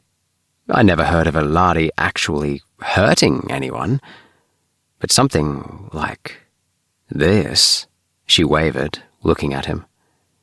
"You look so much like a Lahri. How is it done? How could they do it? Poor fellow. You must be the loneliest man in the universe." Her voice was compassionate. Bart felt his throat tighten and had the awful feeling that he was going to cry. He reached with his good hand for hers, seeking the comfort of a human touch, but she flinched instinctively away. He was a monster to this pretty girl. "It looks so real," she said helplessly. "Yes, now I can see. You have tiny moons at the base of the nail, and the Lahri don't." Her face worked. It's horrifying. How could you?" There was a noise in the corridor. Meta gasped and ran to unlock the door and stood back as the medic and the second officer came in, staggering under Ring's weight. Carefully, they put him into a bunk. The medic straightened, shaking his crest. "Did you get that wrist taken care of, Bartol?" Meta stepped between Bart and the officer, reaching for a roll of bandage. "I'm working on it now, Rikomori," she said. "It only wants strapping up." But her fingers trembled as she wound the gauze, pulling each fold tight. "How's Ring?" "Needs quiet," grunted the medic. "And a few sutures. Lucky you got him under cover when you did." Ring said weakly from his bunk, "Bartol saved my life. I can think of plenty who'd have run for cover instead of staying out in that stuff long enough to drag me inside. Thanks, shipmate." Meta's hand, with a swift, hard pressure, lingered on Bart's shoulder as she cut the bandage and fastened the end. "I don't think that will bother you much now," she whispered, fleetingly. I didn't dare say it was broken or they'd insist on x-rays. If it hurts, I'll get you something later for the pain. If you keep it strapped up tight." "It will do," Bart said, aloud. The tight bandage made it feel a little better, but he felt sick and dizzy, and when the medic turned and saw him, the officer said briskly, "Watch off for you, Bartol. I'll fix the sign-out sheet, but you go to your cabin and get yourself at least 4 hours of sleep. That's an order." Bart stumbled out of the cabin with relief. Safe in his own quarters, he flung himself down on his bunk, shaking all over. He'd come safely through one more nightmare, one more terror. For the moment. Had he put Meta in danger too? Was there no end to this ceaseless fear, not only for himself, but for others, the innocent bystanders who stumbled into plots they did not understand? "You're doing this for the stars. It's bigger than your fear. It's bigger than you are, or any of the others." He was beginning to think it was a lot too big for him.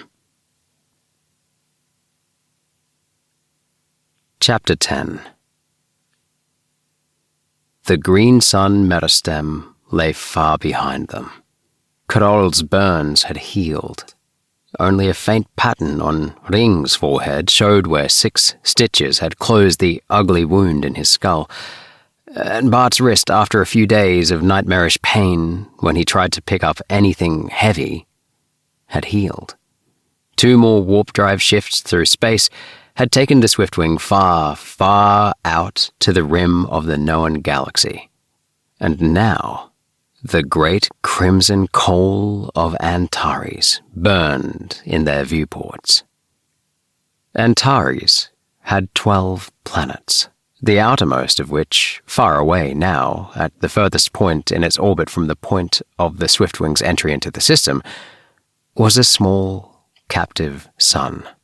No larger than the planet Earth, it revolved every 90 years around its huge primary. Small as it was blazingly blue-white brilliant, and had a tiny planet of its own. After their stop on Antares 7, the largest of the inhabited planets in this system where the Lahri spaceport was located, they would make a careful orbit around the Great Red Primary and land on the tiny worldlet of the blue-white secondary before leaving the Antares system. As Bart watched Antares growing in the viewports, he felt a variety of emotions. On the one hand, he was relieved that as his voyage in secrecy neared its official destination, he had as yet not incurred unmasking. But he felt uncertain about his father's co-conspirators. Would they return him to human form and send him back to Vega, his part ended? Or would they, unthinkably, demand that he go on into the Lahri galaxy? What would he do if they did? At one moment, he entertained fantasies of going on into the Lahri worlds, returning victorious with the secret of their fueling location or of the star drive itself. At another, he could not wait to be free of it all. He longed for the society of his own people, yet ached to think that this voyage between the stars must end so soon. They made planetfall at the largest Lahri spaceport Bart had seen. As always, the second officer was the first to go through decontam and ashore, returning with exchanged mail and messages for the Swiftwing's crew. He laughed when he gave Bartol a sealed packet. "So you're not quite the orphan we've always thought." Bart took it, his heart suddenly pounding, and walked away through the groups of officers and crew eagerly debating how they would spend their port leave.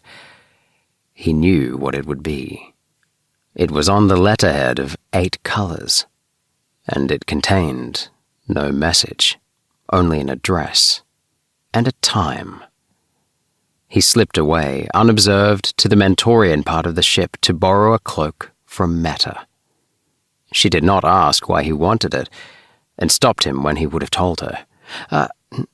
I'd rather not know. She looked very small and very scared, and Bart wished he could comfort her. But he knew she would shrink from him, repelled and horrified by his Lahri skin, hair, and claws. Yet she reached for his hand, gripping it hard in her own dainty one. "Bartol, be careful," she whispered, then stopped. "Bartol, that's a Lahri name. What's your real one?" "Bart Steele." "Good luck, Bart." There were tears in her grey eyes. With the blue cloak folded around his face, hands tucked in the slits at the side, he felt almost like himself. And as the strange crimson twilight folded down across the streets, laden with spicy smells and little fragrant gusts of wind, he almost savored the sense of being a conspirator, of playing for high stakes in a network of intrigue between the stars. He was off on an adventure, and meant to enjoy it. The address he had been given was a lavish estate, not far from the spaceport, across a little gleaming lake that shimmered red, indigo, violet in the crimson sunset, surrounded by a low wall of what looked like purple glass. Bart, moving slowly through the gate, felt that eyes were watching him, and forced himself to walk with slow dignity. Up the path, up a low flight of black marble stairs. A door swung open and shut again, closing out the red sunset, letting him into a room that seemed dim after the months of Lahri lights. There were 3 men in the room, but his eyes were drawn instantly to one, standing against an old-fashioned fireplace. He was very tall and quite thin, and his hair was snow white, though he did not look old. Bart's first incongruous thought was, he'd make a better Lahri than I would. His firm, commanding voice told Bart at once that this was the man in charge. "You are Bartol." He extended his hand. Bart took it and found himself gripped in a judo hold. The other 2 men, leaping to place behind him, felt all over his body, not gently. "No weapons, Montano."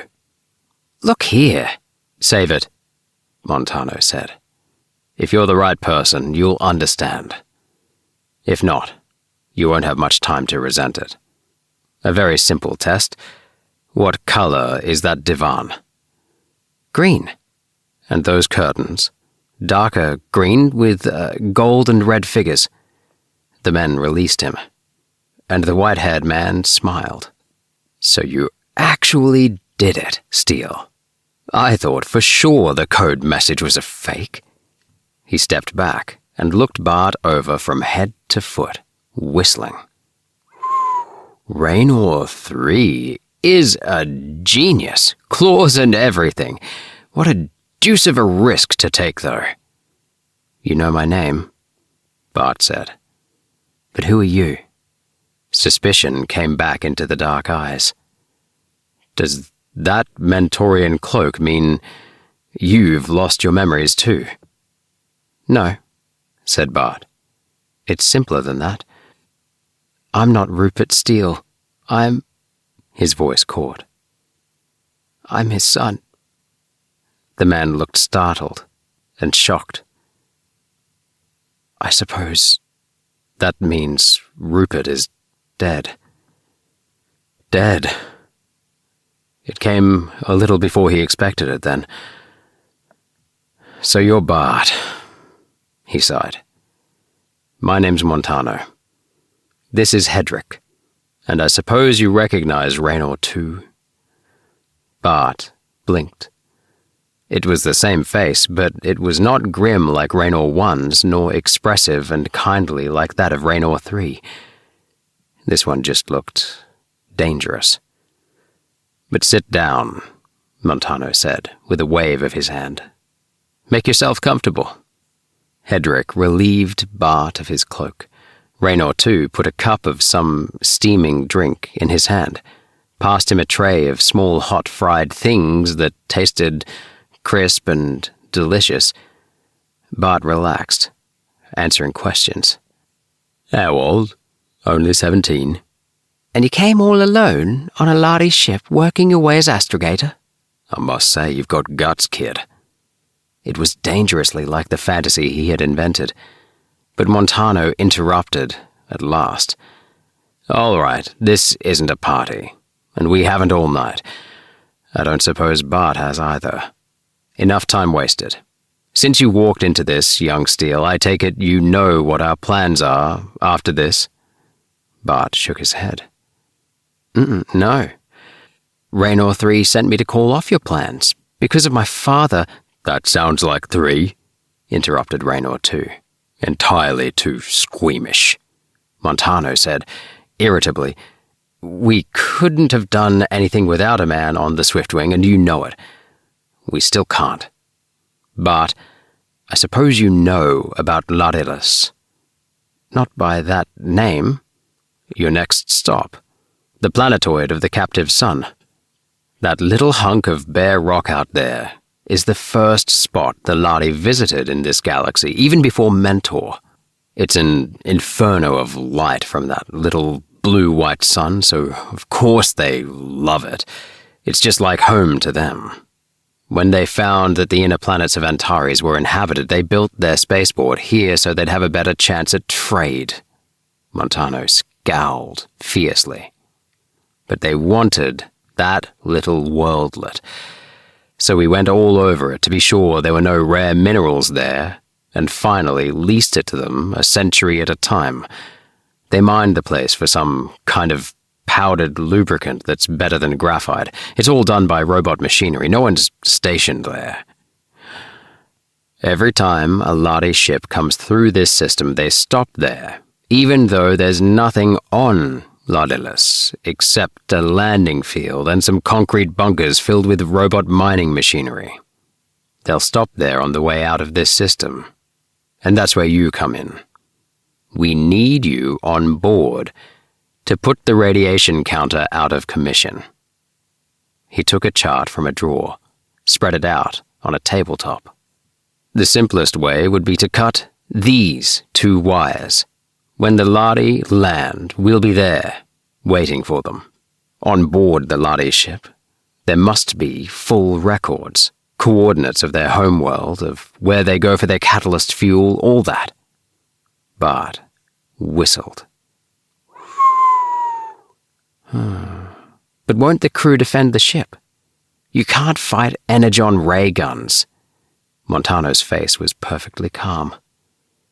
No, we won't even try. He handed Bart a small strip of pale yellow plastic. Keep this out of sight of the Mentorians, he said. The Lahri won't be able to see the color, of course, but when it turns orange, take cover. What is it? Radiation exposure film. It's exactly as sensitive to radiation as you are. When it starts to turn orange, it's picking up radiation.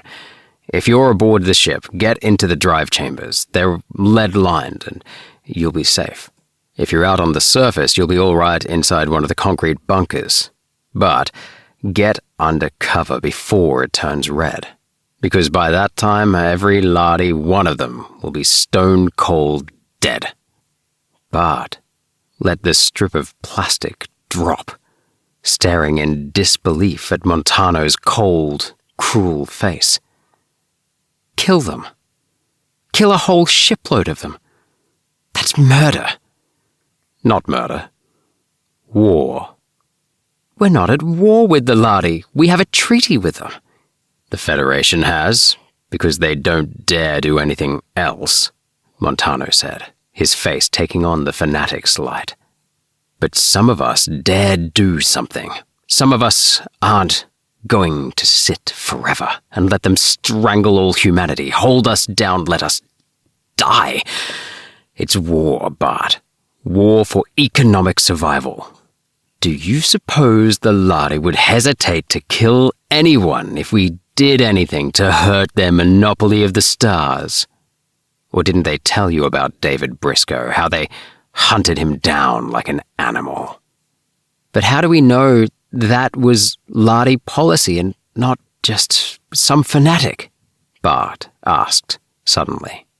He thought of the death of the elder Briscoe, and as always he shivered with the horror of it. But for the first time, it came to him. Briscoe had provoked his own death. He had physically attacked the Lahri, threatened them, goaded them to shoot him down in self-defense. "I've been on shipboard with them for months. They're not wanton murderers." Raynor too made a derisive sound. "Sounds like it might be 3 talking," Hedrick growled. "Why waste time talking? Listen, young Steele, you'll do as you're told or else. Who gave you the right to argue?" "Quiet, both of you." Montano came and laid his arm around Bart's shoulders persuasively. "Bart, I know how you feel. But can't you trust me? You're Rupert Steele's son, and you're here to carry on what your father left undone, aren't you? If you fail now, there may not be another chance for years, maybe not in our lifetimes." Bart dropped his head in his hands. Kill a whole shipload of Lahri, innocent traders, bald, funny old Rugel, stern Vorongil. Ring. "I don't know what to do." It was a cry of despair. Bart looked helplessly around at the men. Montano said, almost tenderly, "You couldn't side with the Lahri against men, could you? Could a son of Rupert Steele do that?" Bart shut his eyes, and something seemed to snap within him. His father had died for this. He might not understand Montano's reasons, but he had to believe that Montano had them. "All right," he said thickly. "You can count on me." When he left Montano's house, he had the details of the plan, had memorized the location of the device he was to sabotage, and accepted from Montano a pair of dark contact lenses. "The light's hellish out there," Montano warned. "I know you're half Mentorian, but they don't even take their Mentorians out there. They're proud of saying no human foot has ever touched Lahrilis." When he got back to the Lahri spaceport, Ring hailed him. "Where have you been? I hunted the whole port for you. I wouldn't join the party till you came. What's a pal for?" Bart brushed by him without speaking, disregarding Ring's surprised stare, and went up the ramp. He reached his own cabin and threw himself down in his bunk, torn in two. Ring was his friend. Ring liked him, and if he did what Montano wanted, Ring would die. Ring had followed him and was standing in the cabin door, watching him in surprise. "Bartol, is something the matter? Is there anything I can do? Have you had more bad news?" Bart's torn nerves snapped. He raised his head and yelled at Ring. "Yes, there is something. You can quit following me around and just let me alone for a change." Ring took a step backward, Then he said, very softly, "Suit yourself, Bartol." "Sorry." And noiselessly, his white crest held high, he glided away. Bart's resolve hardened. Loneliness had done odd things to him. Thinking of Ring, a Lahri, one of the freaks who had killed his father as a friend. If they knew who he was, they would turn on him, hunt him down as they'd hunted Briscoe, as they'd hunted his father, as they'd hounded him from Earth to Procyon. He put his scruples aside. He'd made up his mind. They could all die. What did he care? He was human, and he was going to be loyal to his own kind. Chapter 11. But although he thought he had settled all the conflict, he found that it returned when he was lying in his bunk or when he stood in the dome and watched the stars while they moved through the Antares system toward the captive sun and the tiny planet Lahri. It's in my power to give this to all men. Should a few Lahri stand in his way? He lay in his bunk, brooding, thinking of death, staring at the yellow radiation badge. If you fail, it won't be in our lifetime. He'd have to go back to little things, to the little ships that hauled piddling cargo between little planets, while all the grandeur of the stars belonged to the Lahri. And if he succeeded, Vega Interplanet could spread from star to star, a mighty memorial to Rupert Steele. One day, Vorengil sent for him.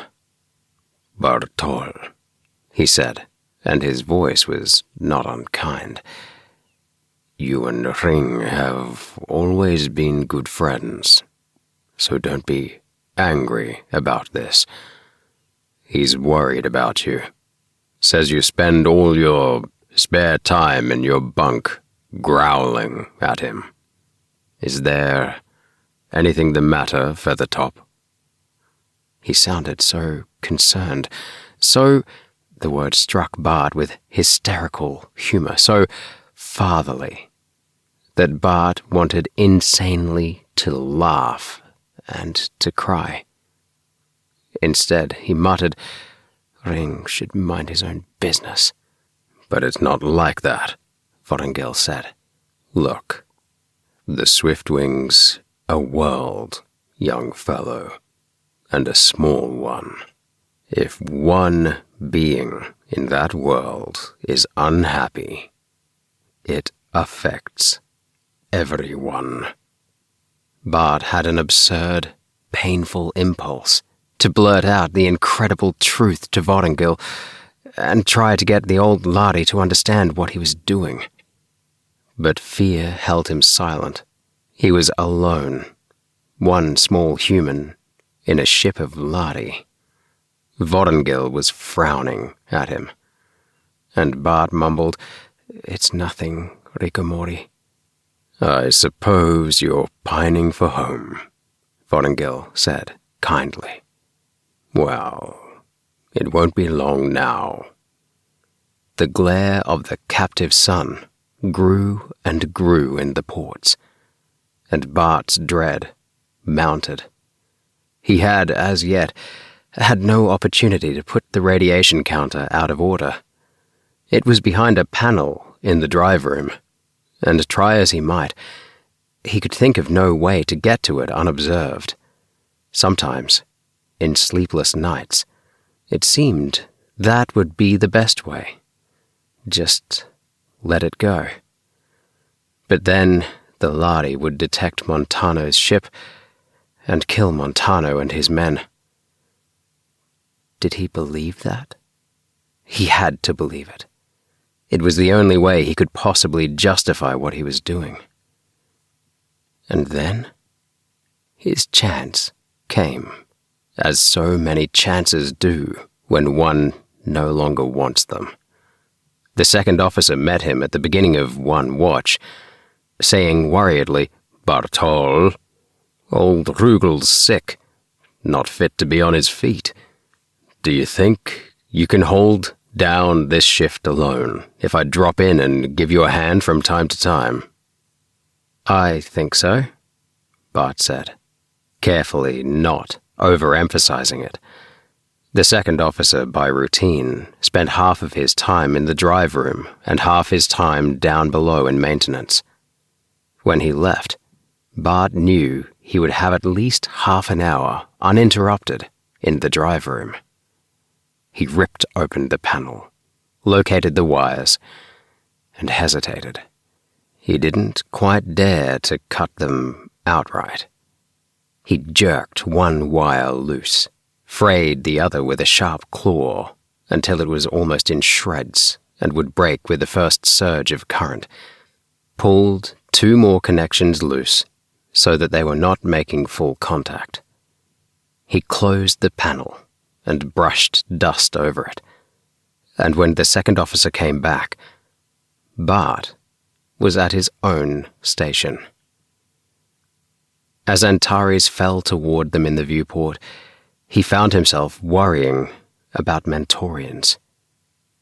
They would be in cold sleep, presumably in a safe part of the ship behind shielding, or Montano would have made provisions for them. Still, he wished there were a way to warn Meta. He was not on watch when they came into the planetary field of Larillas, but when he came on shift, he knew at once that the trouble had been located. The panel was pulled open, the exposed wires hanging, and Ring was facing old Rugel, shouting, "Listen, Baldy, I won't have you accusing me of going light on my work. I checked those panels 8 days ago. Tell me who's going to be opening the panels in here anyhow." No, Rugel said patiently. "I'm not accusing you of anything, only being careless, young Ring. You poke with those buzzing instruments and things, maybe once you tear loose some wires." Bart remembered he wasn't supposed to know what was going on. "What's this all about?" It was Rugel who answered. "The radiation counter, the planetary one, not the one we use in space, is out of order. We don't even need it this landing. There's no radiation on Larillas. If it were the landing gear now, that would be serious. I'm just trying to tell Ring." "He's trying to say I didn't check it." Ring was not to be calmed. "It's my professional competence." "Forget it," Bart said. "If Rugel isn't sore about it, and if we don't need it for landing, why worry?" He felt like Judas. "Just take a look at my daybook," Ring insisted. "I checked and marked it service fit. I tell you, somebody was blundering around opening panels where they had no business, tore it out by accident, then was too much of a filthy sneak to report it and get it fixed." "Bartol was on watch alone one night," said the second officer. "But you wouldn't meddle with panels, would you, Bartol?" Bart set his teeth, steadying his breathing, as Ring turned hopefully to him. "Bartol, did you, by mistake, maybe?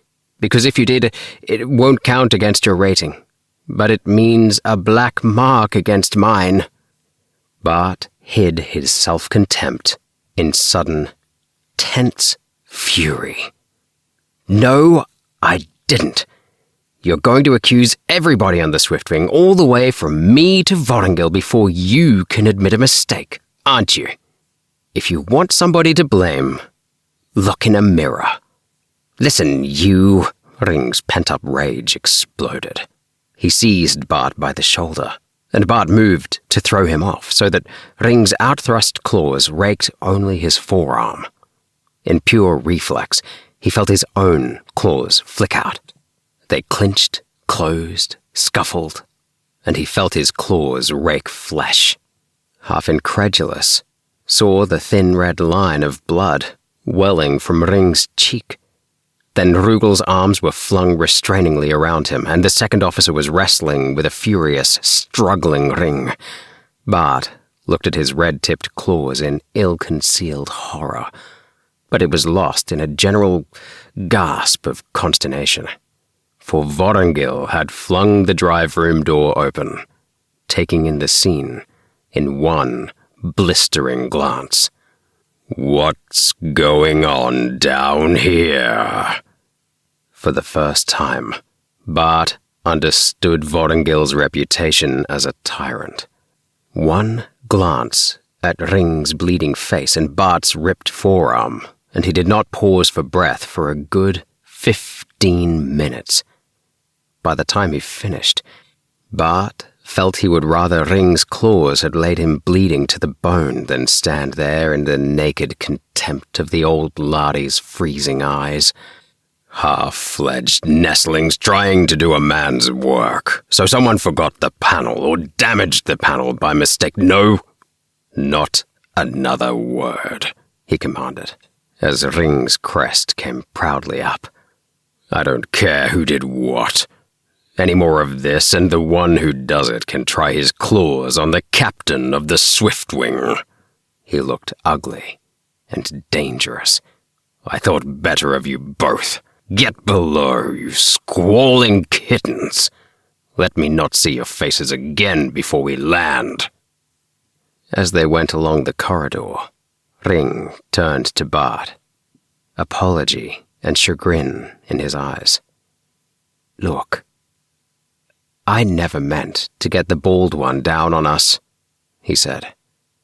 But Bart kept his face resolutely averted. It was easier this way, without pretense of friendship. The light from the small captive sun grew more intense. Bart had never known anything like it, and was glad to slip away and put the dark contact lenses into his eyes. They made his eyes appear all enormous, dilated pupil. Fearfully, he hoped no one would notice. His arms smarted, and he did not speak to Ring all through the long, slow deceleration. When the intercom ordered all crew members to the hatchway, Bart lingered a minute, pinning the yellow radiation badge in a fold of his cloak. A spasm of fear threatened to overwhelm him again, and nightmarish loneliness. He felt agonizingly homesick for his own familiar face. It seemed almost more than he could manage to step out into the corridor full of Lahri. It won't be long now. The hatch opened. Even accustomed as he was to Lahri lights, Bart squeezed his eyes shut at the blue-white brilliance that assaulted him now. Then, opening slitted lids cautiously, he found that he could see. A weirdly desolate scene stretched away before them. Bare, burning sand, strewn with curiously colored rocks, lay piled in strange chaos. Then he realized there was an odd but perceptible geometry to their arrangement. They showed alternate crystal and opaque faces. Old Rugel noted his look of surprise. Never been here before? That's right. You've always worked on the Polaris run. Well, those aren't true rocks, but living creatures of a sort. The crystals are alive. The opaque faces are lichens that have something like chlorophyll and can make their food from air and sunlight. The rocks and lichens live in symbiosis. They have intelligence of a sort, but fortunately they don't mind us or our automatic mining machinery.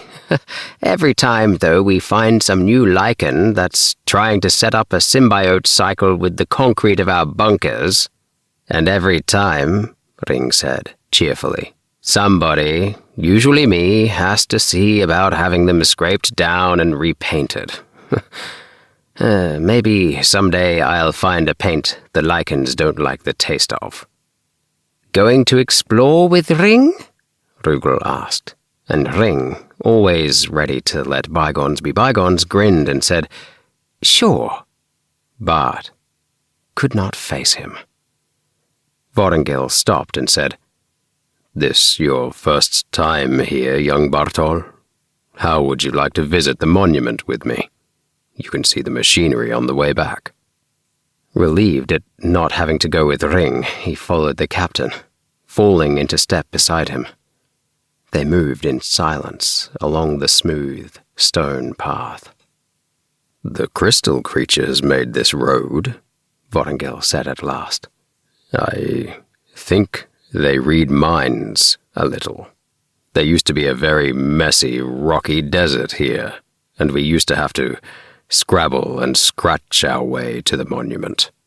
Then, one day, a ship, not mine, touched down and discovered that there was a beautiful, smooth road leading up to the monument, and the lichens never touch that stone. But you probably had all this in school. Excited, Bartol?" No, sir. Why?" Eyes look a bit odd. But who could blame you for being excited? I never came here without remembering Razon and his crew on that long jump, the longest any Lahri captain ever made. A blind leap in the dark, remember, Bartol? Through the dark, through the void, with his own crew cursing him for taking the chance. No one had ever crossed between galaxies. And remember, they were using the ancient math." He paused, and Bart said through a catch of breath, "Quite an achievement." His badge still looked reassuringly yellow. You young people have no sense of wonder," Vorongil said. "Not that I blame you. You can't realize what it was like in those days. Oh, we'd had star travel for centuries. We were beginning to stagnate. And now, look at us. Oh, they derided Razon, said that even if he did find anyone, any other race, they'd be monsters with whom we could never communicate. But here, we have a whole new galaxy for peaceful trade, a new mathematics that takes all the hazard out of space travel, our Mentorian friends and allies." He smiled. "Don't tell the High Council on me, but I think they deserve a lot more credit than most Lahri care to give them. Between ourselves, I think the next Panach may see it that way." Vorongil paused. Here's the monument. It lay between the crystal columns, tall, of pale blue sandstone, with letters in deep shadow of such contrast that the Lahri could read them. A high, sheer, imposing stele. Vorongil read the words slowly, aloud, in the musical Lahri language.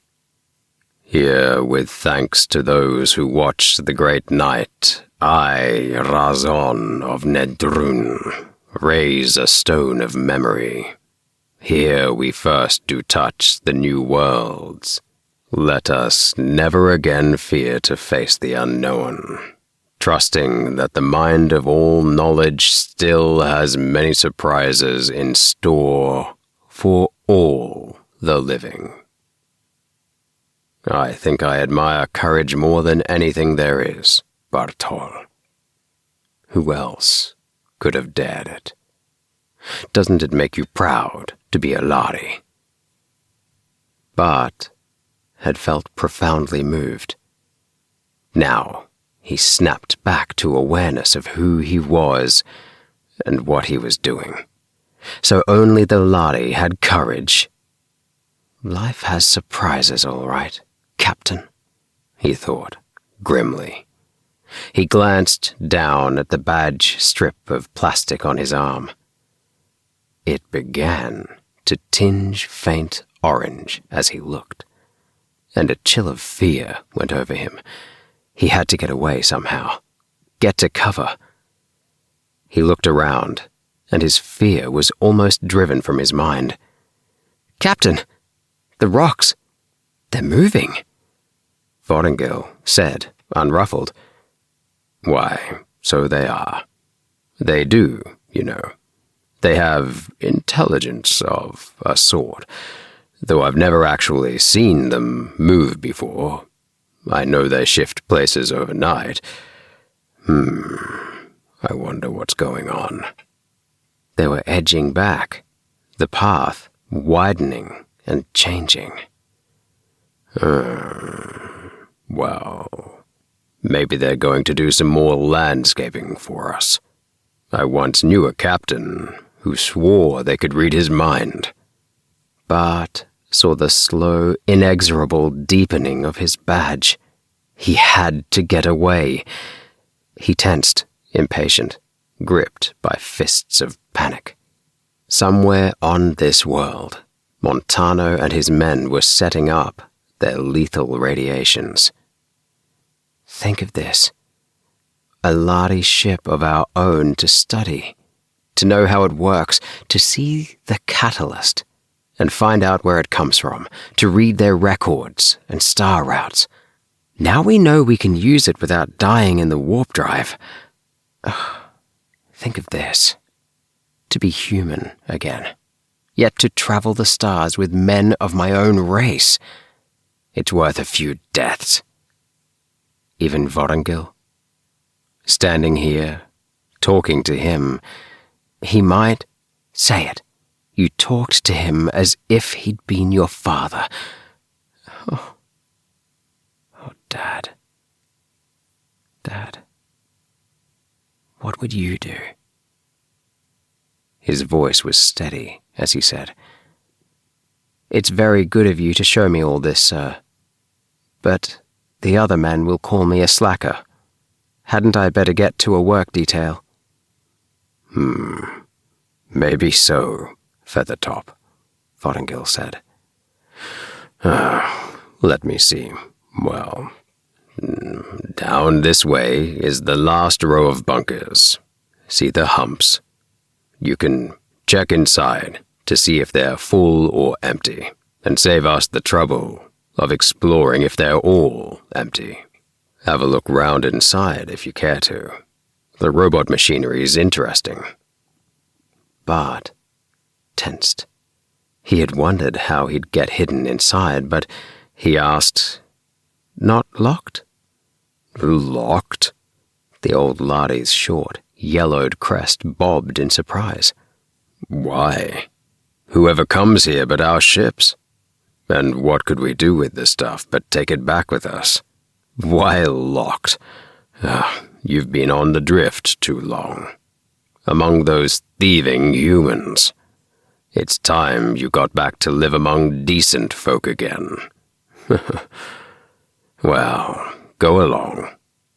The sting of the words stiffened Bart as he took his leave. The color of the badge seemed deeper orange. When it's red, you're dead. It's true. The Lahri don't steal. They don't even seem to understand dishonesty. But they lied. Lied to us all. Knowing what we were like, maybe, that we'd steal their ships, their secrets, their lives.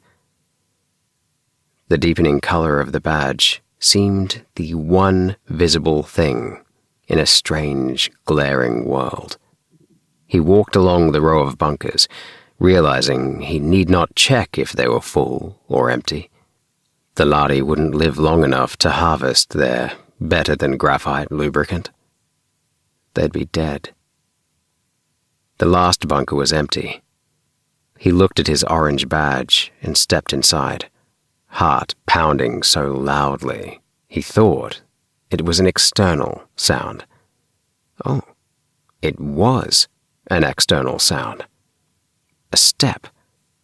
"Don't move 1 inch," said a voice in Universal, and Bart froze, trembling. He looked cautiously round. Montano stood there, space-suited, his head bare, dark contact lenses blurring his eyes.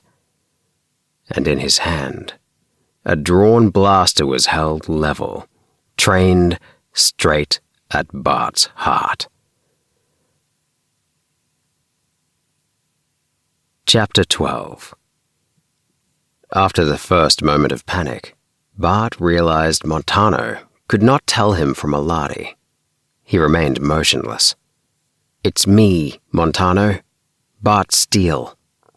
The man lowered the weapon and put it away. You nearly got yourself cut down," he said. "Did you make it all right?" He crossed behind Bart, inspecting the fastenings of the bunker. "It's just luck I didn't shoot you first and ask questions afterward." Montano drew a deep breath and sat down on the concrete floor. Anyway, we're safe in here. We've got about half an hour before the radiation will reach lethal intensity. It has a very short half-life, though, only about 12 minutes. If we spend an hour in here, we'll be safe enough. Did you have any trouble putting the radiation counter out of commission? So, in half an hour, they would all be dead. Ring, Rugel, Captain Vorengil, 24 Lahri, all dead, so that Montano could have a Lahri ship to play with. And what then? More killing? More murder? Would Montano start killing everyone who tried to get the secret of the drive from him? The Lahri had the star drive. Maybe it belonged to them, maybe not. Maybe humans had a right to have it too. But this wasn't the right way. Maybe they didn't deserve it. He turned to look at Montano. The man was leaning back, whistling softly through his teeth. He felt like telling Montano that he couldn't go through with it. He started to speak, then stopped, his blood icing over. If I try to argue with him, I'll never get out of here alive. It means too much to him. Do I just salve my conscience with that then? Sit here and let them die? With a shock of remembrance, it came to Bart that he had a weapon. He was armed this time with the energon beam that was part of his uniform.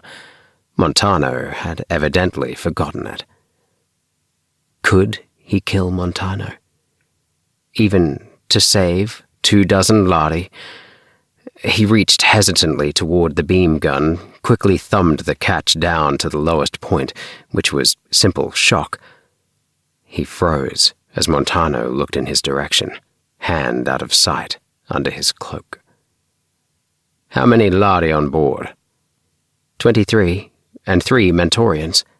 "Anyone apt to be behind shielding, say, in the drive chamber?" "No, I think they're all outside." Montano nodded idly. "Then we won't have to worry." Bart slipped his hand toward his weapon. Montano saw the movement, cocked his head in question. Then, as understanding flashed over his face, his hand darted to his own gun. But Bart had pressed the charge of his, and Montano slumped over without a cry. He looked so limp that Bart gasped. Was he dead? Hastily, he fumbled the lax hand for a pulse. After a long, endless moment, he saw Montano's chest twitch and knew the man was breathing. Well, Montano would be safe here in the bunker. Hastily, Bart looked at his timepiece. Half an hour before the radiation was lethal for the Lahri. Was it already? For him?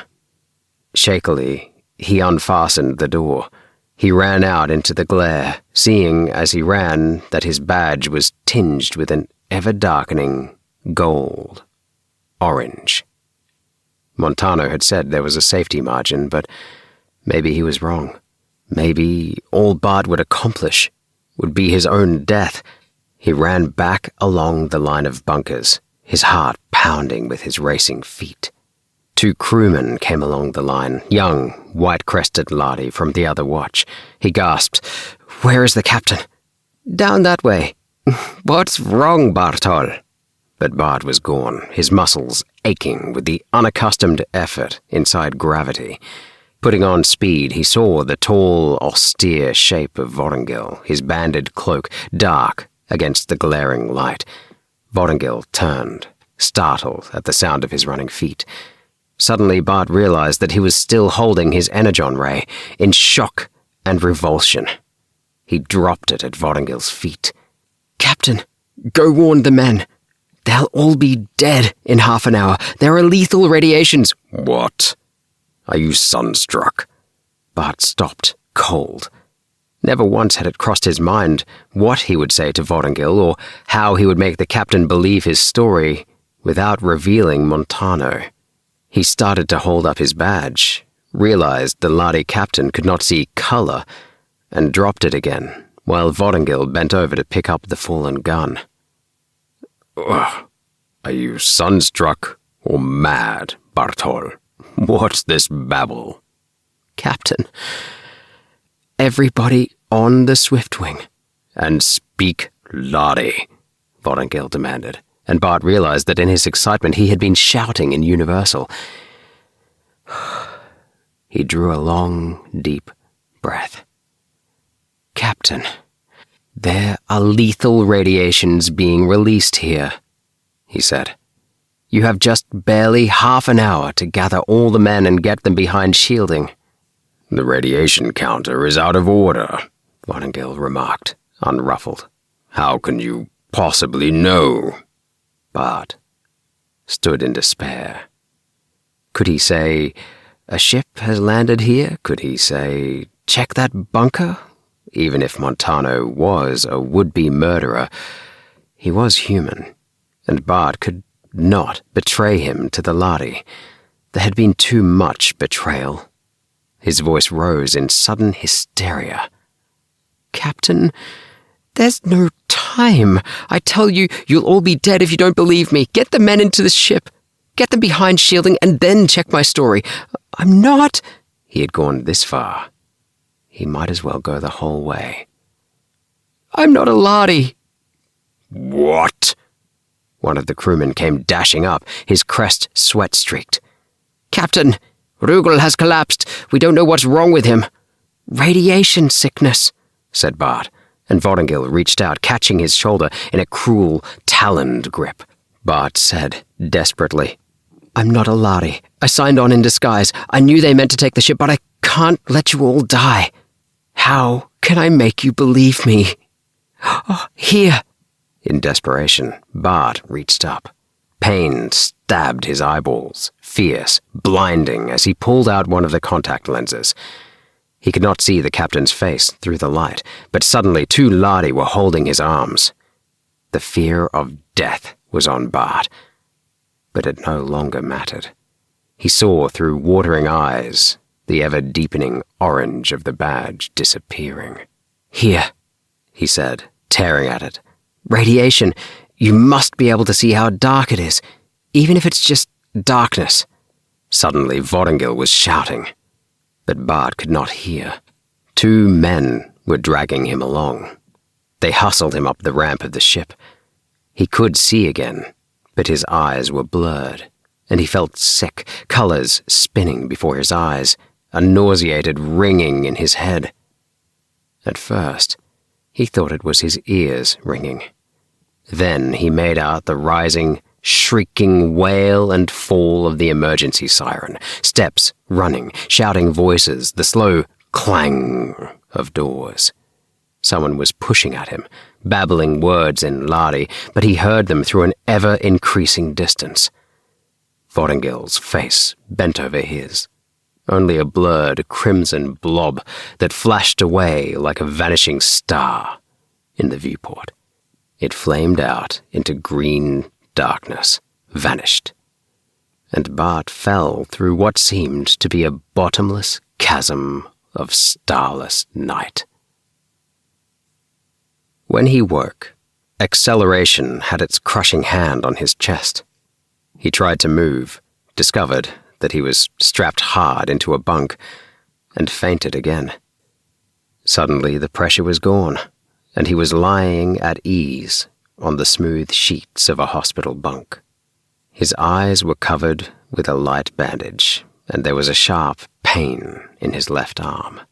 He tried to move it, and found it was tied down. "I think he's coming round," said Fothingill's voice.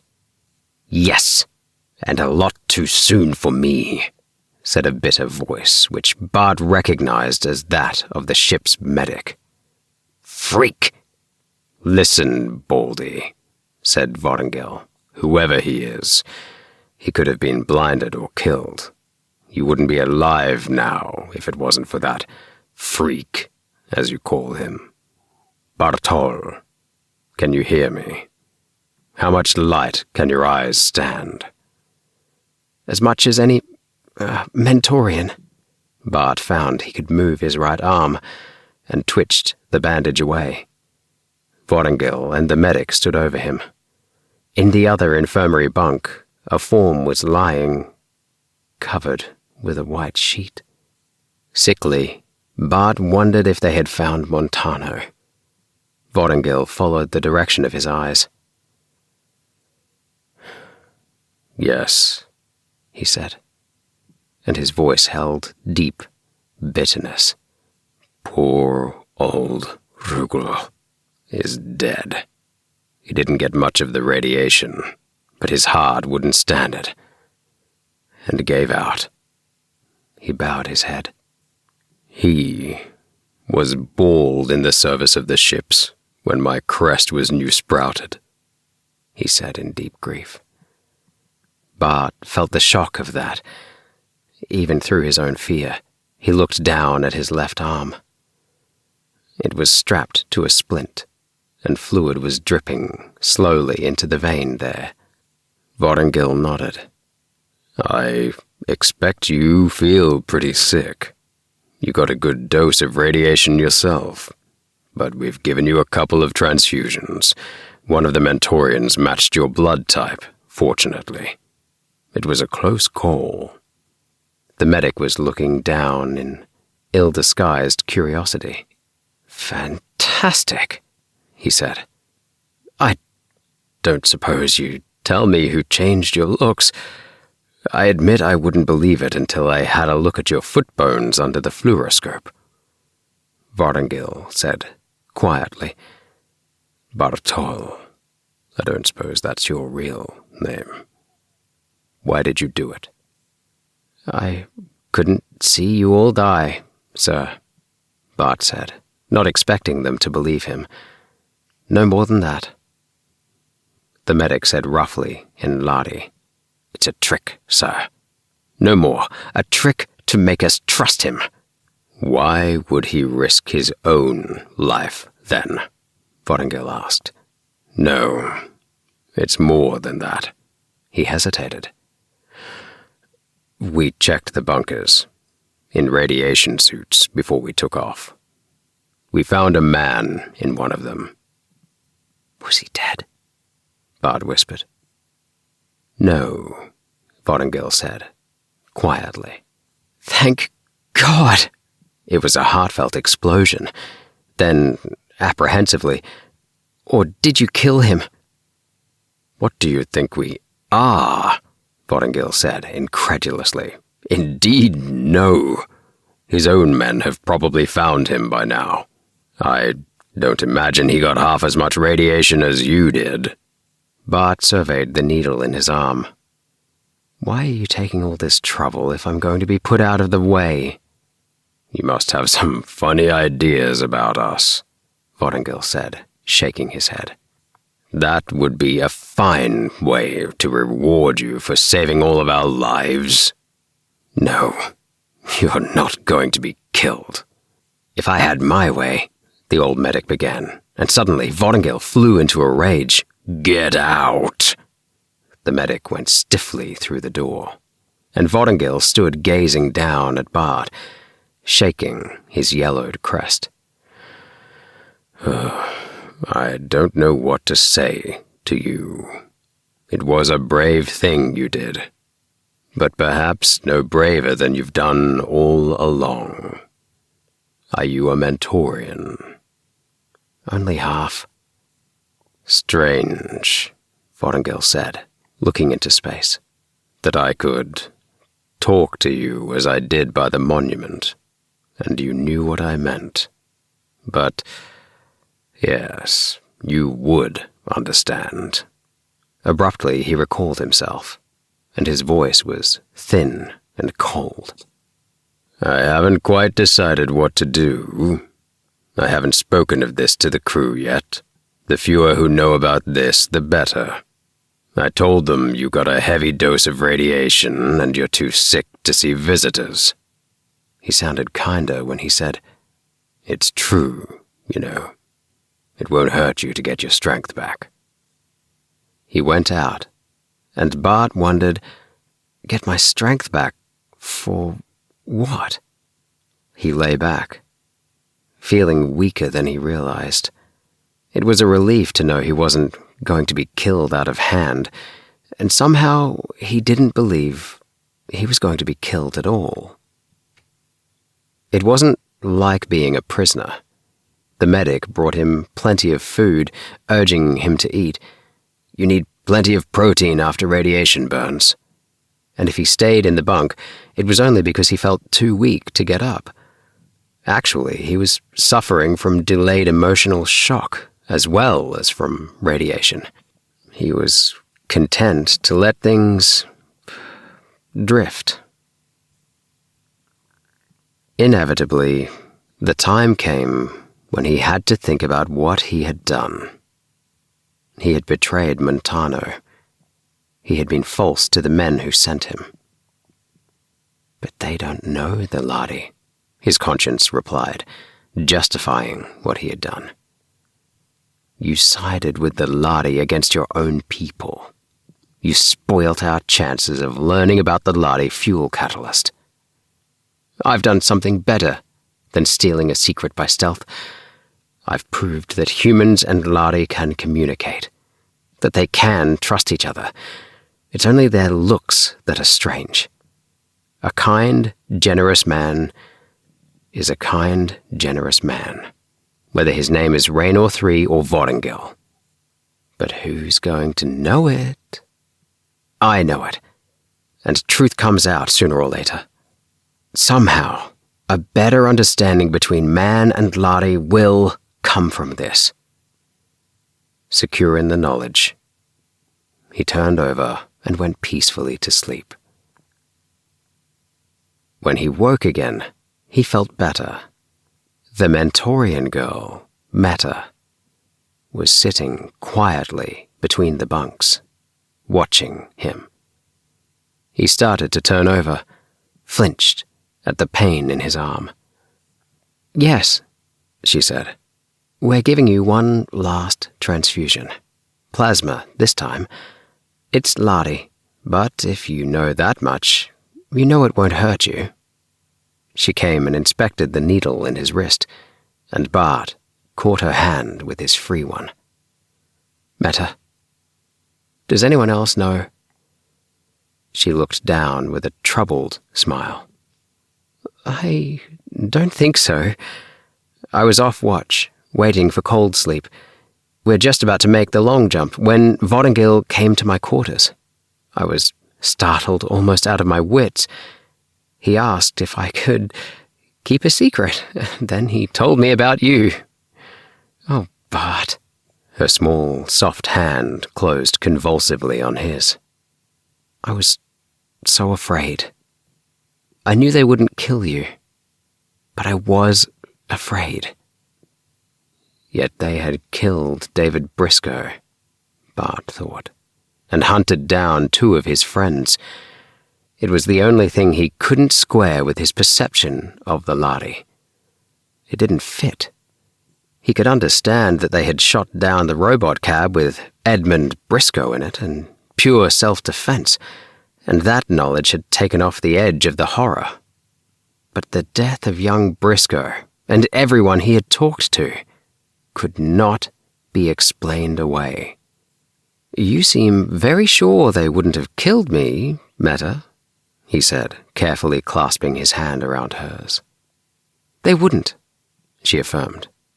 But they could make you forget. A small chill went over Bart. He let go of her hand and lay staring bleakly at the wall. He supposed that was his probable fate, remembering the tragic tone of Raynor 3 when he said, "I won't remember you." He gritted his teeth, feeling his face twist convulsively. Meta, watching, misunderstood. I'm hurting. I'll have that needle out of your vein in a few minutes now. When she had freed his arm and put away the apparatus, she came to his side. But how did it happen? How did they find you out? Suddenly, the longing for human contact was too much for Bart, and the knowledge of his secret intolerable. The Lahri could find out what he knew if they wanted to, very simply. He was in their power. It didn't matter anymore.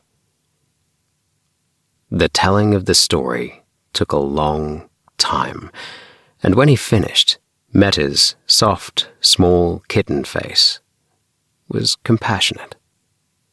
I'm glad you decided what you did, she whispered. It's what a Mentorian would have done. I know that other races call us slaves of the Lahri. We aren't. We're working in our own way to show the Lahri that human beings can be trusted.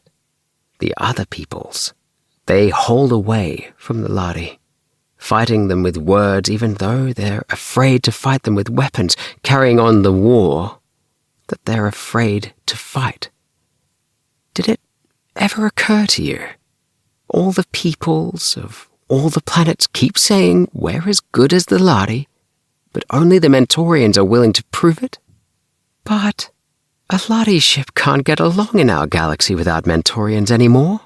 It may be slower than trying to take the warp drive by force or stealing it by spying, but when we learn to endure it, I have faith that we'll get it. Bart, although moved by Meta's philosophy, couldn't quite share it. It still seemed to him that the Mentorians were lacking in something. Independence, maybe, or drive.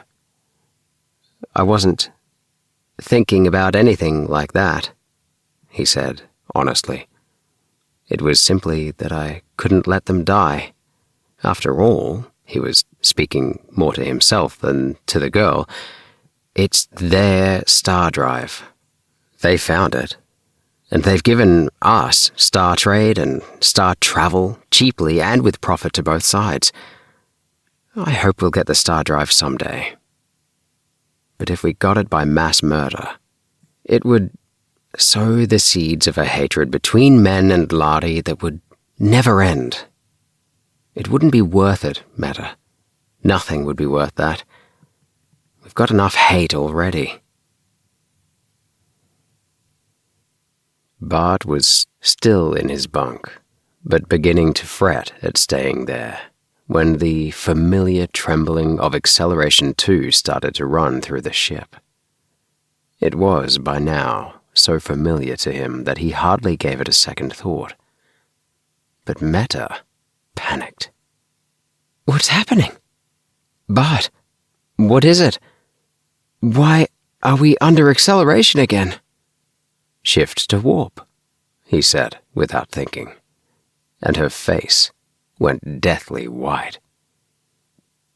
So that's it, she whispered. Vorongil. No wonder he wasn't worried about what I would find out from you or what you knew. She drew herself together in her chair, a miserable, shrunken, terrified little figure, bravely trying to control her terror.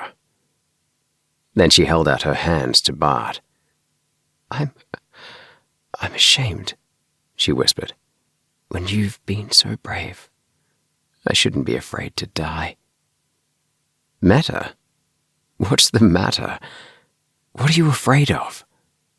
It suddenly swept over Bart what she meant and what she feared. Oh, but don't you understand, Meta? He exclaimed. Humans can live through the warp drive. No drugs, no cold sleep. Meta, I've done it dozens of times. But you're Lahri! It burst from her, uncontrollable. She stopped, looked at him in consternation. He smiled, bitterly. No, Meta. They didn't do a thing to my internal organs, to my brain, to the tissues of my body, just a little plastic surgery on my hands, my feet, and my face. Meta, there's nothing to be afraid of. Nothing, he repeated. She twisted her small hands together. I'm trying to believe that, she whispered. But all my life I've known.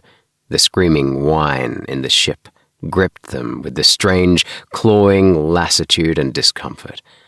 Bart, gasping under it, heard the girl moan, saw her slump, lax in her chair, half fainting. Her face was so deathly white that he began seriously to be afraid she would die of her fear. Fighting his own agonizing weakness, he pulled himself upright. He reached the girl, dug his claws cruelly into her. Girl, get hold of yourself. Fight it. Fight it. The more scared you are, the worse it's going to be. She was rigid, trembling, in a trance of terror. You rotten little coward, he yelled at her. Snap out of it. Or are all you Mentorians so gutless that you believe any half-baked folktale Lahri pass off on you?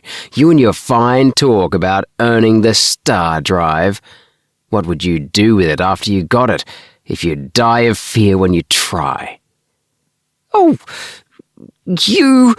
She flung her head back, her eyes blazing with rage. Anything you can do, I can do too.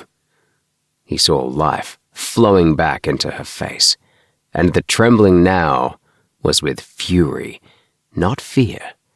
She was fighting the pain, the crawling itch in her nerve ends, the terrible sense of draining disorganization. Bart felt his hold on himself breaking. He whispered hoarsely, "Oh, that's the girl. Don't be scared if I black out for a minute." He held on to consciousness with his last courage, afraid if he fainted, the girl would collapse again. She reached for him, and Bart, starved for some human touch, drew her into his arms. They clung together, and he felt her wet face against his own, the softness of her trembling hands. She was still crying a little. Then the blackness closed on him, as if endless, and the grey blur of warp drive peak blotted his brain into nothingness. He came out of it to feel her cheek soft against his, her head trustfully on his shoulder. He said huskily, "All right, Meta." "I'm fine," she murmured, shakily. He tightened his hand a little, realizing that for the first time in months he had physically forgotten his Lahri disguise, that Meta had given him this priceless reassurance that he was human. But, as if suddenly aware of it again, she looked up at him and drew hesitantly away. "Don't. Oh, Meta, am I so horrible to you then? So repulsive?" "No, it's only—" She bit her lip. "It's just that the Lahri are— I can't quite explain it." "Different," Bart finished for her. "At first I was repelled. Physically repelled by myself and by them. It was like living among weird animals and being one of the animals. And then, one day, Ring was just another kid. He had grey skin and long claws and white hair, just the way I once had pinkish skin and short fingernails and reddish hair. But the difference wasn't that I was human inside and he wasn't. If you skinned Ring and you skinned me, we'd be almost identical. And all of a sudden then, Ring and Vorengil and all the rest were men to me, just people. I thought you Mentorians, after living with the Lahri all these years, would feel that." She said in slow wonder, "We've lived and worked side by side with them all these years, yet kept so apart. I've defended the Lahri to you, yet it took you to explain them to me." His arm was still around her, her head still lying on his shoulder. Bart was just beginning to wonder if he might kiss her, when the infirmary door opened and Ring stood in the doorway, staring at them with surprise, shock, and revulsion. Bart realized, suddenly, how it must look to Ring, who certainly shared Meta's prejudice, but even as he comprehended it, Ring's face altered. Meta slipped from Bart's arms and rose, but Ring came slowly a step into the room. "I remembered you had a bad reaction to warp drive," he said. "I came to see if you were all right. I never would have believed, but I'm beginning to guess. There was always something about you, Bartol." He shut the door behind him and stood against it. His voice lowered almost to a whisper. He said, "You're not Lahri, are you?" "Vorengil knows," Bart said. Ring nodded. That day on Larilis, the crew was talking, but only one or two of them really know what happened. There are a dozen rumors. I wanted to see you. They said you were sick with radiation burns. I was. Ring raised his hand absently to the still puckered mark on his cheek, saw Bart watching him, and smiled. "You're not worrying about that fight. Forget it, friend. If anything, I admire someone who can use his claws, especially if, as I begin to suspect, they're not his." He leaned over, his hand lightly on Bart's shoulder. "I don't forget so easily. You saved my life, remember? And you're a hero on the ship for warning us all. Are you really human? Why not get rid of the disguise?" Bart laughed wryly. "It won't come off," he said, and explained. Ring raised his hands to his own face, curiously. "I wonder what sort of human I'd make." He looked at Meta's small fingers. "Not that I'd ever have the nerve, but then it's no surprise to anyone that you have courage, Bartol." You seem to accept it. It's a shock, said Ring honestly. It scares me a little. But I'm remembering the friendship. That was real. As far as I'm concerned, it still is real. Chapter 13. Ring was still bending over Meta's hand when Vorongil came into the cabin. He started to speak, then noticed Ring. I might have known, he growled. If there was anything to find out, you'd find it. Shall I go, Rikomori? No. Stay. You'll find it out some way or other. You might as well get it right the first time. But first of all, are you all right, Meta? Her chin went up, defiantly. Yes. And why have you lied to us all these years? All of you. Vorongil looked mildly startled. It wasn't exactly a lie. 9 out of 10 Lahri captains believe it with all their heart that humans die in warp drive. I wasn't sure myself until I heard the debates in Council City last year. But why? Vorongil sighed. His eyes rested disconcertingly on Bart. I presume you know human history, he said, better than I do. The Lahri have never had a war in all written history. Quite frankly, you terrified us. It was decided on the highest summit levels that we wouldn't give humans too many chances to find out things we preferred to keep to ourselves. The first few ships to carry Mentorians had carried them without cold sleep. But people forget easily. The truth is buried in the records of those early voyages. As the Mentorians grew more important to us, we began to regret the policy. But by that time, the Mentorians themselves believed it so firmly that when we tried the experiment of carrying them through the shift into warp drive, they died of fear.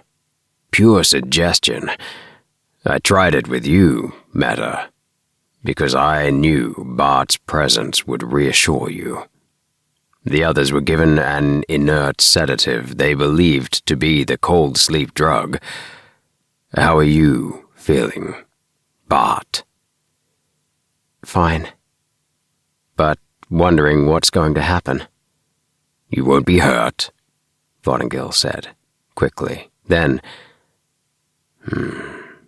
You don't believe me, do you? I don't, sir. David Briscoe did what I did.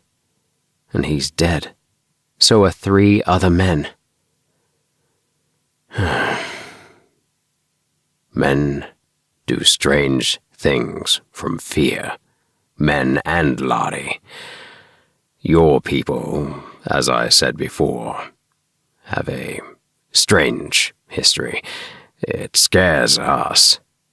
Can you guarantee that some, at least, of your people wouldn't try to come and take the star drive by force? We left a man on Larillis who thought nothing of killing 24 of us. I suppose the captain of the Multiface, knowing he had gravely violated Lahri laws, knowing that Briscoe's report might touch off an intergalactic war between men and Lahri, well, I suppose he felt that 6 deaths were better than 500,000. I'm not defending him, just explaining, maybe, why he did what he did. Bart lowered his eyes. He had no answer to that. No, you won't be killed. but that's all I can guarantee. My personal feelings have nothing to do with it. You'll have to go to Council Planet with us, and you'll have to be psych-checked there. That is Lahri law, and by treaty with your Federation, it is human law, too. If you know anything dangerous to us, we have a legal right to eliminate those memories before you can be released. Meta smiled at him encouragingly. But Bart shivered. That was almost worse than the thought of death. And the fear grew more oppressive as the ship forged onward toward the homeworld of the Lahri. And it did not lessen when, after they touched down, he was taken from the ship, under guard. He had only a glimpse through dark glasses of the terrible brilliance of the Lahri sun dazzling on crystal towers before he was hustled into a closed-surface car. It whisked him away to a building he did not see from the outside. He was taken up by private elevator to a suite of rooms which might, for all he could tell, have been a suite in a luxury hotel or a lunatic asylum. The walls were translucent, the furniture oddly colored, and so carefully padded that even a homicidal or suicidal person could not have hurt himself or anyone else on it or with it. Food reached him often enough so that he never got hungry, but not often enough to keep him from being bored between meals or from brooding. 2 enormous Lahri came in to look at him every hour or so, but either they were deaf and dumb, did not understand his dialect of Lahri, or were under orders not to speak to him. It was the most frustrating time of his entire voyage. One day, it ended. A Lahri and a Mentorian came for him, and took him down elevators and upstairs and into a quiet, neutral room where 4 Lahri were gathered. They sat him in a comfortable chair, and the Mentorian interpreter said, gently, with apology, "Bart Steele, I have been asked to say to you that you will not be physically harmed in any way. This will be much simpler, and will have much less injurious effect on your mind if you cooperate with us. At the same time, I have been asked to remind you that resistance is absolutely useless, and if you attempt it, you will only be treated with force rather than with courtesy." Bart sat facing them, shaking with humiliation. The thought of resistance flashed through his mind. Maybe he should make them fight for what they got. At least they'd see that all humans weren't like the Mentorians, to sit quietly and let themselves be brainwashed without a word of protest. He started to spring up, and the hands of his guards tightened, swift and strong, even before his muscles had fully tightened. Bart's head dropped. Cold, common sense doused over his brave thoughts. He was uncountable millions of light years from his own people. He was absolutely alone. Bravery would mean nothing. Submission would mean nothing. Would he be more of a man, somehow, if he let his mind be wrecked? "All right," he muttered. "I won't fight." "You show your good sense," the Mentorian said quietly. "Give me your left arm, please. Or if you are left-handed, your right, as you prefer." Deftly, almost painlessly, a needle slid into his arm. Giving in. A dizzying welter of thoughts spun suddenly in his mind. Briscoe, Raynor 1 and Raynor 3, the net between the stars, Ring, Vorongil met her, his father. Consciousness slid away. Years later, he never knew whether it was memory or imagination. It seemed to him that he could reach into that patch of grey and dreamless time and fish out questions and answers whole. The faces of Lahri swelling up suddenly in his eyes and shrinking back into interstellar distance, the sting smell of drugs, the sound of unexpected voices, odd reflex pains, cobwebs of patchy memories that fitted nowhere else into his life, so that he supposed they must go here. He only knew that there was a time he did not remember, and then a time when he began to think there was such a thing as memory, and then a time when he floated without a body, and then another time when the path of every separate nerve in his body seemed to be outlined, a shimmering web in the grey murk. There was a mirror and a face. There were blotchy worms of light, like the star trails of peaking warp drive through the viewport, colors shifting and receding. A green star, the red eye of Antares. Then, the peak point faded. His mind began to decelerate and angle slowly down and down into the field of awareness. And he became fuzzily aware that he was lying full length on a sort of couch. He shook his head groggily. It hurt. He sat up. That hurt, too.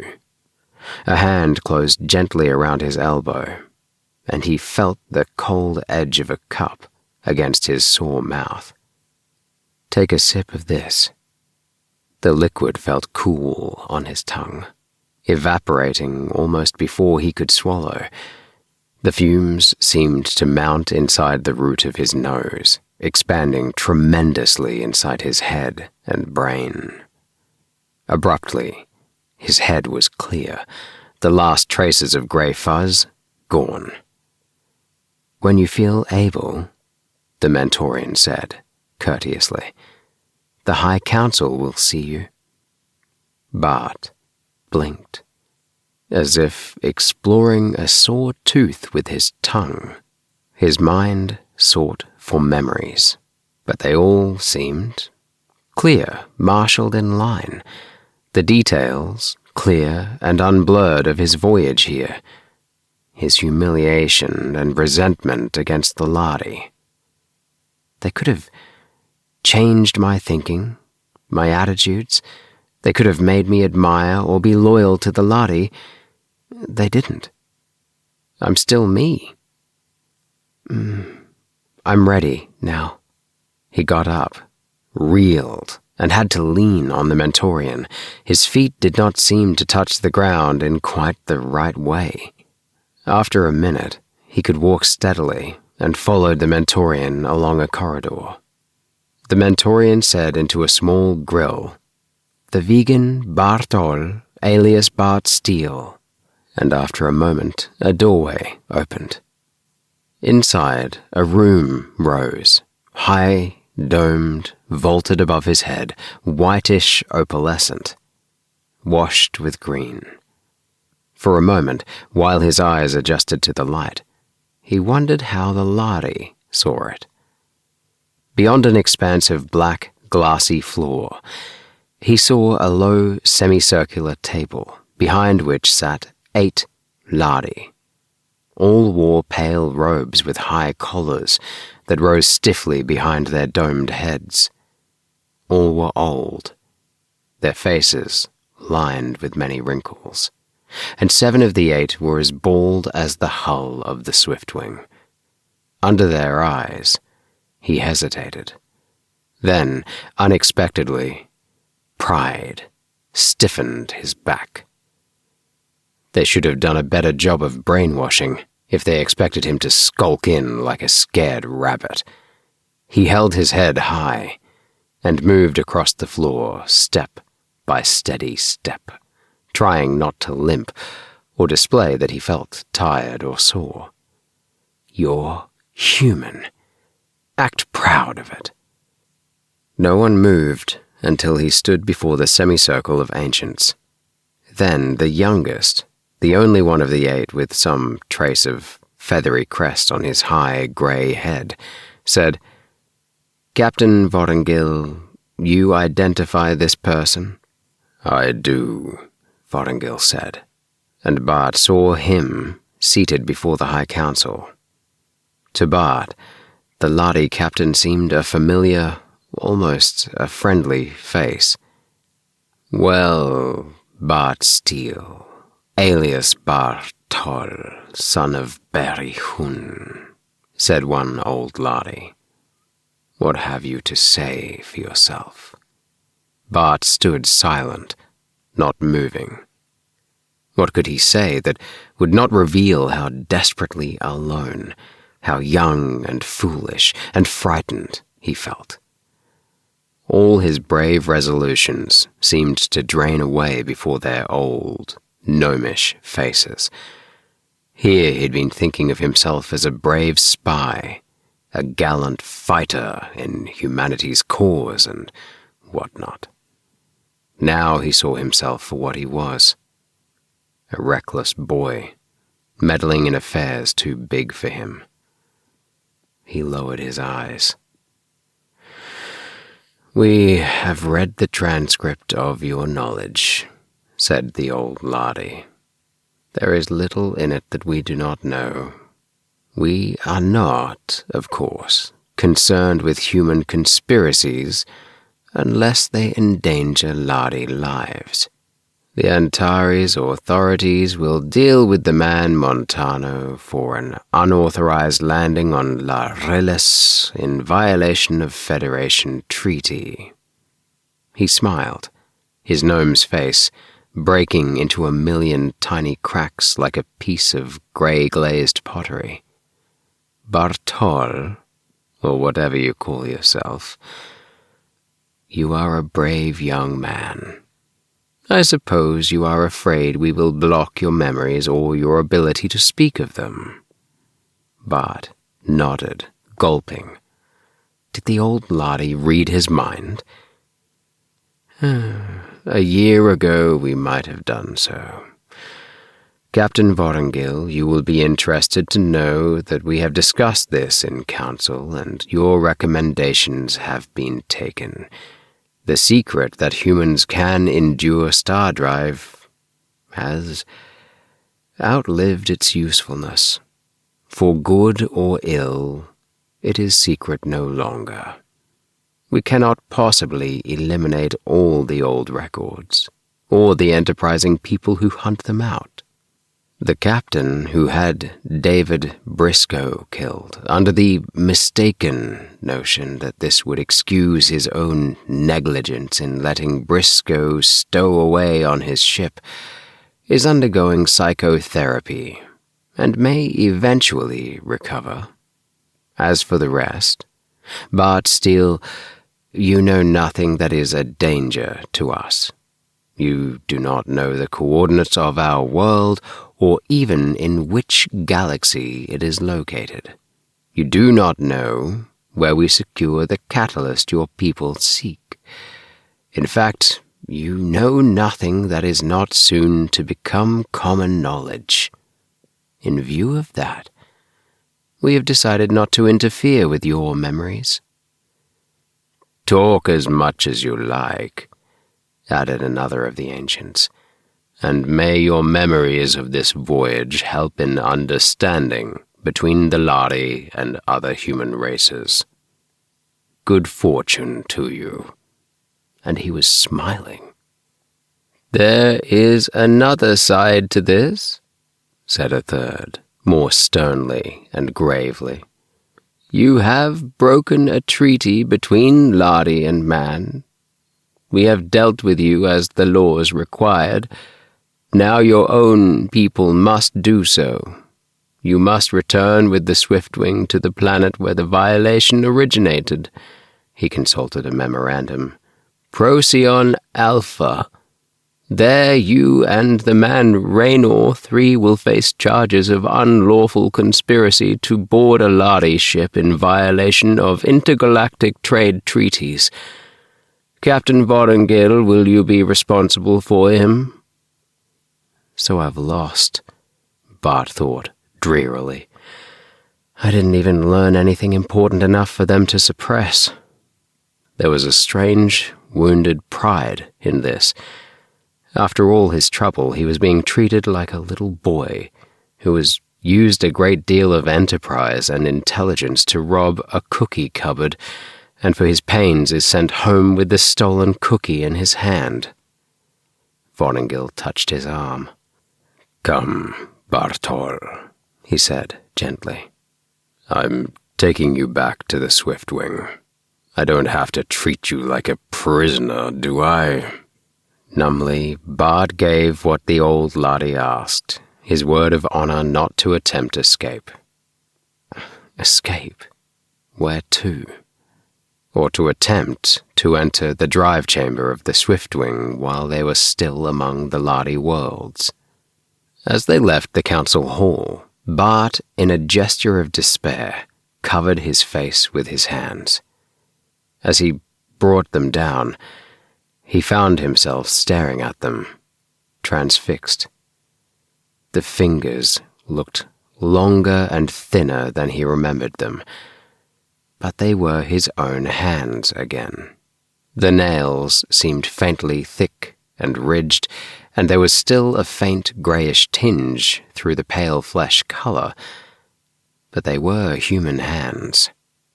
Unmistakably. He felt of his nose and ears with fumbling fingers, raised his hand and touched the very short, crisp hair growing on his newly shaven skull. "You fool," said Vorengil to the Mentorian in disgust. "Why didn't you tell him what the medics had done for him?" "Easy, Bartol." The old Lahri's arm tightened around his shoulder. "I thought they'd told you. Somebody come here and give the youngster a hand." Later, in the small cabin, it had been Rugel's, which was to be his prison during the return voyage of the Swiftwing, he had a chance to study his, familiar strange face. He had thought that only a short time, an hour or so, had elapsed between the time he was drugged and the time they took him before the council. Later, from what he learned about the dispatch schedules of the Swiftwing, he realized that he had been kept under sedation for nearly 3 weeks, while his face and hands healed. As Raynor 3 had warned, the change was not altogether reversible. Studying his face in the mirror, he could still see a hint of something thin, strange, alien in the set of his features, the nose and chin somewhat too pointed, elfin to be human. His hands would always be too long, too narrow, too supple. For the rest, he looked grim, older. He could never go back to what he had been before he became a Lahri. It had left its mark on him forever. Before the Swiftwing lifted, outbound, Vorengil came to his cabin. "You've seen very little of our world," he said diffidently. "I have permission for you to visit the city before we leave Council Spaceport." "You think you can trust me?" Bart asked bitterly. Vorengil said gravely, without humor, "The question does not arise. You do not know the coordinates of this world, and have no way of finding them. Within those limitations, you are an honored guest here, and if it would give you any pleasure, you are welcome to see as much of Council Planet as time permits." It seemed, through Vorengil's kindness, that the old Lahri sensed his bitter defeat. Nothing was to be gained by sulking in his cabin, a prisoner. He had an opportunity which no human, except the Mentorians, had ever had, which perhaps no human would ever have again. He might as well take advantage of it. Ring and Meta both seemed startled at his new appearance, but Meta instantly held out her hands, clasping his quickly and warmly. "Bart, I wondered what your real face looked like, but I think I'd have known you anyhow." Ring surveyed him wonderingly, shaking his head. "Say something," he implored, "so I know you're Bartol." Bart held out his arm, less grey by the day as the drug wore out of his system. The thin line of the scar was still on it. He raised his forefinger lightly to the fine line on Ring's cheek. "I couldn't return that now, so let's not get into any more fights." Ring laughed and gave him a rough, affectionate shove. "You're Bartol, all right." Even his sense of defeat vanished in wonder as they came out into the great spaceport. He saw now that the Lahri spaceports in human worlds were built to create, for the spacemen so far from their native worlds, some feeling of home. But everything here was so vast as to stagger the imagination. There were miles and miles of the great ships, lying strewn like pebbles on this monster beachhead into space, bearing the strangeness of 1,000,000 far-flung stars. He gaped like a child. Above them, the burning brilliance of a star gave strange glow and color to the crystal pylons. What color was the star? He turned to Meta, irritated at his inability to be sure. "Meta, what color is this sun? I've been all around the spectrum, and it's not red, blue, green, orange, violet." He broke off, realizing what he had said and what he had seen. "An 8th color," he finished, anticlimactically. "You and your talk of colors," Ring grumbled. "I wish I knew what you Mentorians see. It's like trying to imagine seeing a smell or hearing light." Meta laughed. "As far as I know, no one's named it. Sometimes we Mentorians call it catalyst color. I think only Mentorians can see it as separate color." "So what?" Ring said impatiently. "What are we going to do? Chatter about light waves or see the city?" Bart acquiesced, trying to sound eager, but a wild excitement was gusting up in him. He dutifully pretended fascination with the towers, the many-leveled roads, the giant dams and pylons, but his thoughts were racing. The 8th color. There can't be too many suns of this color, or they'd have named it and known it, and telescopes can find it. Could success be salvaged, then, at the very edge of failure? Maybe he need not go empty-handed, empty-eyed from the Lahri worlds. They had dismissed him, scornfully, stolen cookie in hand, but maybe it would be a bigger cookie than they dreamed. The exhilaration lasted through the tour of the port, through the heavy surge of acceleration which brought them up, out and away from Council Planet. Bart, confined in Rugel's cabin, hardly felt like a prisoner, his mind busy with schemes. "I'll study star maps and spectroscope reports." It lasted almost 2 days of ship time, and they were readying for acceleration too, before he came, figuratively down to Earth. To pick one star out of trillions, and not even in his own galaxy, it would take a lifetime, and he didn't even know which of the 4 or 5 spiral nebulae in the skies of the human worlds was the Lahri galaxy. A lifetime? 100 lifetimes wouldn't do it. He might have known. If there had been one chance in the odd billion of his making any such discovery, the Lahri would never have given Vortingil permission for the intruder to visit the planet at all. He would have been returned to the Swiftwing as he had been taken from it, by closed car and imprisoned, maybe even drugged until he was safely back in the human worlds again. He was under parole, and not to enter the drive chamber, and sure he would be stopped if he attempted it anyhow, but when Acceleration 1 was completed, he went to the viewport in the recreation lounge, and nobody threw him out.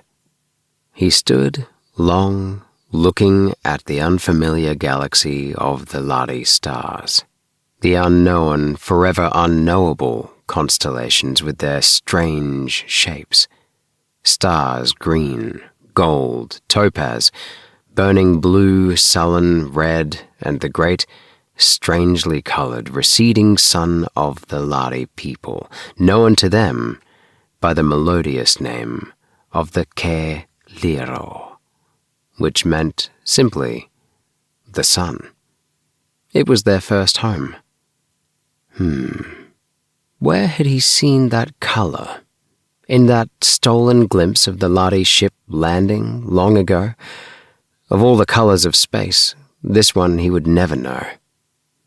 He turned away from the unsolvable riddle of the strange constellations and went to his cabin to dream of the green star Meristem, where he had first plotted known coordinates for a previously unknown world, and to wander in baffling nightmares where he fed jagged, star-colored pieces of hail into the ship's computer and watched them come out as tiny paper doll spaceships with the letterhead of 8 colors printed neatly across their sides. After the warp drive shift, Vortingil came to his cabin, this time crisp and businesslike. "We're back in your galaxy," he said. "Among the stars, you know. We have no passenger space on the Swiftwing. We had to ship out without replacing Rugel, which means we're short 2 men. I've no authority to ask this of you, but would you like your old job back for the rest of the voyage?" Bart glanced at his human hands. Vortingil shrugged. We've carried Mentorians as full-ranking astrogators. There don't happen to be any on the Swiftwing, but there's no law about it."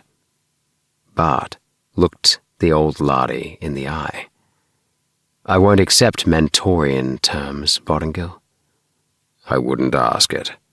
You worked your way outward on this run, and the High Council didn't see fit to erase those memories or inhibit them.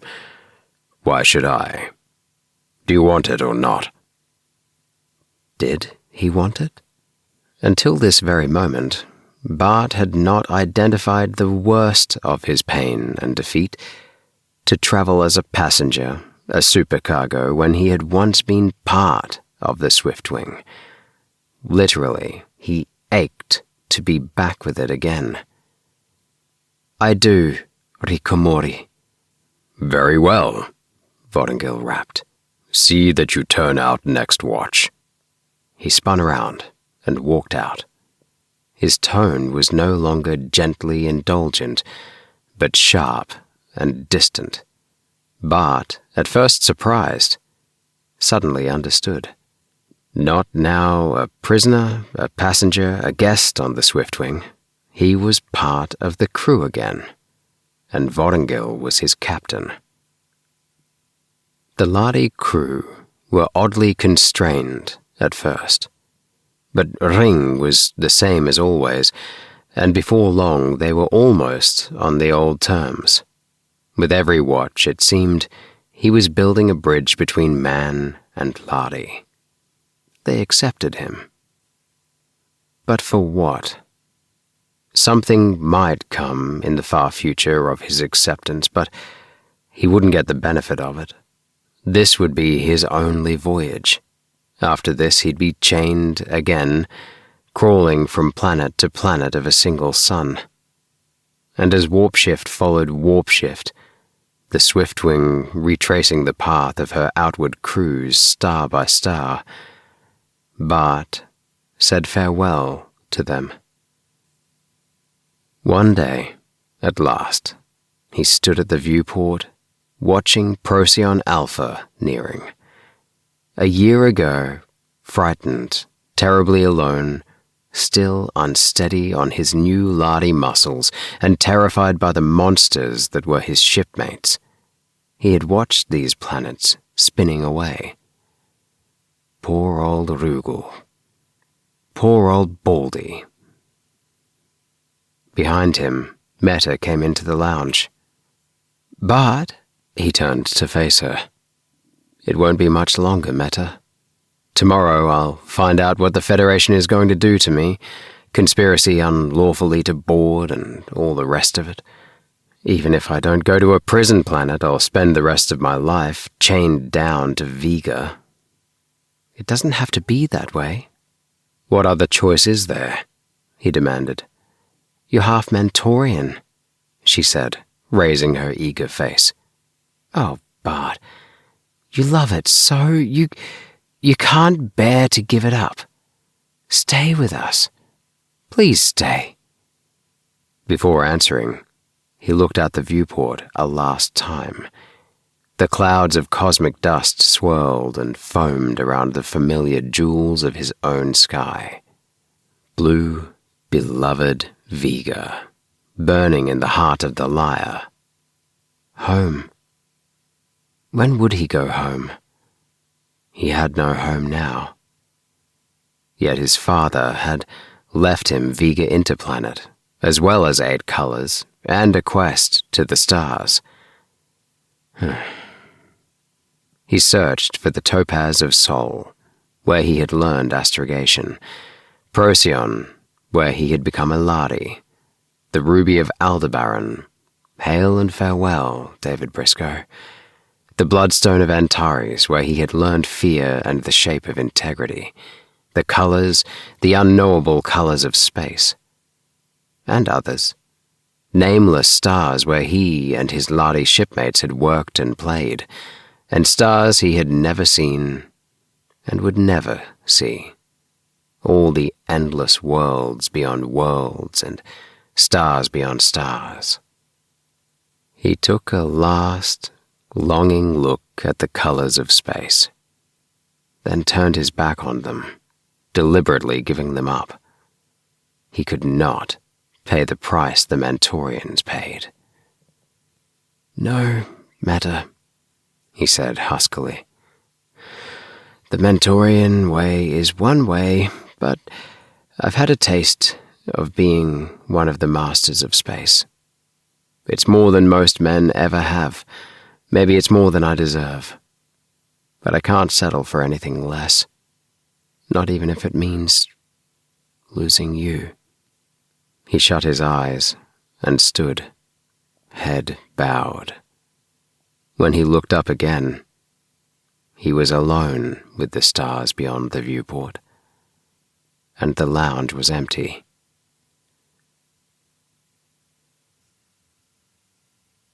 Chapter 14. The low rainbow building of 8 colors, near the spaceport of Procyon Alpha, had not changed, and when Bart went in, as he had done a year ago, it seemed that the same varnished girl was sitting before the same glass desk, neon-edged and brittle, with the same chrome-tinged hair and blue fingernails. She looked at Bart in his Lahri clothing, at Meta in her Mentorian robe and cloak, at Ring, and her unruffled dignity did not turn a hair. "May I help you?" she inquired, still not caring. "I want to see Raynor 1. "On what business, please?" "Tell him," said Bart with immense satisfaction, that his boss is here, Bart Steele, and wants to see him right away. It had a sort of disrupting effect. She seemed to go blurred at the edges. After a minute, blinking carefully, she spoke into the vision screen and reported numbly, "Go on up, Mr. Steele." He wasn't expecting a welcome. He said so as the elevator rose. After all, if I'd never come back, he'd doubtless have inherited the whole 8 colors line, unencumbered. I don't expect he'll be happy to see me, but he's the only one I can turn to. The elevator stopped, opened. They stepped out, and a man stepped nervously toward them. For a moment, expecting Raynor 1, Bart was deceived. Then, as the man's face spread in a smile of welcome, he stopped in incredulous delight. Raynor 3! In overflowing gladness, Bart hugged him. It was like a meeting with the dead. He felt as if he had really come home. But you remember me, he exclaimed, backing away in amazement. Slowly, the man nodded. His eyes were grave. Yes, I decided it wasn't worth it, Bart, to go on losing everything that meant anything to me, even if it meant I had to give up the stars, never travel again except as a passenger. I couldn't go on being afraid to remember, never knowing the consequences or responsibilities of what I'd done. His sad smile was strangely beautiful. The multi-phase sailed without me. I've been here, hoping against hope that someday I'd know the rest. Associations clicked into place in Bart's mind. The multi-phase. So, Raynor 3 was the Mentorian who had smuggled David Briscoe off the ship, and whose memories, wrung out by the Lahri captain of that ship, had touched off so many deaths. But he had paid for that, paid many times over. And now, must he pay for this, too? Raynor 1 strode toward them. So it's really you. I thought it might be a trap, but 3 wouldn't listen. Word came from Antares that Montano had been arrested and his ship confiscated for illegal landing on Larilis. I thought you were probably dead. We sent a boy to do a man's job, Raynor 3 said, and he came back a man. But tell me, he looked curiously at Ring and Meta. Bart introduced them, adding, I came for help, really. I'm facing charges, and I'm afraid you are too. Raynor 1 said harshly, a trap. After all, 3, he trapped you, and he's led the Lahri to you. No, Raynor 3 said, or he wouldn't be walking around free and unguarded and with all his memories intact. Tell me about it, Bart. And when Bart had given a quick narration of the Lahri judgment, he nodded, slowly. That's all we ever wanted. Don't think you failed, Bart. The horrible part was only the way they were trying to keep it secret. Ring interrupted. Do not judge the Lahri by them, Raynor 3. And Raynor 3 said in good Lahri, I don't, Feathertop. Raynors have been working with Lahri since the days of Rason of Nedrus. But I wanted an open, official statement of Lahri policy, not secret murders by fanatics.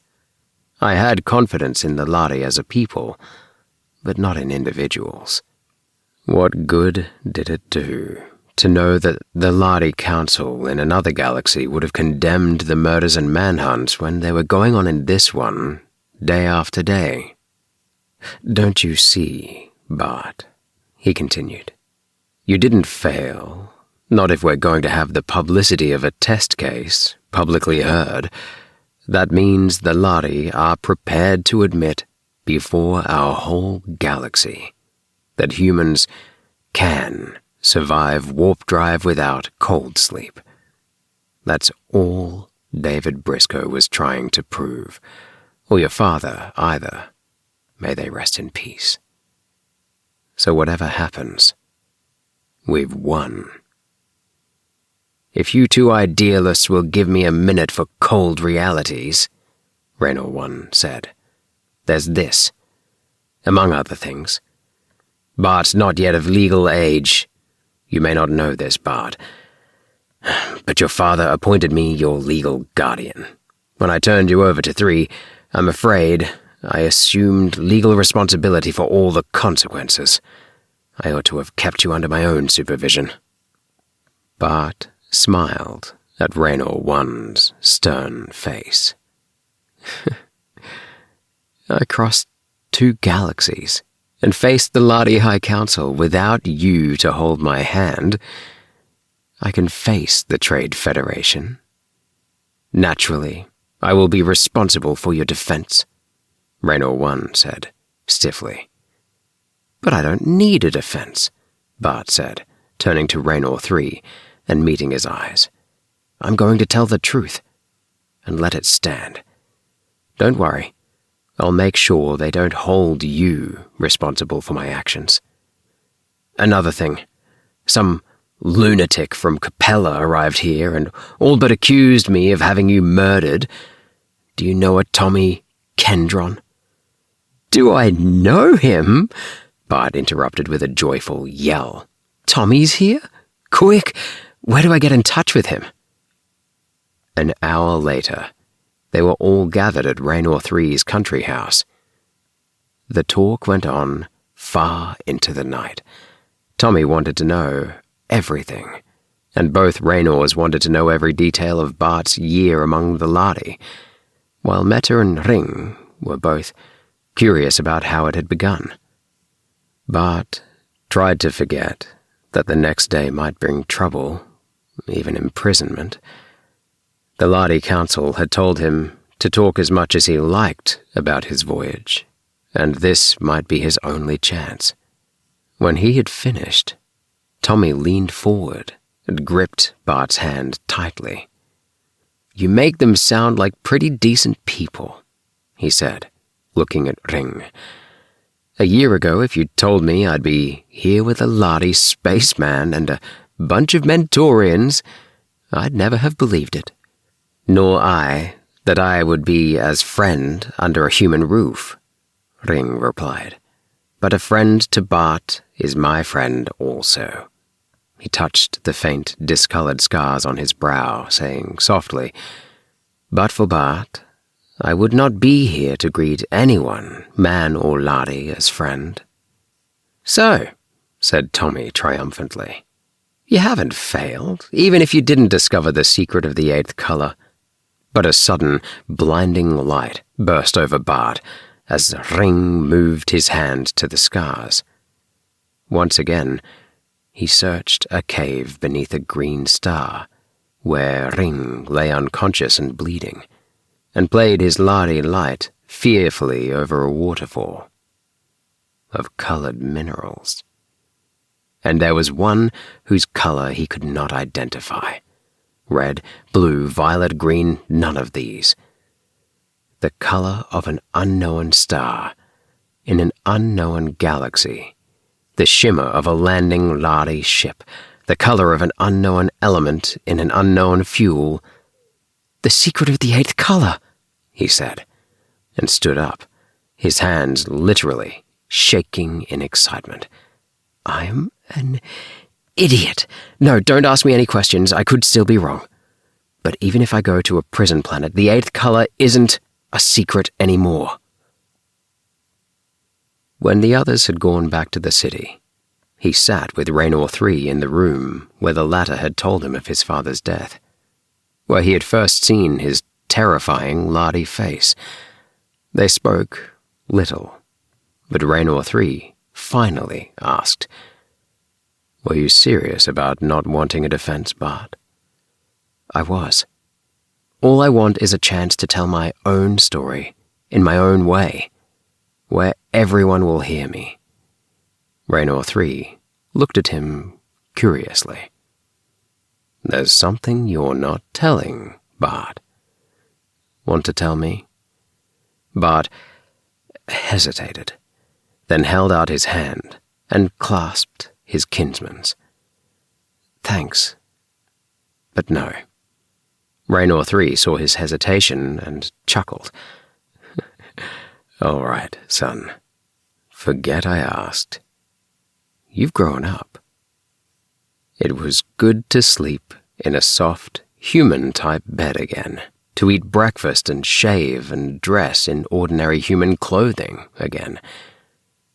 But Bart folded his Lahri tights and the cloak tenderly with regret. They were the memory of an experience no one else would ever have. Raynor 3 let him take the controls as they flew back to Spaceport City, and a little before noon they entered the great crystal pylon that was the headquarters of the Federation Trade Bureau on Procyon Alpha. Men and Lahri were moving in the lobby. Among them, Bart saw Vorongil, Meta at his side. He smiled at her and received a wan smile in return. Would Vorongil feel that Bart had deceived him, betrayed him when he heard Bart today? In the hearing room, 4 white-crested Lahri sat across from 4 dignified, well-dressed men, representatives of the Federation of Intergalactic Trade. The space beyond was wholly filled with people, crowded together and carrying stereo cameras, intercom equipment, the creepy peepee of the on-the-spot space commentator. Mr. Steele, we had hoped to make this a quiet hearing without undue publicity, but we cannot deny the news media the privilege of covering it unless you wish to claim the right to privacy.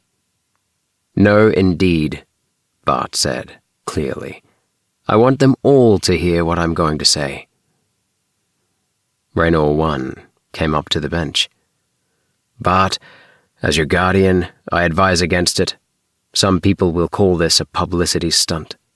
It won't do 8 Colors any good to admit that men have been spying on the Lahri.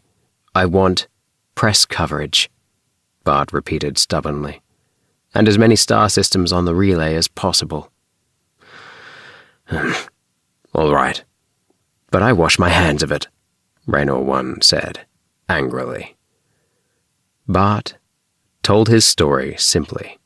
His meeting with the Elder Briscoe, his meeting with Raynor 1, carefully not implicating Raynor 1 in the plot, Raynor 3's work in altering his appearance to that of a Lahri, and the major events of his cruise on the Swiftwing.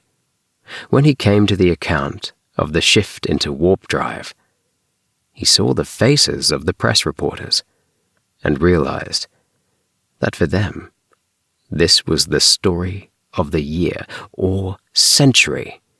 Humans can endure star drive.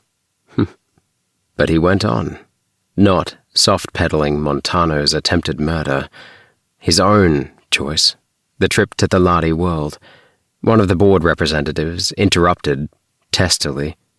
What is the point of this lengthy narrative? You can give the story to the newsman without our official sanction, if you want to make it a heroic epic, young Steele. We have heard sufficient to prove your guilt and that of Raynor in the violation of treaty. Nevertheless, I want this official, Bart said. I don't want to be mobbed when they hear that I have the secret of the star drive. The effect was electric. The 4 Lahri sat up, their white crests twitched. Vorongil stared, his grey eyes darkening with fear. One of the Lahri leaned forward, shooting the question at him harshly. You did not discover the coordinates of the council planet of Ke-Liro. You did not discover— I did not, Bart said, quietly. I don't know them, and I have no intention of trying to find them. We don't need to go to the Lahri galaxy to find the mineral that generates the warp frequencies, that they call Catalyst A, and that the Mentorians call the eighth color. There is a green star called Metastem, and a spectroscopic analysis of that star, I'm sure, will reveal what unknown elements it contains, and perhaps locate other stars with that element. There must be others in our galaxy, but the coordinates of the star Metastem are known to me. Vorongil was staring at him, his mouth open. He leapt up and cried out, shaking, "But they assured us that among your memories there was nothing of danger to us." Compassionately, gently, Bart said, "There wasn't. Not that they knew about, Vorongil. I didn't realize it myself. I might never have remembered seeing a mineral that was of a color not found in the spectrum. Certainly, a memory like that meant nothing to the Lahri medics who emptied out my mind and turned over all my thoughts.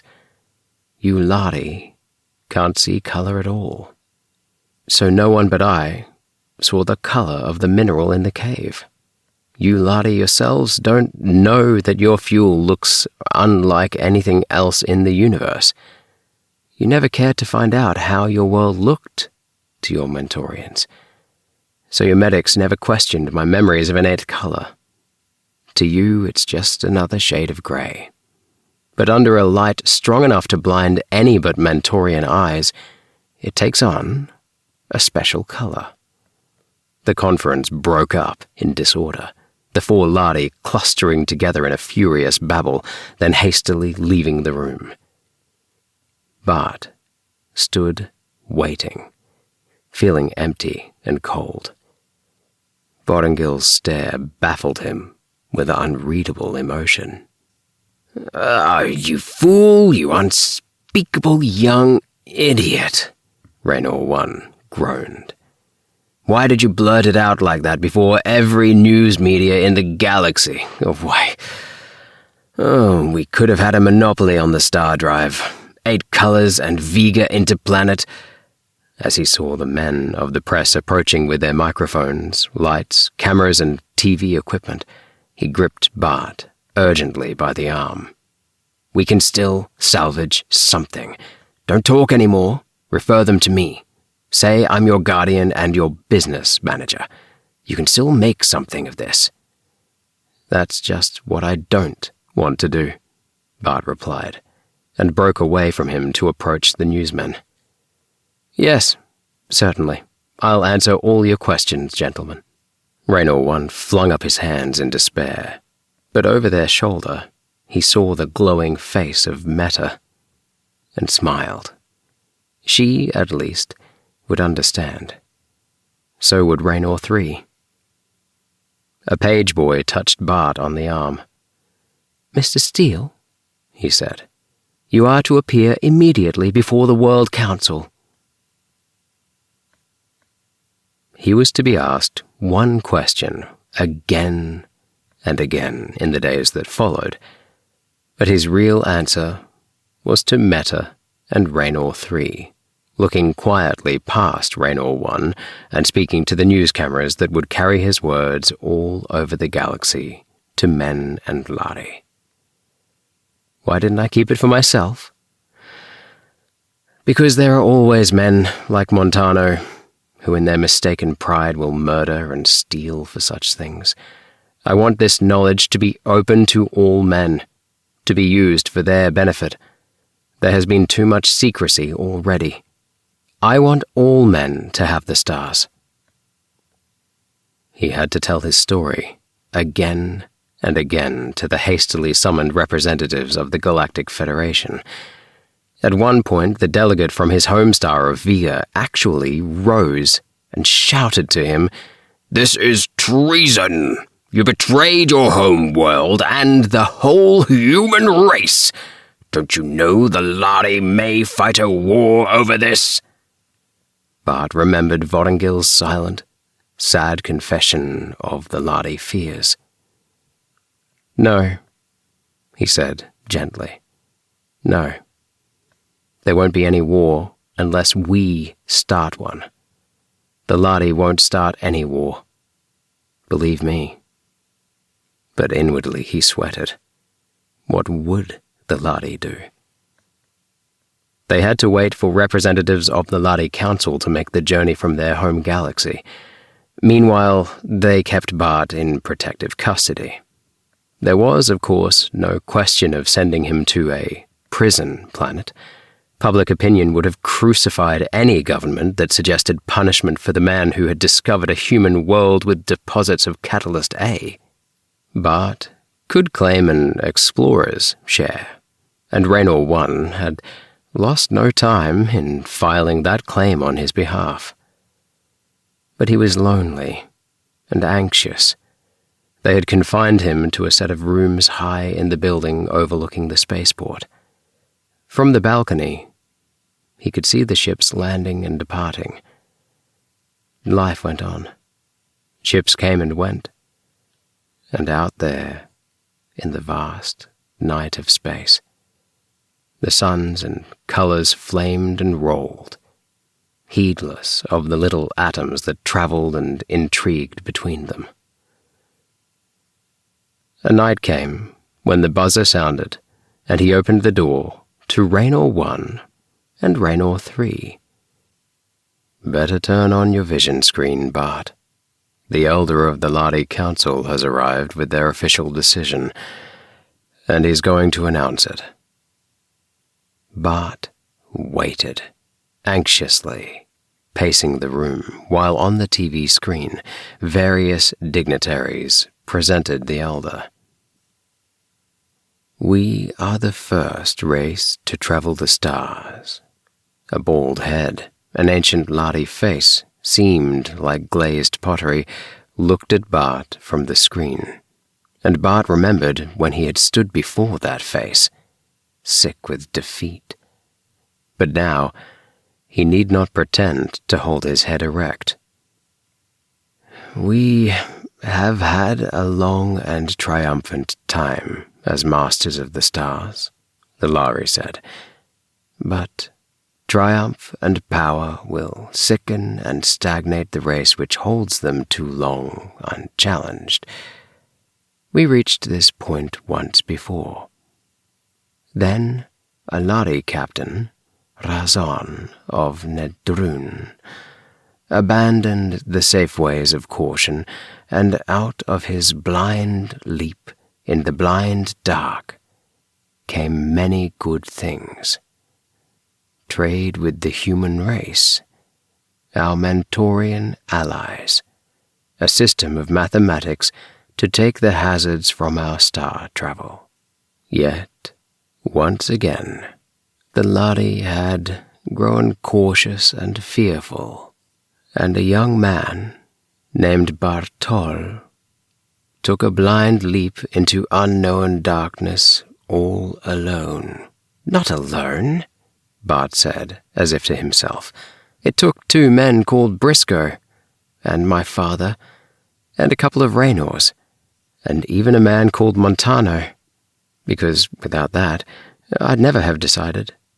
Like Razon of Nedrun, like all pioneers, this man has been cursed by his own people, the very ones who will one day benefit from his daring.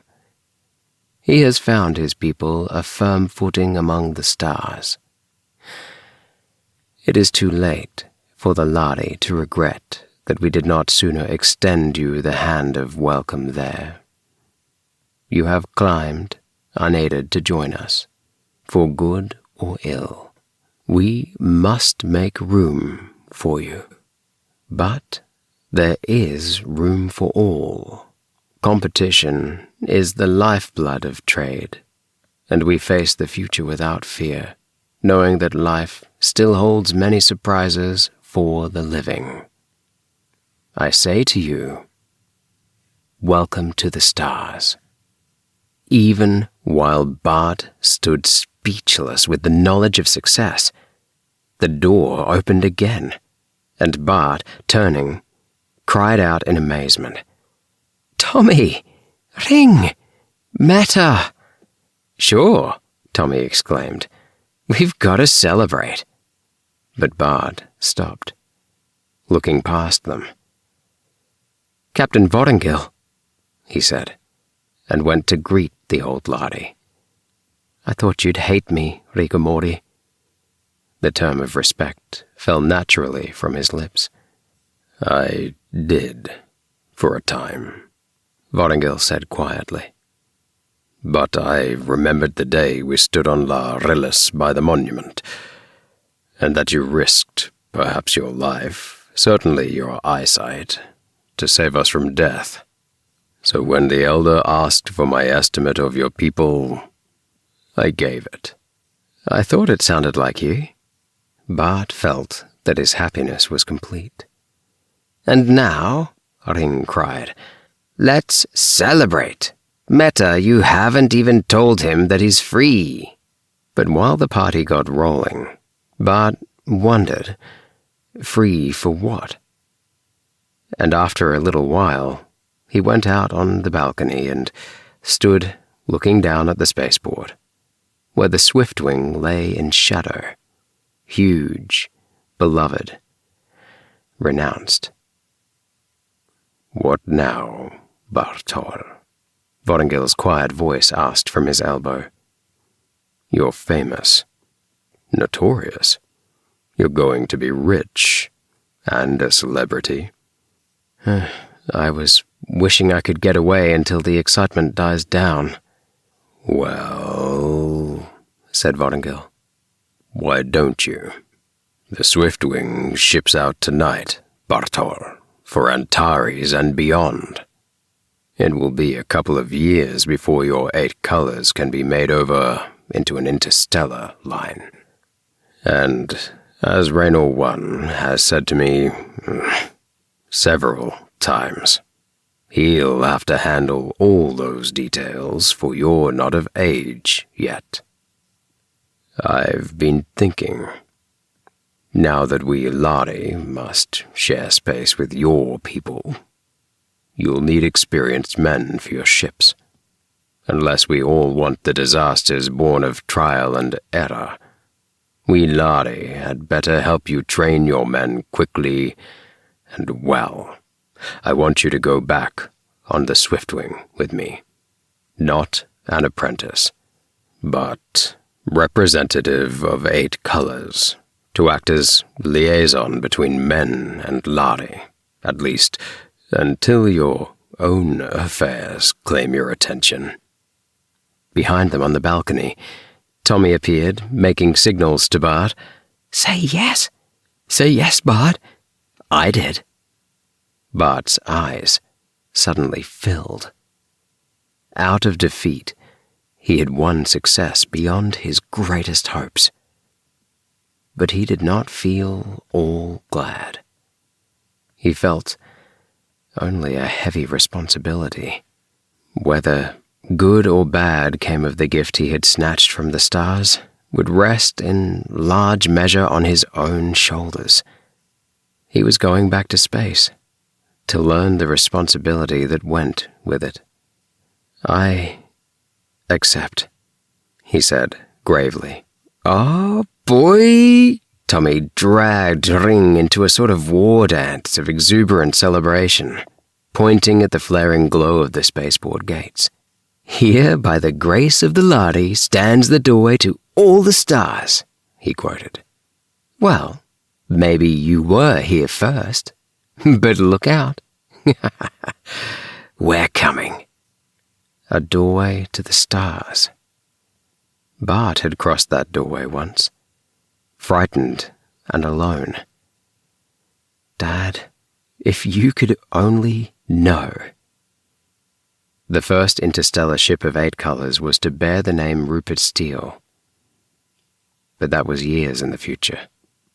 Now, looking at the Swiftwing, at Ring and Tommy, at Raynor 3 and Vortingil, who would all be his shipmates in the new world they were building, he felt suddenly very lonely again.